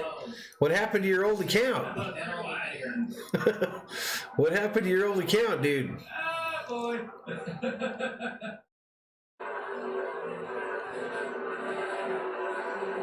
is where the top, here comes Steve off the top. He's going to run to stay at the outside. 36 in the chat here. We're on lap 23 of 45 in stage 2 at Phoenix. And here comes John Hunter. He's next. Get in there. Oh. He had lost some track position through that cycle of stops in that last restart, but the 26 started. All right, they're showing some mid-pack racing here. The 11 of Daniel Hemrick using that bottom lane there to his advantage to move forward. Uh-oh. Bad news? Almost. You're at the bottom. At that one, see, just want some room. Do you want to message me on Facebook, Jack? Bad news is never good. Second stage, 9, Dog in the 19, Gregson and Jones. And they're in the same spot. He's going to drive it down in there, slide job him up there at the racetrack. All right, Gregson to the lead here over Jones. Three different drivers out front today. Brandon Jones is 15-37 for Trevor Bain. All right, we're headed to a commercial break. Gregson, Jones, Algier is your top 3.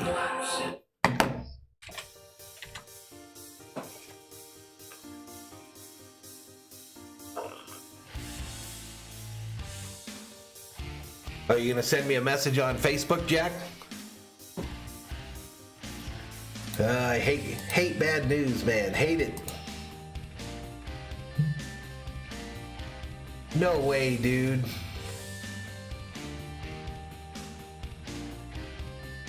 No, man.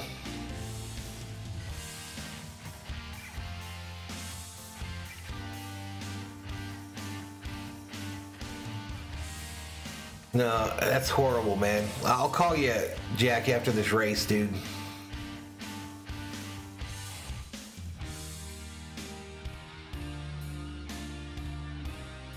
I'll call you after the race, Jack. Sorry to hear that, man.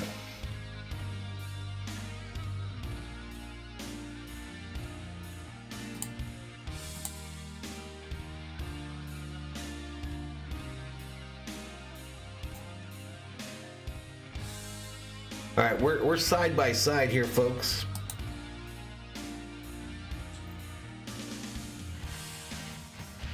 Yeah, I'm sorry to hear that, Jack. I'll call you after the race, man.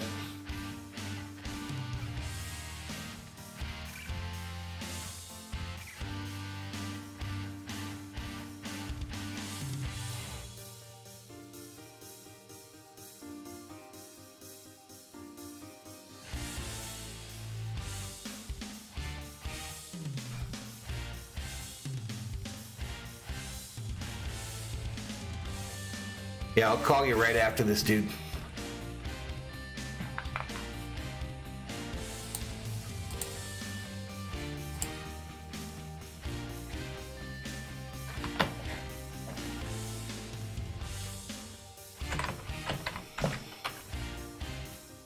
Oops.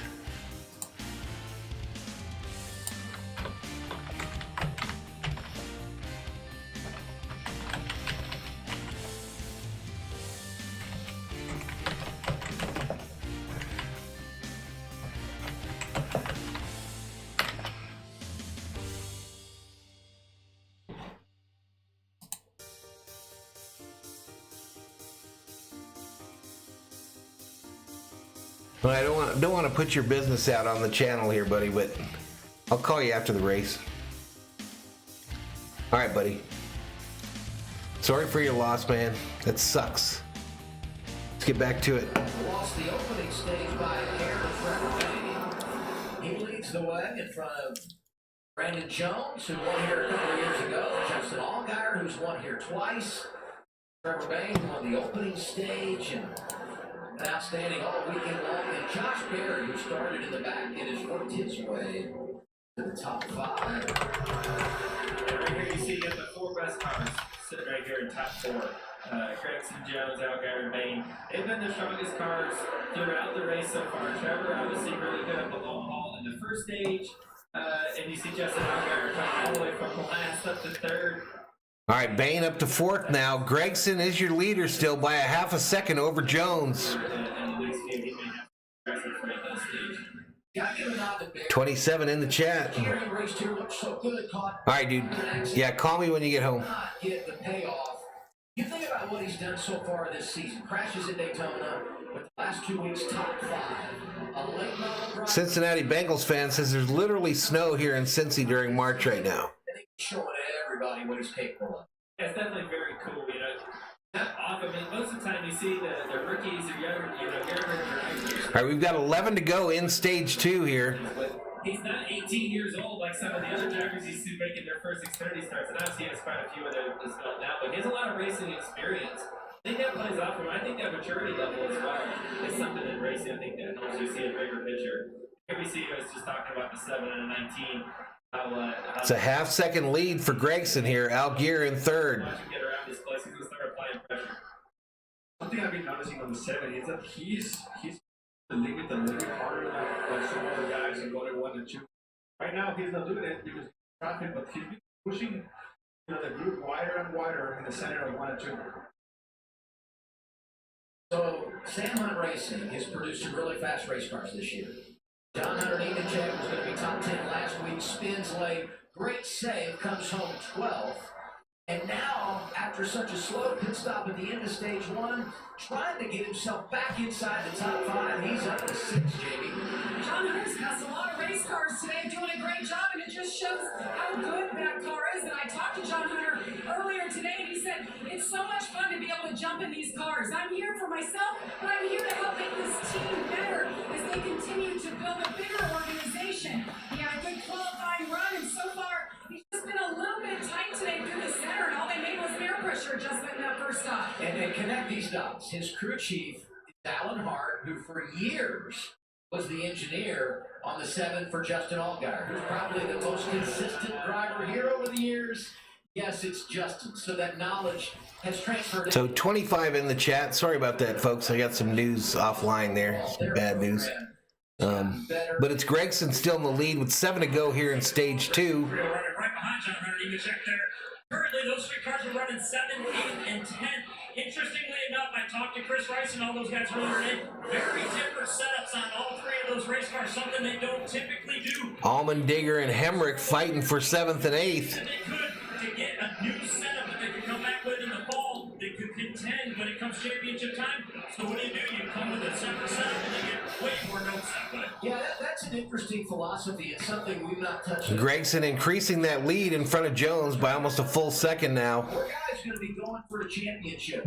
You don't get a lot of practice. If you can find something this weekend, you might come back here and win a title. That's huge. I really like the mentality of calling. They are thinking ahead. And not ahead next month. They're thinking ahead 7, 8, 9 months. Because right now they know that they have the speed. They know that they have everything that it takes to be able to contend for the championship 4 here in November. But they also recognize that they need some more speed. They need some more work to do. So what they do, you have 3 cars. Let's go experiment. Let's go try new things and try to learn something. Like you said, try to have more fun. They come back. You can build something more solid. The battle's heated up with 5 to go. The 7 to Justin Allgaier all over Brandon Jones. Looking through that traffic, applying a ton of pressure, trying to do what we talked about, taking the air off the wrist. They're in the center of the corner. You see it happen so much here at Phoenix. The 7's good. 7's real good if he can just get some track position. There's one thing I'm realizing is that track position is important. I mean, the 18 car, I exactly what the class on the field in stage 1. And right now, he's stuck in Florida. I mean, he's not losing track on the other 3 guys. He cannot go anywhere. All right, 27 in the chat. We've got 4 to go here in stage 2. It's Gregson by a second over Jones and Algier. Trevor Bain in 4th. Barry now in 5th. And we've talked about that part. You haven't touched on what you just said. Gibbs is up to 24th after spinning after that last caution. Regain those positions. He actually mentioned it. When I talked to him at the end of stage 1, he mentioned that his car changed a lot in traffic. I'm pretty sure that they made some adjustments to try to compensate that, but I don't know. You never know what they got for. And this is for second. Allgaier can. Wow, battle for second now. Jones and Allgaier looking at Jones. Allgaier on the inside, Jones on the outside. Is he going to use him as a pick? He might get to. This all happened because the 19 had to pass a car. 2 to go here in stage 2. And he's still wearing a dirty air here. This is going to be battle to the end. Oh, wow, this is going to be a race here to win this stage. Who's going to get aggressive?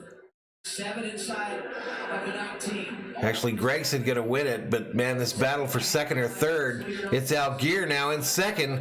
Did he go too high, though? Leaves the door open for Jones on the inside.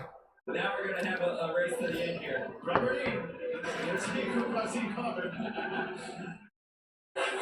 Final lap here of stage 2. Second place is tight. Boom. Gregson, Algier, Jones, top 3. Jones. Trevor Bain is 4th. Josh Berry completes the top 5. Then it's Nemechek, Allmendinger, Hendrick, Castle, and Sam Mayer comes back to get the top 10. He scores points after the speeding penalty. All right, we go to a commercial break. Go to a commercial break there. So Gregson wins stage 2. This is our 4th caution of the race. 2 of them for incidents. Trevor Bain wins stage 1. Noah Gregson wins stage 2. We're now an hour and 3 minutes into this race. Average speed 86.260. The last fast speed 125.174. We're on lap 91 with 109 to go.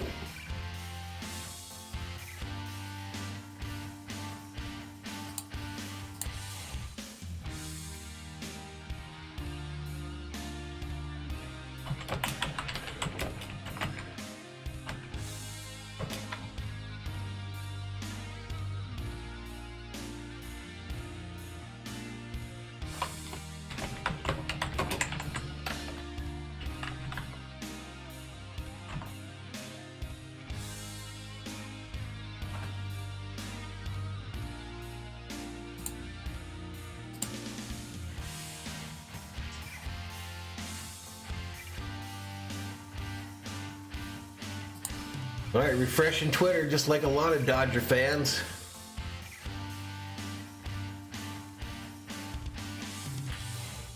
Nothing. Nothing.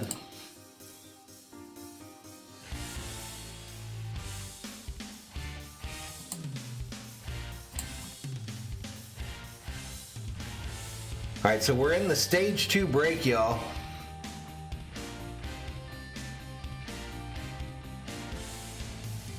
Yellowman says 75 Fahrenheit today in LA with our 2022 Lombardi Trophy. Ouch. I'll be right back, y'all.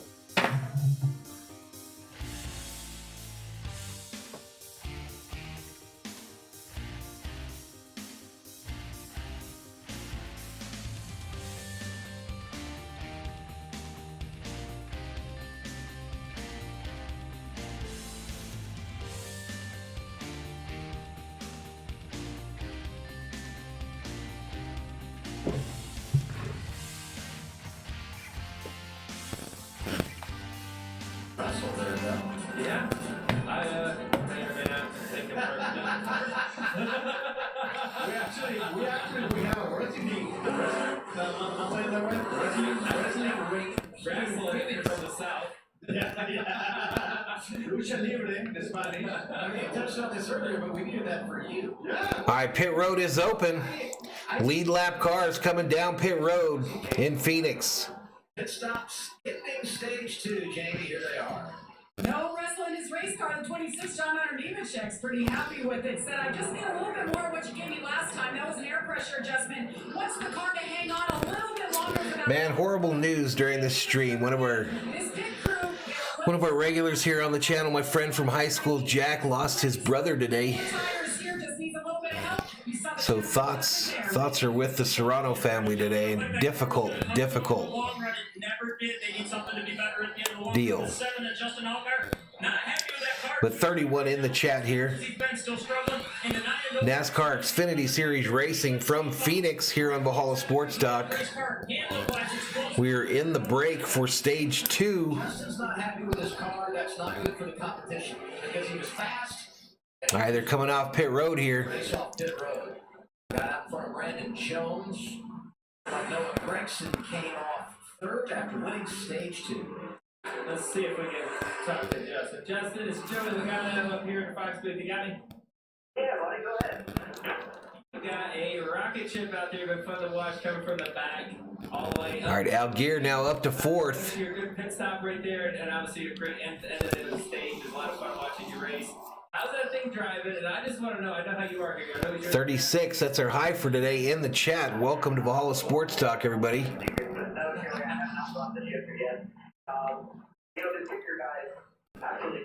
We're on lap 95 of 200. That is the last stage before the checkered flag.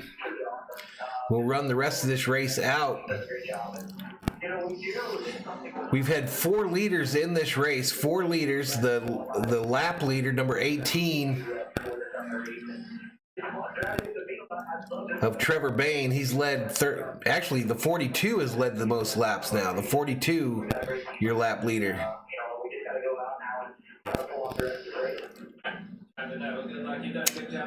The 9, he's your lap leader. Sorry, folks. Looks like a good time when you got a car that fast. Always, buddy. Thank you very much. But Algier, Jones, Gregson is your top 3. On Saturday, despite the fact that Sunday is a single one, you change your 5 today. Trevor Bain down to 9th. Race leader as we head to the final stage in Phoenix. Clicking and popping. Innovation usually looks something like this. Still? But what if it didn't? What if it looked like a family truck? I'm wondering if my phone being close to the mic is an issue. Or an ordinary drive. Let me pause this, see if we get anything. We were having that the other night, huh? Something like this. Still?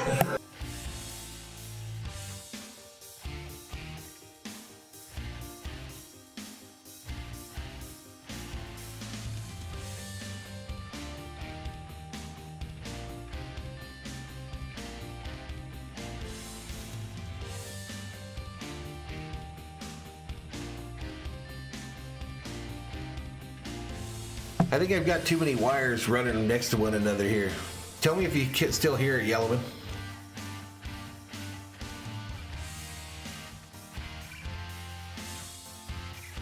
But 35 in the chat as we are headed for the last stage in today's race, the United Rentals 200 from Phoenix Raceway here on Valhalla Sports Talk. NASCAR Xfinity Series Racing here on the channel today.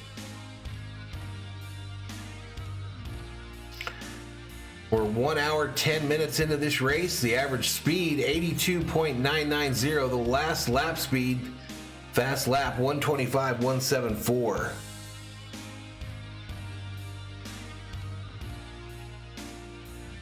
Yellowman says it's gone. I think I can't have these cables running over one another. You know what I mean?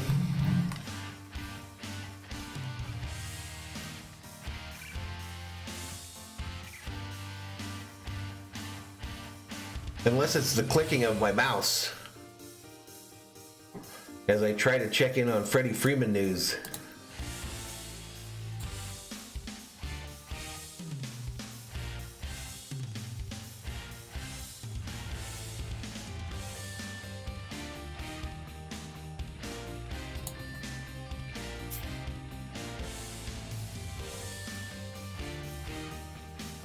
Man, that Wardy New York Mets, he does these free agent streams and gets 1,000 people in his streams.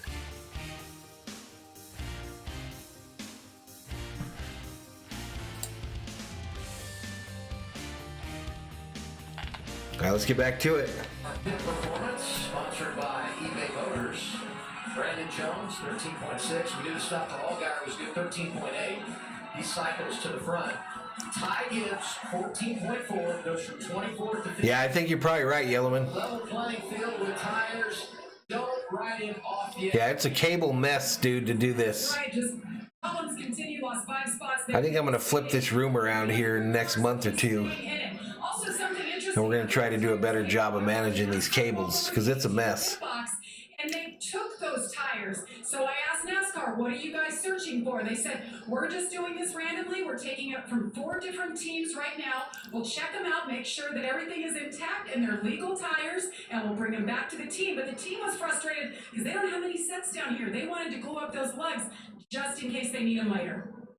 Yeah, and what they're checking is there's creative ways. We'll call it creative of what some things they do to try to keep the air pressure from being. So what they're doing here is they're taking tires from these teams, and a few years back I remember that teams were putting like pinhole size holes in the tires to keep the pressure adjusted a little bit extra, you know, so that when they got to running around and the tire pressure went up, it didn't go up too high. And Ty Gibbs, we talked about. Interesting. All right, here we go. Green flag.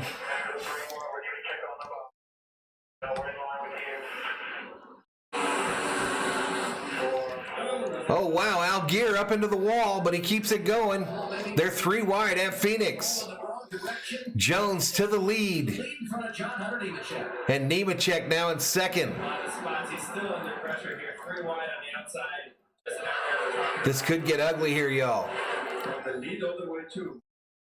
Cars diving to the inside, trying to cut that dog leg off. We've got exactly 100 laps to go in the United Rentals 200. All the way to go. 100 laps. But when you give that up, it's so hard to get it back. We'll see here if he got the wall. It was close. You get a little help here? So the 19 gets into the left quarter of Algier and kind of pushes him up into the wall. Algier barely touched it, but it was enough to slow him down as he came off the gas. What's going on? The 26. Hunter Nemechek to the lead. Gregson following him. So it's now Nemechek, Gregson, Jones are your top 3 as they cross the start-finish line in Phoenix. And speaking of Joe Gibbs Racing, here comes the 19 of Brandon Jones. 27 in the house as we are under green. They're fun. They're crossing each other back and forth. We talk about Gregson going to take a look at Jones on the inside, 4th second. that was so strong. He goes low, hugs that line. Can he come up and slide the door? No, he cannot. And now he's going to have to deal with them on his outside into turn 1. All right, Gregson unable to make the pass, and Nemechek checks out to about a half-second lead now. You know, something I want to pay close attention to Valhalla here. He definitely got to move higher right there. Trevor Bain all the way down in 19th now. He got to let him know in 19th. So I'm pretty sure right now he's Where's the kid at? coming back strong. He has a race car, so 25th. 96 laps to go. Still 1 more. All right, I'm going to mess up your screen for a minute here. I'm trying to find... If your car is that good, we've seen it just as a car. Where the hell is he? Mainly up, a little bit down. Oh, Ty Gibbs up to 10th. Pretty sure it's going to go back up. Ty Gibbs up to 10th. But it's Hunter Nemechek with a half-second lead. Algier finally gets past Jones, but can he hold it? Comes up, try to slam the door. Decides to stay middle. And he moves into second. But it's something that they're going to definitely, write that down, because if that's a late restart, So it's Nemechek, Grayson, Jones are your top three. Algier is now in fifth. You know, just because that's how you just put yourself. 94 to go in Phoenix in the United Rentals 200. That young fellow Retzlaff, his first Xfinity race, is in 31st, 10 seconds back. Still on the lead lap, though.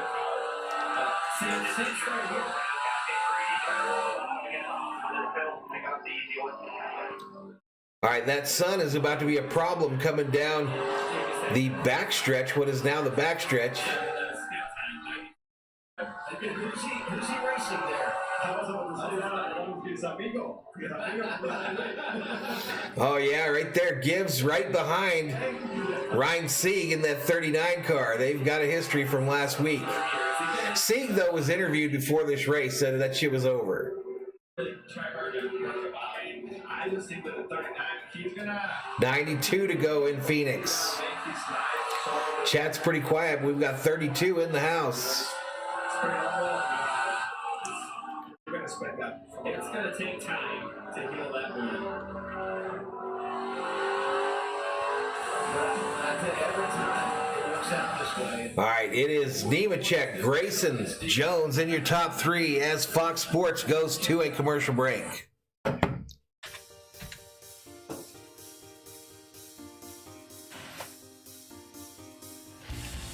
One hour, 17 minutes into this race. Our average speed, 84.480.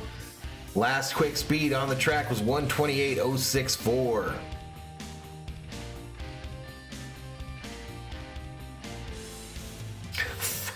Four cautions in this race. 2 incidents, 2 stage conclusions. And we've had 5 different leaders in this race. The 9 of Noah Gragson is the lap leader with 42 laps led. But it's John Hunter Nemechek in that Toyota in first.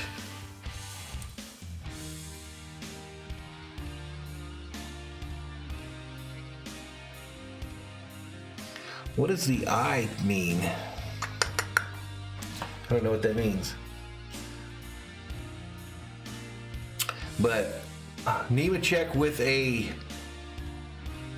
0.186 seconds. So Gragson pulling up on Nemechek now. Looking to take the lead as we're in a commercial.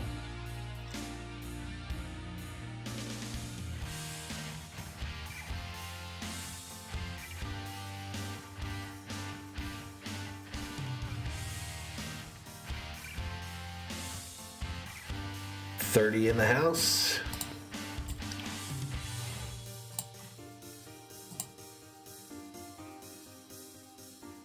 $7809 is the subscriber count. 7809.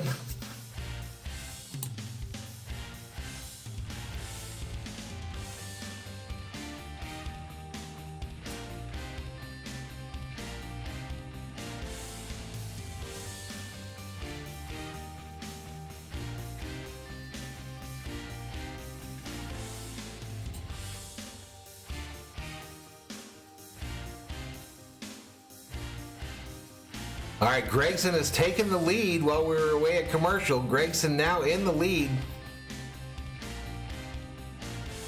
It's Gragson, Hunter Nemechek, and Jones. 1, 2, 3.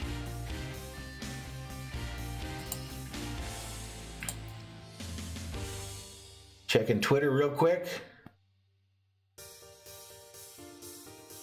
Still nothing. Still nothing.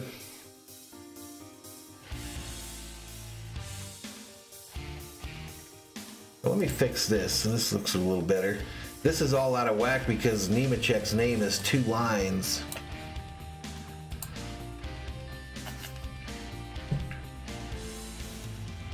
All right, let's get back to it. There are no anger issues because while we were away, 54. All right, Gibbs has moved up to 9th. As I mentioned, Gragson passed Nemechek on the track. He's trying to push it to a half-second lead now with 85 to go. That's a biological parent. Yes. And we've got a change up front as we watch colleague teammates. Someone get out. This is a photo op right from that colleague. Take it now. And here's what happened up front. Sam Hunt Racing leading. So they're showing a replay of Algier taking the lead in this race. He went to the inside of Nemechek. Gregson's led the most laps today. And it looks like he passed him in turn 1. Yeah, I think a good job, Hunter here. Actually, turn 3. You know, it might not be as fast as the 9 at the moment. He's hanging there in second. He's looking pretty good. You stay in the hunt. You get a last restart here, 3, 5, 10 goes. So Noah Gragson, your lap leader today, 48 laps led, and he's adding on to it as we speak. We're on lap 118, 83 to go. And Gragson threatening to push that lead up to a second over Nemechek. I like what the call that cars done. All of the top 10 last week. All of them outside the top 10 in qualifying today, but circling to the front, and boy, I love those white gloves. Hang on to it, AJ. How many times he's grabbed the front tires are out that thing? I didn't see how many times did he turn back left and right. So I'm very curious to know what Matt is thinking right now. You know, you have 3 race cars in your organization. You put different setups to try to learn new things. And all 3 cars are working. So now what do you do? Yeah. Well, I mean, honestly, that's the way you learn these days, though. We talk about there's 30 minutes of practice here in the Xfinity Series. You don't have much time to really... All right, Gragson now over a second lead over Nemechek. Practice, so you kind of got what you... Jones looks like he's moving up on Nemechek's rear bumper to try to take second place. Ty Gibbs still up in 9th place, trying to move forward after his spin earlier in the race. I think he definitely has a little bit more pace with the color cars. Just about the entire grandstand is shrouded in shade in Phoenix now. Just that last new section they put in that doesn't have a top is in the sun.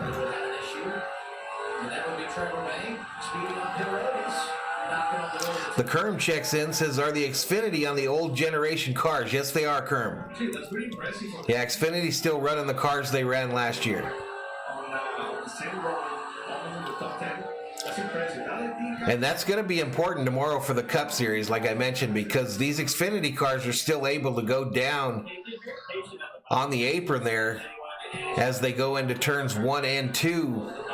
And I don't think the Cup cars are going to be able to do that with that rear diffuser on them without jacking that thing up. That car's fast, and he's just picking them off one at a time. And here, and sights on the next one. All right, there we go. 54 moves up another spot. That young Gibbs moves up to 8th after passing Castle and the 10 car.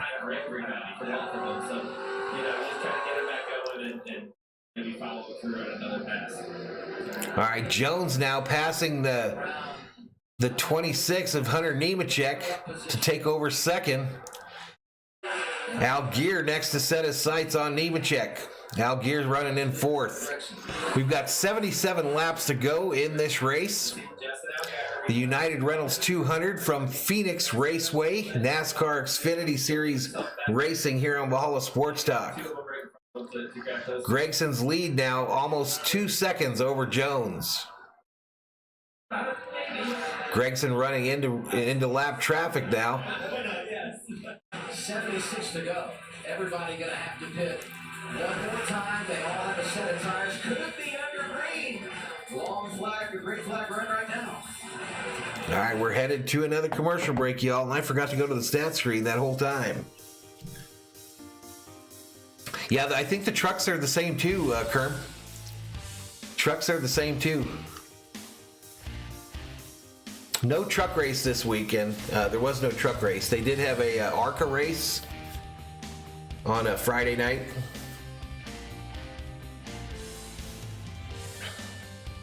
It looked like a hell of a race too, that ARCA race. The guy that won it was actually with that team that lost their hauler driver over the week.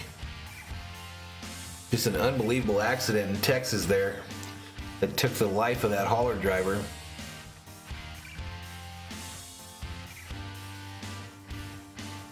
But your race leader, Noah Gragson, Brandon Jones second, Justin Algier now up to third, Hunter Nemechek in 4th. Gibbs continues his rise after his earlier accident. He's up to 8th. Daniel Hemrick next on his agenda.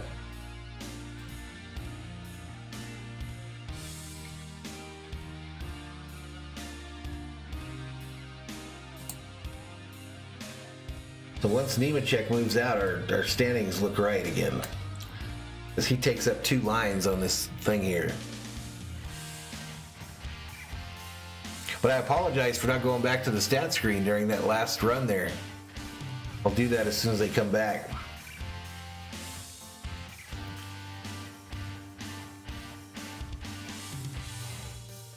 Tomorrow, though, here on the channel, we'll be doing cup racing here on the channel. So if you like racing, this is your plug here on YouTube.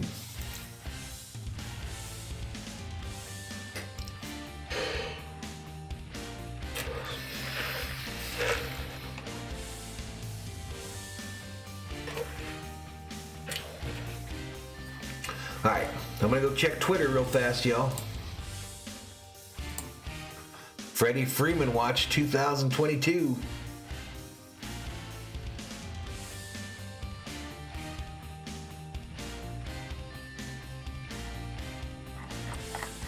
Still nothing.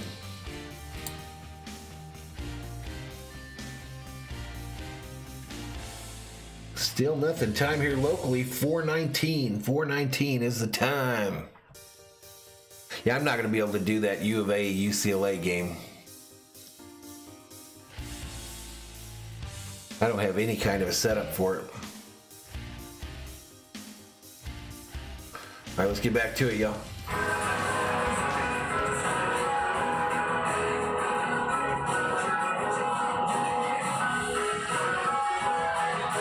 I'm not sure what this is. Viking Jerome says, what do you think of the Vikings trading for Deshaun Watson? I think there's still too many questions with him, man. I don't think you trade for a guy that you don't know if he's not going to, be suspended for like 8 games. He's at least going to get 6. Because he's led 62 laps. But I don't like, why would you trade that many picks for something that's not, crystal clear? Now, I don't think we should be in on Deshaun Watson. All 3 races, yeah. I mean, a dynamic talent, no doubt, but he's been out of football now, almost 2 years. Outstanding, and we know he's going to do good things. All right, Gregson just picking off lapped cars. He's now got over a 2-second lead over Jones and Algier. That's impressive, to be able to click early in the season with a new crew. I'm pretty sure they changed a few people in the team. It's always good, really. That chemistry, that momentum early in the season. So, both of them, I think they have some good things. 28 in the house. 28 in the house as we've got about 66 laps to go in this race. What do you think, though, Viking Jerome? What do you think about that? Taking a lot from each team on how to run and keep them a stronger person. The 9 strength has been a theme this year, but so has junior motorsports. And we've really seen it the last couple of weeks. All right, that Josh Berry in that 8 car, he's up to 4th. With Josh Berry running 4th, going for his 3rd consecutive. PUBG paint scheme on that car. Nemechek dropping down now. John Hunter Nemechek and what he is doing. And just outside the top 5. Here comes Allmendinger in 6th. At least when we go inside. All right, the lead for Gregson is now down to 1.90. Still a good-sized lead over Jones and Algier. AJ, but they do feel like it's a long-run car. That's what we're getting right now. So look for him to maybe pick up a little speed as this run goes on. Jamie? Ty Gibbs getting a little impatient. Viking Jerome says too much baggage. I kind of agree, buddy. His team is saying just be patient. All right, Gibbs up to 7th, y'all. You can set those guys up quick. In that Sports Clip Toyota Supra. Bain sitting in 8th now. He's a 3-time winner here in the Xfinity Series. And behind him. So next on the list for Gibbs is Allmendinger. 54 last year when it was the All-Star car. Here's Trevor Bain. His crew chief, Jason Ratcliffe, has won here 4 times. Oh, wait, it's the other way around. Bain is looking at Gibbs. Bain right to the rear bumper of that Gibbs car. We got a fire on pit road. Fire on pit road. They stay green, 63 to go. 18 right now has no patience. He just got up. Looks like they got the fire out on pit road. All right, so Bain makes the pass on Gibbs. Slams the door shut. Gibbs looking to the inside for a second, decides to get behind him as they go through 2 and 3.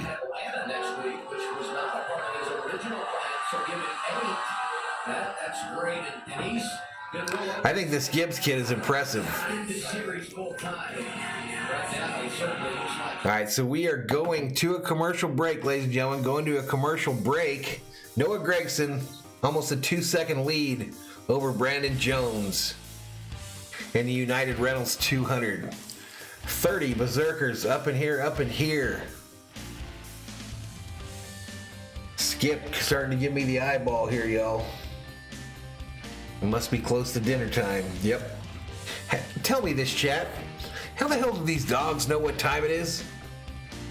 How do dogs know exactly what time it is? I'm not talking about they know like when it's close, like an hour. But man, they know like to the minute. They know that they're supposed to be fed at 4:30, and that's when he comes around and gives me the eyeball. Viking Jerome says if the Vikings want to win champions, you got to take chances. I don't know if that's... I get taking chances, but I don't think an obvious, unclear situation is the kind of chance you take. I think a chance is the guy ran a 4.6 at the combine, and you wanted him to run 4.4, so you decided to take a chance on him. But 22 allegations... 22. Len says, I keep hearing the Seahawks mentioned when it comes to Deshaun. I keep hearing the Steelers because they literally live that life, you know what I mean? Roethlisberger always had those rumors of issues in the past and had to deal with them. So they've dealt with them before. I don't know, man. I'll tell you this, I do think Deshaun Watson was a hell of a quarterback, before all this went down. And if any of this did not go down and they were talking about picking him up, then I would be like, hell yeah, let's go get him in here. But I don't know, chat. I just don't know.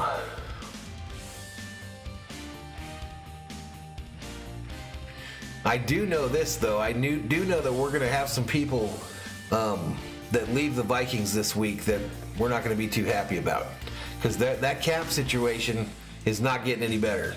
And apparently Cousins hasn't even signed an extension. So Cousins is going to hold their feet to the fire as far as an extension is concerned.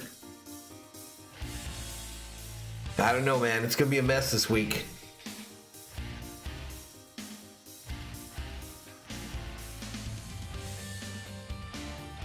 All right, let's get back to it.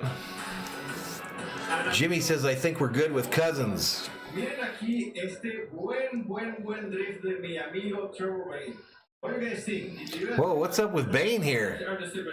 Bain out here sliding this thing through the turns. Trevor Bain got a little loose is what it looked like to me. A little loose, he pushed a little bit too hard, he got a little wide, he got into the little dirty area of the track, but he's still on track, man. He's all the way from the back, almost in the top 5. Honestly, he's on a mission right now. I'm paying close attention to racing. You know, we get you on race side. You do a good job of Jamie Mack when you come in on Tuesdays. Now you're in the booth. 55 to go here. 55 to go in the United Rentals 200 from Phoenix. Gregson now with a 2.23 second lead over Jones and Barry. So Barry has moved up into third. I'm just trying to learn from you, man. Your top 10 is Gregson, Jones, Barry, Algier, Nemechek, Bain, Gibbs, Allmendinger, Hemrick, Cassell.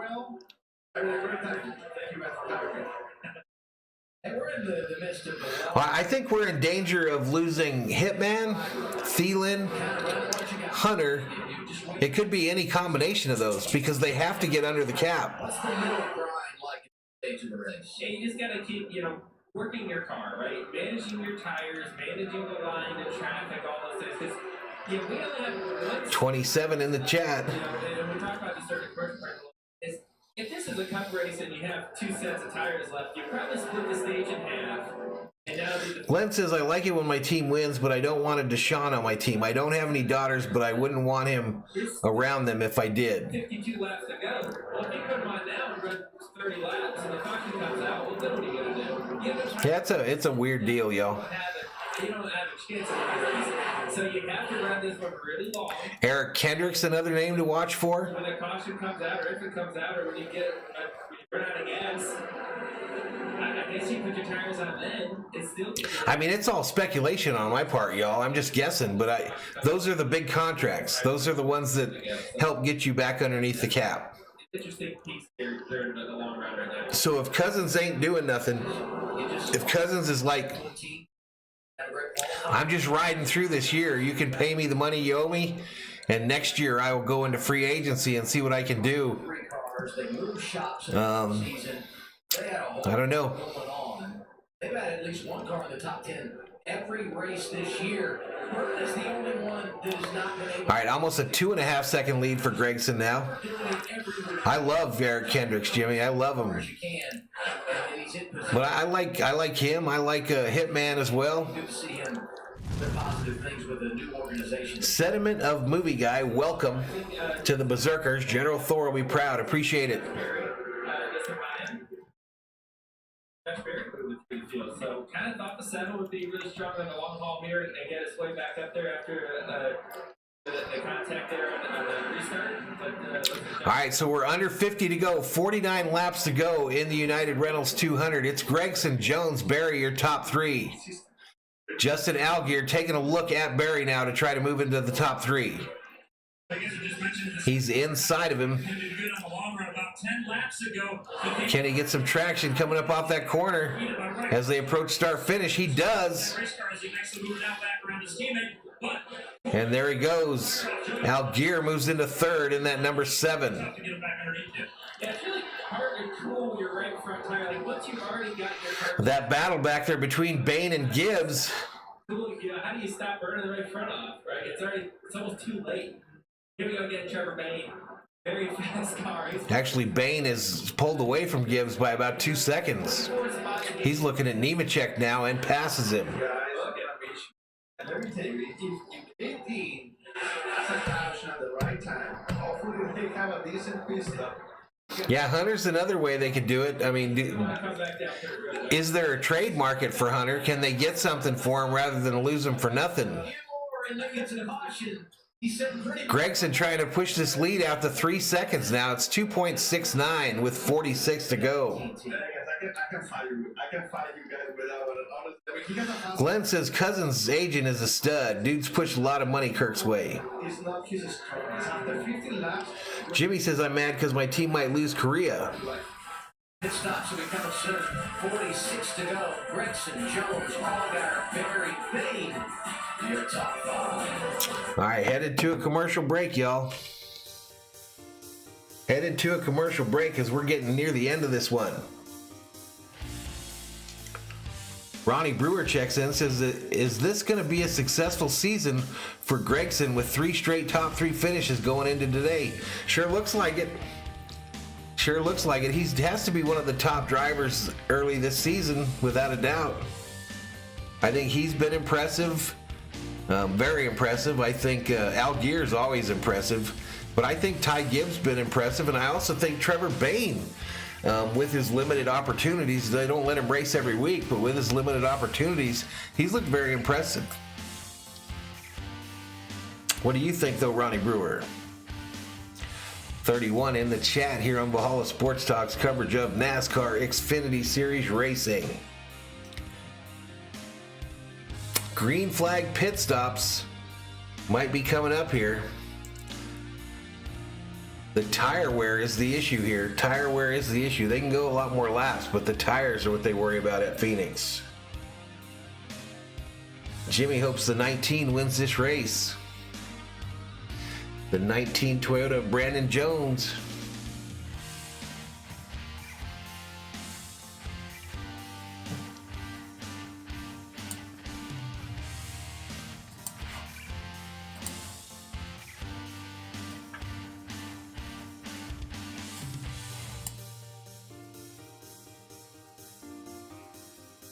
Glenn's wondering if Gregson will get an offer to move up to Cup next year. He would have to be one up there. Hasn't Algier been given a chance before and just has never got picked up by anybody? Gregson rolling under those Bass Pro Shops sponsorships, so I don't know. There's a lot of Bass Pro. They're already doing a lot in Cup. Watch where the sponsors are at, y'all. That's what seems to be what decides when these kids move up nowadays. Who's got a sponsor that's looking to move up to Cup?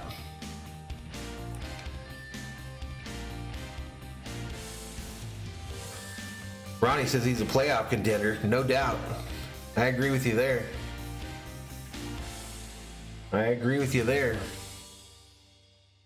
He's running away with this one at this point.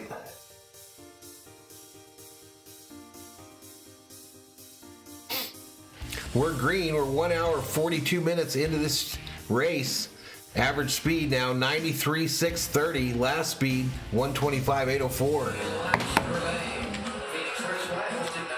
Xfinity Series as these drivers wrap up the West Coast swing. That week from today, we'll be racing. All right, 40 to go, and Gregson has almost a 3-second lead over Jones and Algier. He's led 92 laps. In fact, this is the 5th time. Bain up to 5th, Berry in 4th. 75 laps in a race. That's the good news. Back. Gibbs seems to have stalled in 7th there. He's now behind Nemechek. He is 4. He hopes to close the deal today. And after what he fought last week, finishing 2nd at his home track when he was so close, you know this is really important for him to close the deal. Yeah, I'd say the 9 has a win due to them at this point. Finishing in the top 3 weeks in a row, leading a bunch of laps. Sentiment Movie Guy says Gregson is racing in Cup this season, so limited schedule. Who's he racing for?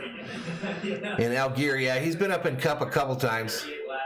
The 38, man, that 38, the young kid out of Wisconsin with his first race, he takes the car behind pit road. Did a really good job. Bummer deal. Austin Hill makes a pit stop, 38 to go. Bummer deal. I was rooting for him. He raced online. This was his first race in Xfinity. Well within the window, right? I mean, that's no problem. And he had a hell of a qualifying lap today. 35 to go is when we start the C team. But 34 in the chat as we're getting near the end of this. 37 to go in the United Rentals 200 from Phoenix Raceway. Again, we'll be back tomorrow to do the Cup race.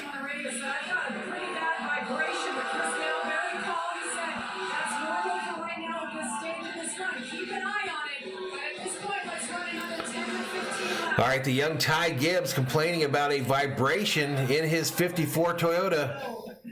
You think it'll cycle through. The problem is if you pit and the caution comes out, then you're a couple laps down and probably out of the game. All right, we got cars coming down pit road now.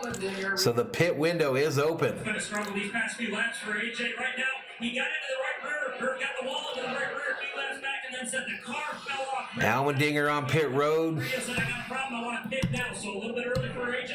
Might drag the rest of them down pit road here. Gregson lead is now 2.72 seconds with 35 to go. To make sure you don't have a rescue. These are such a difficult people. Oh, he's going to be in the 16? Nice. Number 2, long, very long period with a huge corner, which means, we don't have speed overreaction on this car, so we can run X amount of RPM on the straightaway. Obviously, in the corner, we can speed up to maintain that speed, but how much? What do you guys think of Suarez in the booth? The key question. Get back to you. I think he's doing good. That's ultimately why he finally hit pit road. Told his crew, I am in trouble here. All right, here we go. More cars to pit road. The Barry car, the Algier car is in. This 8 car, Josh Berry, that car is good right now. He is Jones headed to pit road. right now. And the 19 car, Brandon Jones, biggest issue for him, drive off with that race car. That means when he goes to put the gas pedal down, he can't get the rear tires to hook up. All right, here we go. We expect Gregson will bring it to pit road this time by. 3 laps to go. Noah Gregson continues on track, and everybody coming in is cycled. Nemechek to 2nd. Gibbs is 3rd, and it looks like Trevor Bain is making a pit stop, Jamie. Gregson stays out. Bain, service finished on Bain's number 18 car. The 45 comes to his pit stop with a flat right front tire. The 45 tire problem was able to get to pit road. if he didn't get it. All right, here we go. Gregson to pit road, the leader to pit road. And here comes the race leader. Noah Gregson giving up the top spot. He'll pit with 30. So next week he'll be in the 16. Interesting. Down here to 26. John Hunter Nemechek again. Who's his sponsor and cup sediment of a movie guy? Do you know? I know they all have a bunch of them now, but. Jamie. All right, Gibbs brings his car down pit road as well.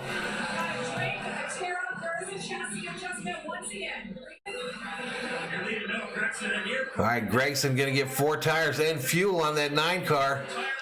One lap ago, he finally got on the radio and said, I think my right front's falling off pretty bad here. Chief Clever immediately said, pit now, pit this time. All right, there they go. 9 off pit road. Let's see how they cycle out with 33 to go. Just start pitting. Your hand's pretty much forced. You know, you want to stay out there as long as you can, but the 11, I think, has a penalty here. I think it was the 7 of Justin Allgaier who ran over equipment. Oh, Allgaier going to get penalized here. Difficult to overcome at this stage of the race. Allgaier going to get penalized, probably a stop and go penalty or a drive-through. Well, you see Landon Castle, a good day here for him so far. Been fighting a little bit tight with that race car all day long. Nonetheless, been very, very good overall. And the 11 Andrew Hunter 36 in the house. front has been shattered. They've been struggling with that just a little bit. So the only cars that are yet to make a pit stop, Ryan Sieg, who leads. Ryan Ellis is second. Alex LeBay. All right, so Sieg has yet to pit. Make another stop. Labby is yet to pit. Will come very soon. Brandon Jones. In fact, man, Sieg. Let's see how it cycles out. Yeah, fuel in that look, he's working that, just getting down pit road speed there, maybe.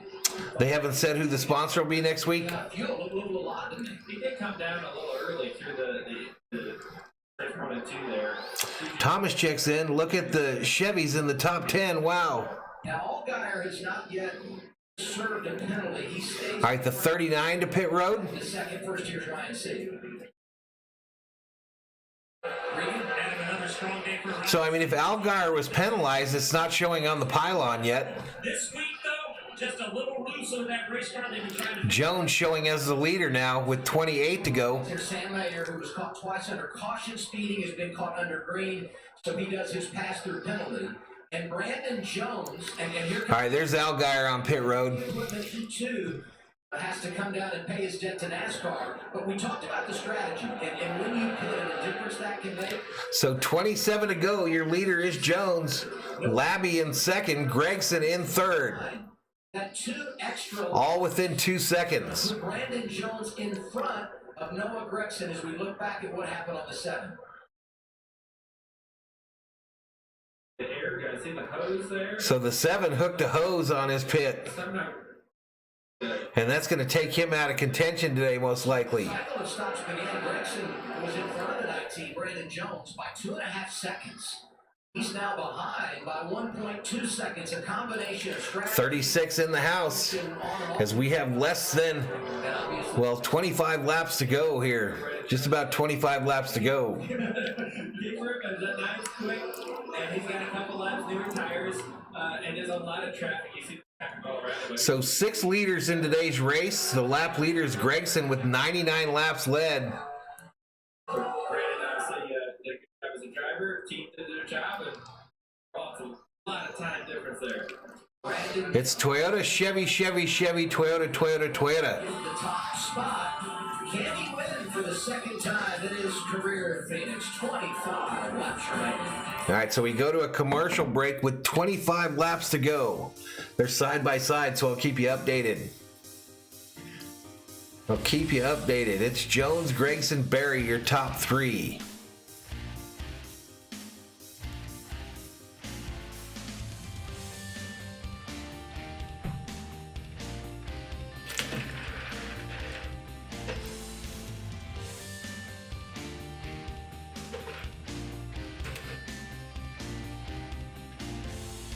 All right, Jones running up on lap traffic here.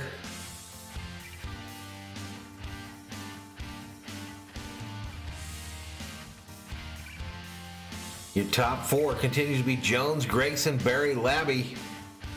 Bain moves into the top 4. Gibbs sitting in 7th now. Allmendinger 8th. Algier 10th is what they just showed him. But I think that has to cycle through yet. Thomas Prince says, whoever does your web design does a great job. Hats off. Appreciate it.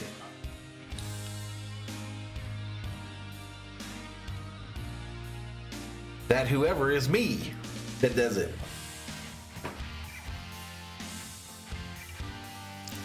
$22 to go, still in a commercial, side by side on Fox Sports 1. Gregson has the lead down to less than a second now as he sets his sights on Jones.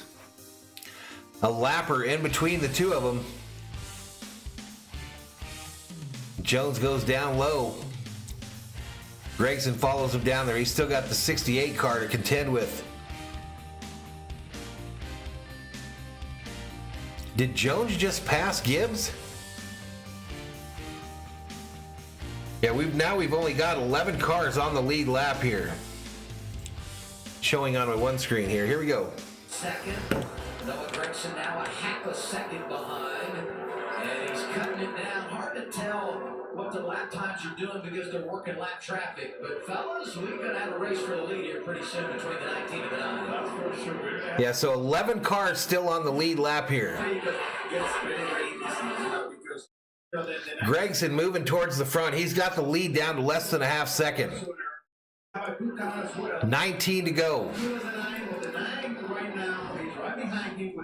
Appreciate it, Thomas Prince.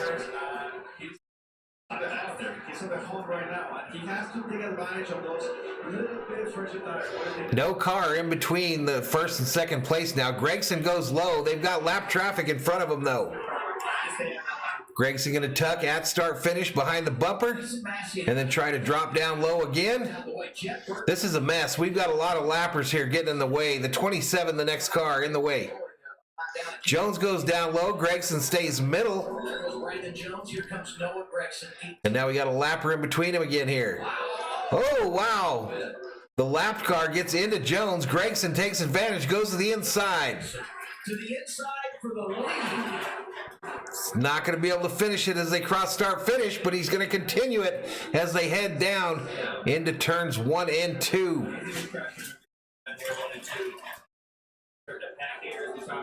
Right on the bumper of that 19 is Gregson. These lappers continue to be a problem in Phoenix.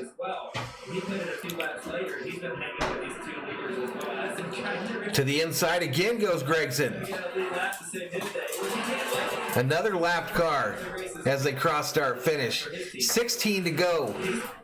16 to go in United Rentals 200.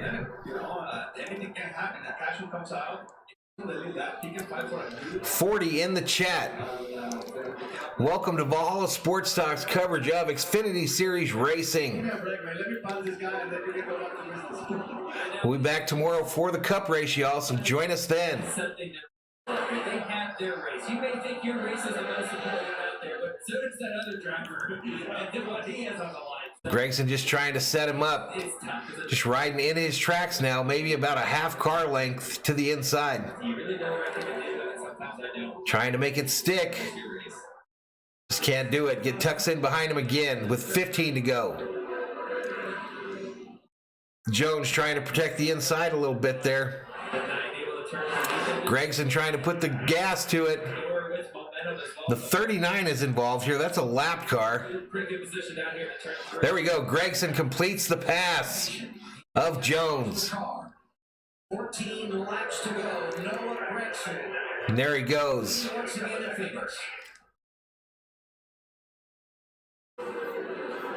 14 laps to go. Gregson, Bass Pro Shops, Black Rifle Coffee. Chevrolet to the lead. He's going to go after Noah. You know it's going to happen to see if he can get by him as well. And why wouldn't he? How about the fact the final stage has gone caution-free? And last year we had 13 cautions in the final stage when you combine the spring race. 13 to go now. It's a half-second lead now for Gregson over Jones. Barry in third, almost 4 seconds back. Bain has moved up to 4th. Nemechek 5th. Gibbs has that Toyota up in 6th.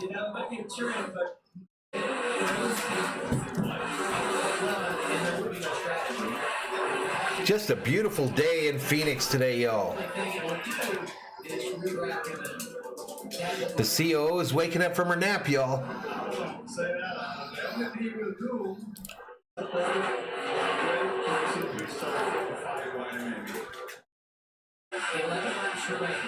.49, that's our high for today in the chat as we are in the final laps of this race. 11 to go from Phoenix Raceway.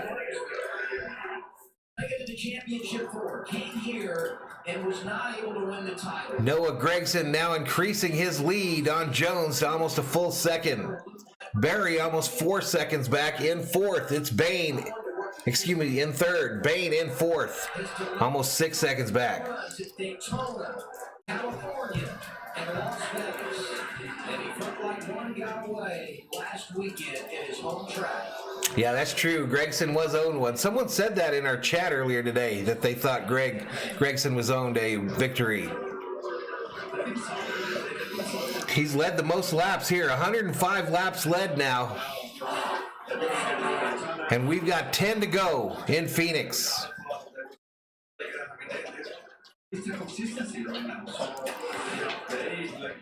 10 to go. If you're at this race, you're looking forward, based on experience, to about a 2-hour exit from the track. It takes forever to get out of there. One road in. He started this run. Algier has managed to get his car up to 8th spot here, and he's mowing people down. He's going to be thinking about this for a while. Yeah, Algar penalized on green flag pit stops for running over his own equipment, his tire changing gun. But 50 even in the chat, 8 laps to go. An incredible day. I was actually paying attention today. Gregson over a second lead now over Jones. Gregson just praying no caution comes out at Phoenix. Trevor Bain currently in 4th. He started this race on the pole. After some difficulty in the pre-race, he managed to start the race on the pole. In a long time, and you're doing it on a part-time basis with limited practice, and you have 7 to go. Despite adversities, what more can you ask for? You know. Ever pee my pants trying to leave the track, Thomas? No. I remember a couple times where it was really bad, though. I won't lie. But it's all farmland as you leave the track, so you can just pull over and take a leak. But there's like one bridge that you have to go over to get out of there, and that's what bottlenecks everything. And it's a long route. It's not very far distance wise, but it's just everybody's stacked up. And if you are in like regular parking, like the general admission parking, that's the worst, trying to get out of there. I usually pay a little more to get good parking, or we park at a farmer's field just over the bridge coming out of the track, and then it's easier. You just make a right turn and you're on the road. But coming out of the parking lot, that's a nightmare. But 4 to go from Phoenix Raceway. NASCAR Xfinity Series Racing here in Valhalla Sports Talk. The United Rentals 200 will be here tomorrow for the Cup race, so please join us if you had good time today. Hit that subscribe button if you're new. Just 4 to go here. Gregson now with a 2-second lead over Jones. I think he's just kind of keeping it at that 2-second marker. No caution, exactly. That over half the laps today. All right, so I'm going to go to the main screen for the end of this race here, y'all. 3 laps to go on my TV here. I think the graphic there is telling you about a lap prior. So he knows will not get another restart. All right, so 2 to go. 2 to go. It's 2.5-second lead over Jones now. Barry in third, Bain in fourth, Nemechek in fifth. You see the white flag waving. You see it right now. Right now, he's thinking, okay, boys. All right, white flag in the air. 1 lap to go. Sponsored by Credit One Bank.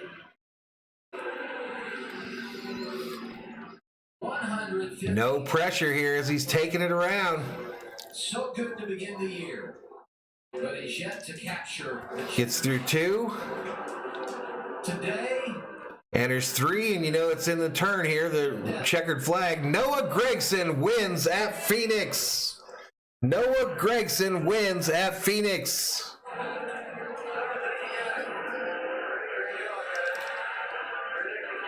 Gregson, Jones, Barry, Bain in fourth, Hunter Nemechek fifth, Ty Gibbs sixth, AJ Allmendinger seventh, Hemrick eighth, London Castle ninth, Justin Algier finishes 10th. First 4 races in the top 3. Hey, the last time Luke Lambert won a race. 57 in the chat. 17th with Ryan Newman. No way, I remember that race too. Here we go. It might be donut time in Phoenix. And the last driver to start the season with 4 straight top 3s, Elliott Sadler, 2012. Guess who his crew chief was? Luke Lambert. Guess where he won? Way to go, says Thomas Prince. Wow. For Gregson, career win number 6. And when you factor in what he did late last year and early this season, it has been so impressive. And another stellar day for Junior Motorsports. 3 of their cars inside the top 10. And we need to be strong here. Junior Motorsports has always been strong at Phoenix for whatever reason. They've always had cars. So a big win for Gregson. His crew chief headed out to greet him. From that, Noah Gregson fast up there. Josh Berry. Pretty good race today, I thought. He had his car today. They all had quick cars. Here's what's scary about him when you upcoming schedule. Ronnie says it's a third, second, and first in the first 4 races. Yeah, hell of a start. Hell of a start to a season, no doubt. He's about to try to whip a Yui here. He wants badly to do a donut here. He's not sure how to do it on the banking, though, I don't think.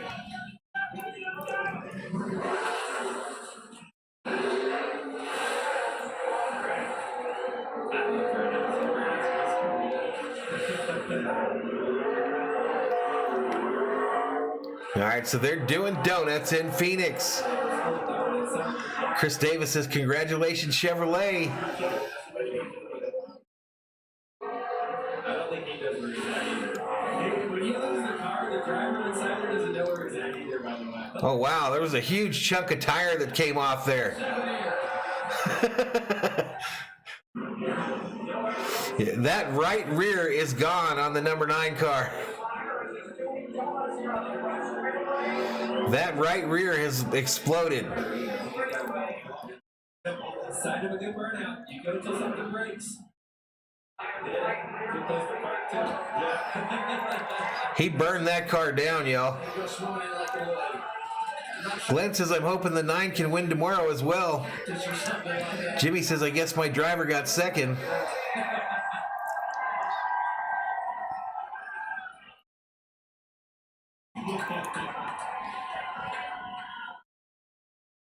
Fans love him, and now you know why. It's going to take some effort to get that car into victory lane, into Gatorade victory lane. They might have to put it on a hauler or something. There's literally a big piece of tire on fire on the track. That's a burnout, y'all. That is a burnout. A big chunk of his tire fully engulfed in flame on the track. And now we're going to climb the fence. Jimmy wants number 12 tomorrow. Hey, Valhalla, holla to the AJ show for that 99-cent super chat, super sticker. What's up, AJ? All right, they're climbing the fence in Phoenix now. This reminds me, one of the races I went to at Phoenix, I was at the old start finish line, and Carl Edwards won. and he came up into the crowd and he handed the checkered flag to the guy that was sitting right next to me. I mean, right next to me. Just handed him the checker flag. I definitely would be out on climbing the fence. I'm pretty sure this team celebrates pretty hard. Sure it'll win. And they come over to give. But appreciate that super sticker the AJ showed. Talks to the NASCAR official and points out who he would like to see get it in the grandstand, and that is awesome. I'm doing good, AJ. How you doing, man? I checked in on your stream and liked it earlier today. What a win. What a celebration, Regan. Doing good, man. Doing good. Little NASCAR stream today. We're going to do the same tomorrow for the Cup. Oh, what a celebration is correct, Adam. No, Gregson, never short for celebrations. You are a wonderful race today. That race car looked like it was All right, so interview with the winner. great start to the season. How does this one feel? It feels great to get the 50th anniversary Bass Pro Shop Camaro to victory lane, but most importantly, thank you all. I'm about 3 hours from the Phoenix Raceway, Jimmy. About 3 hours. Thanks for coming to Phoenix. I've seen Harvick win in person 4 times up there. Everybody who makes Harvick has 9 wins at that track. Johnny Morris, JP, D-Man, D-Man, you got a wedding coming up. I'm sorry, I think we're going to miss it, but love you, buddy. Caught the track on fire, which is awesome, but the pit crew executed great. He's been on a roll so far this year, all top 3 finishes, first 4 races. I can't thank everybody enough for all their hard work. So a top 3 finish in every race this year, including this win today.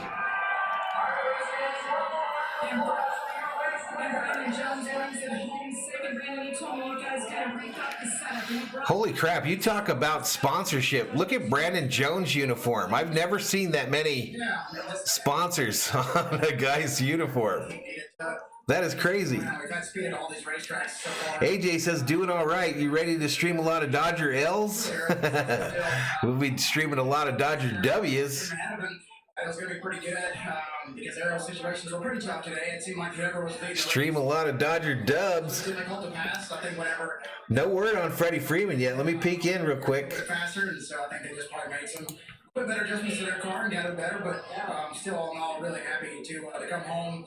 Second, got some really good stages too. So, gentlemen, Menards, thank those guys enough for being on board. And I think this is like I said, the right momentum we need to turn this still. Yeah, nothing new on the Freddie Freeman front. And when you look at the top 5, 2 junior motorsports cars there too. Who has a real shot at winning tomorrow? Quite a few cars. Sam Hunt Racing, John. Quite a few cars. Who brings it home 5th today. I think I would watch out for Kyle Busch tomorrow, of course, but you got quite a few guys. Logano always runs good at Phoenix. The new car is the thing though, y'all. The new car makes it, who knows?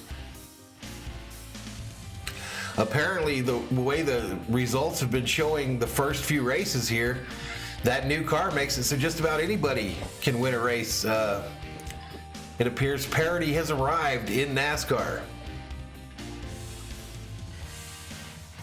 The AJ says, you hear about Amari Cooper. Yeah, Cooper basically traded to Cleveland for a number 5 pick, basically. They wanted him out of Dallas. He rubbed old Dak Prescott wrong, their high-paid quarterback. And Dallas said, okay, we'll let you leave. And Cleveland bid on that rather large contract. So, there he went. Jarvis Landry now told he can go look for a new home as well by Cleveland. Jarvis Landry's been told he can look for a trading partner.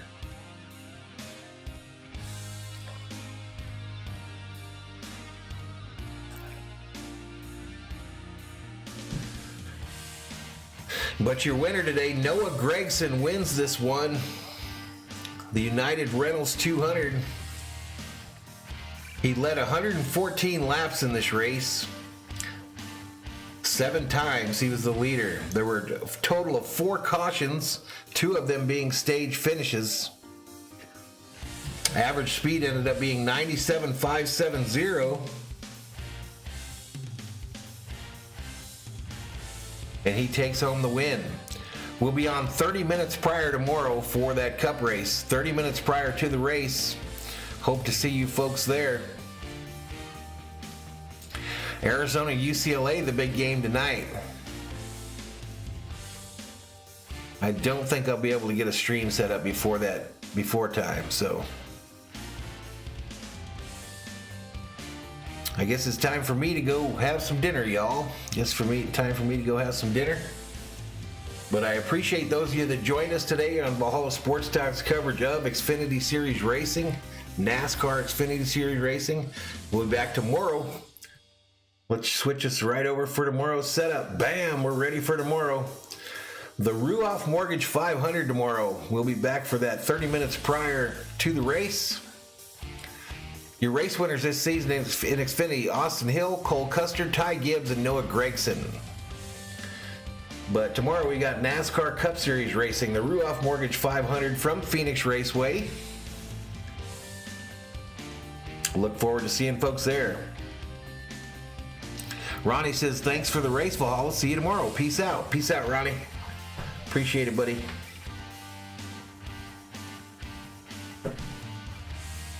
Glenn says, awesome stream, Jeff. It is dinner time. There you go. Meatballs and mashed potatoes. All right, but thanks to those of you that super chat, super sticker today. Thanks to those that watched. Thanks to the mod squad for helping me out today. We didn't have any trouble, so it was an easy one. But you guys have a great rest of your Saturday. Have a good Saturday night, and we will see you in the next stream. Valhalla Sports Talk is off the air.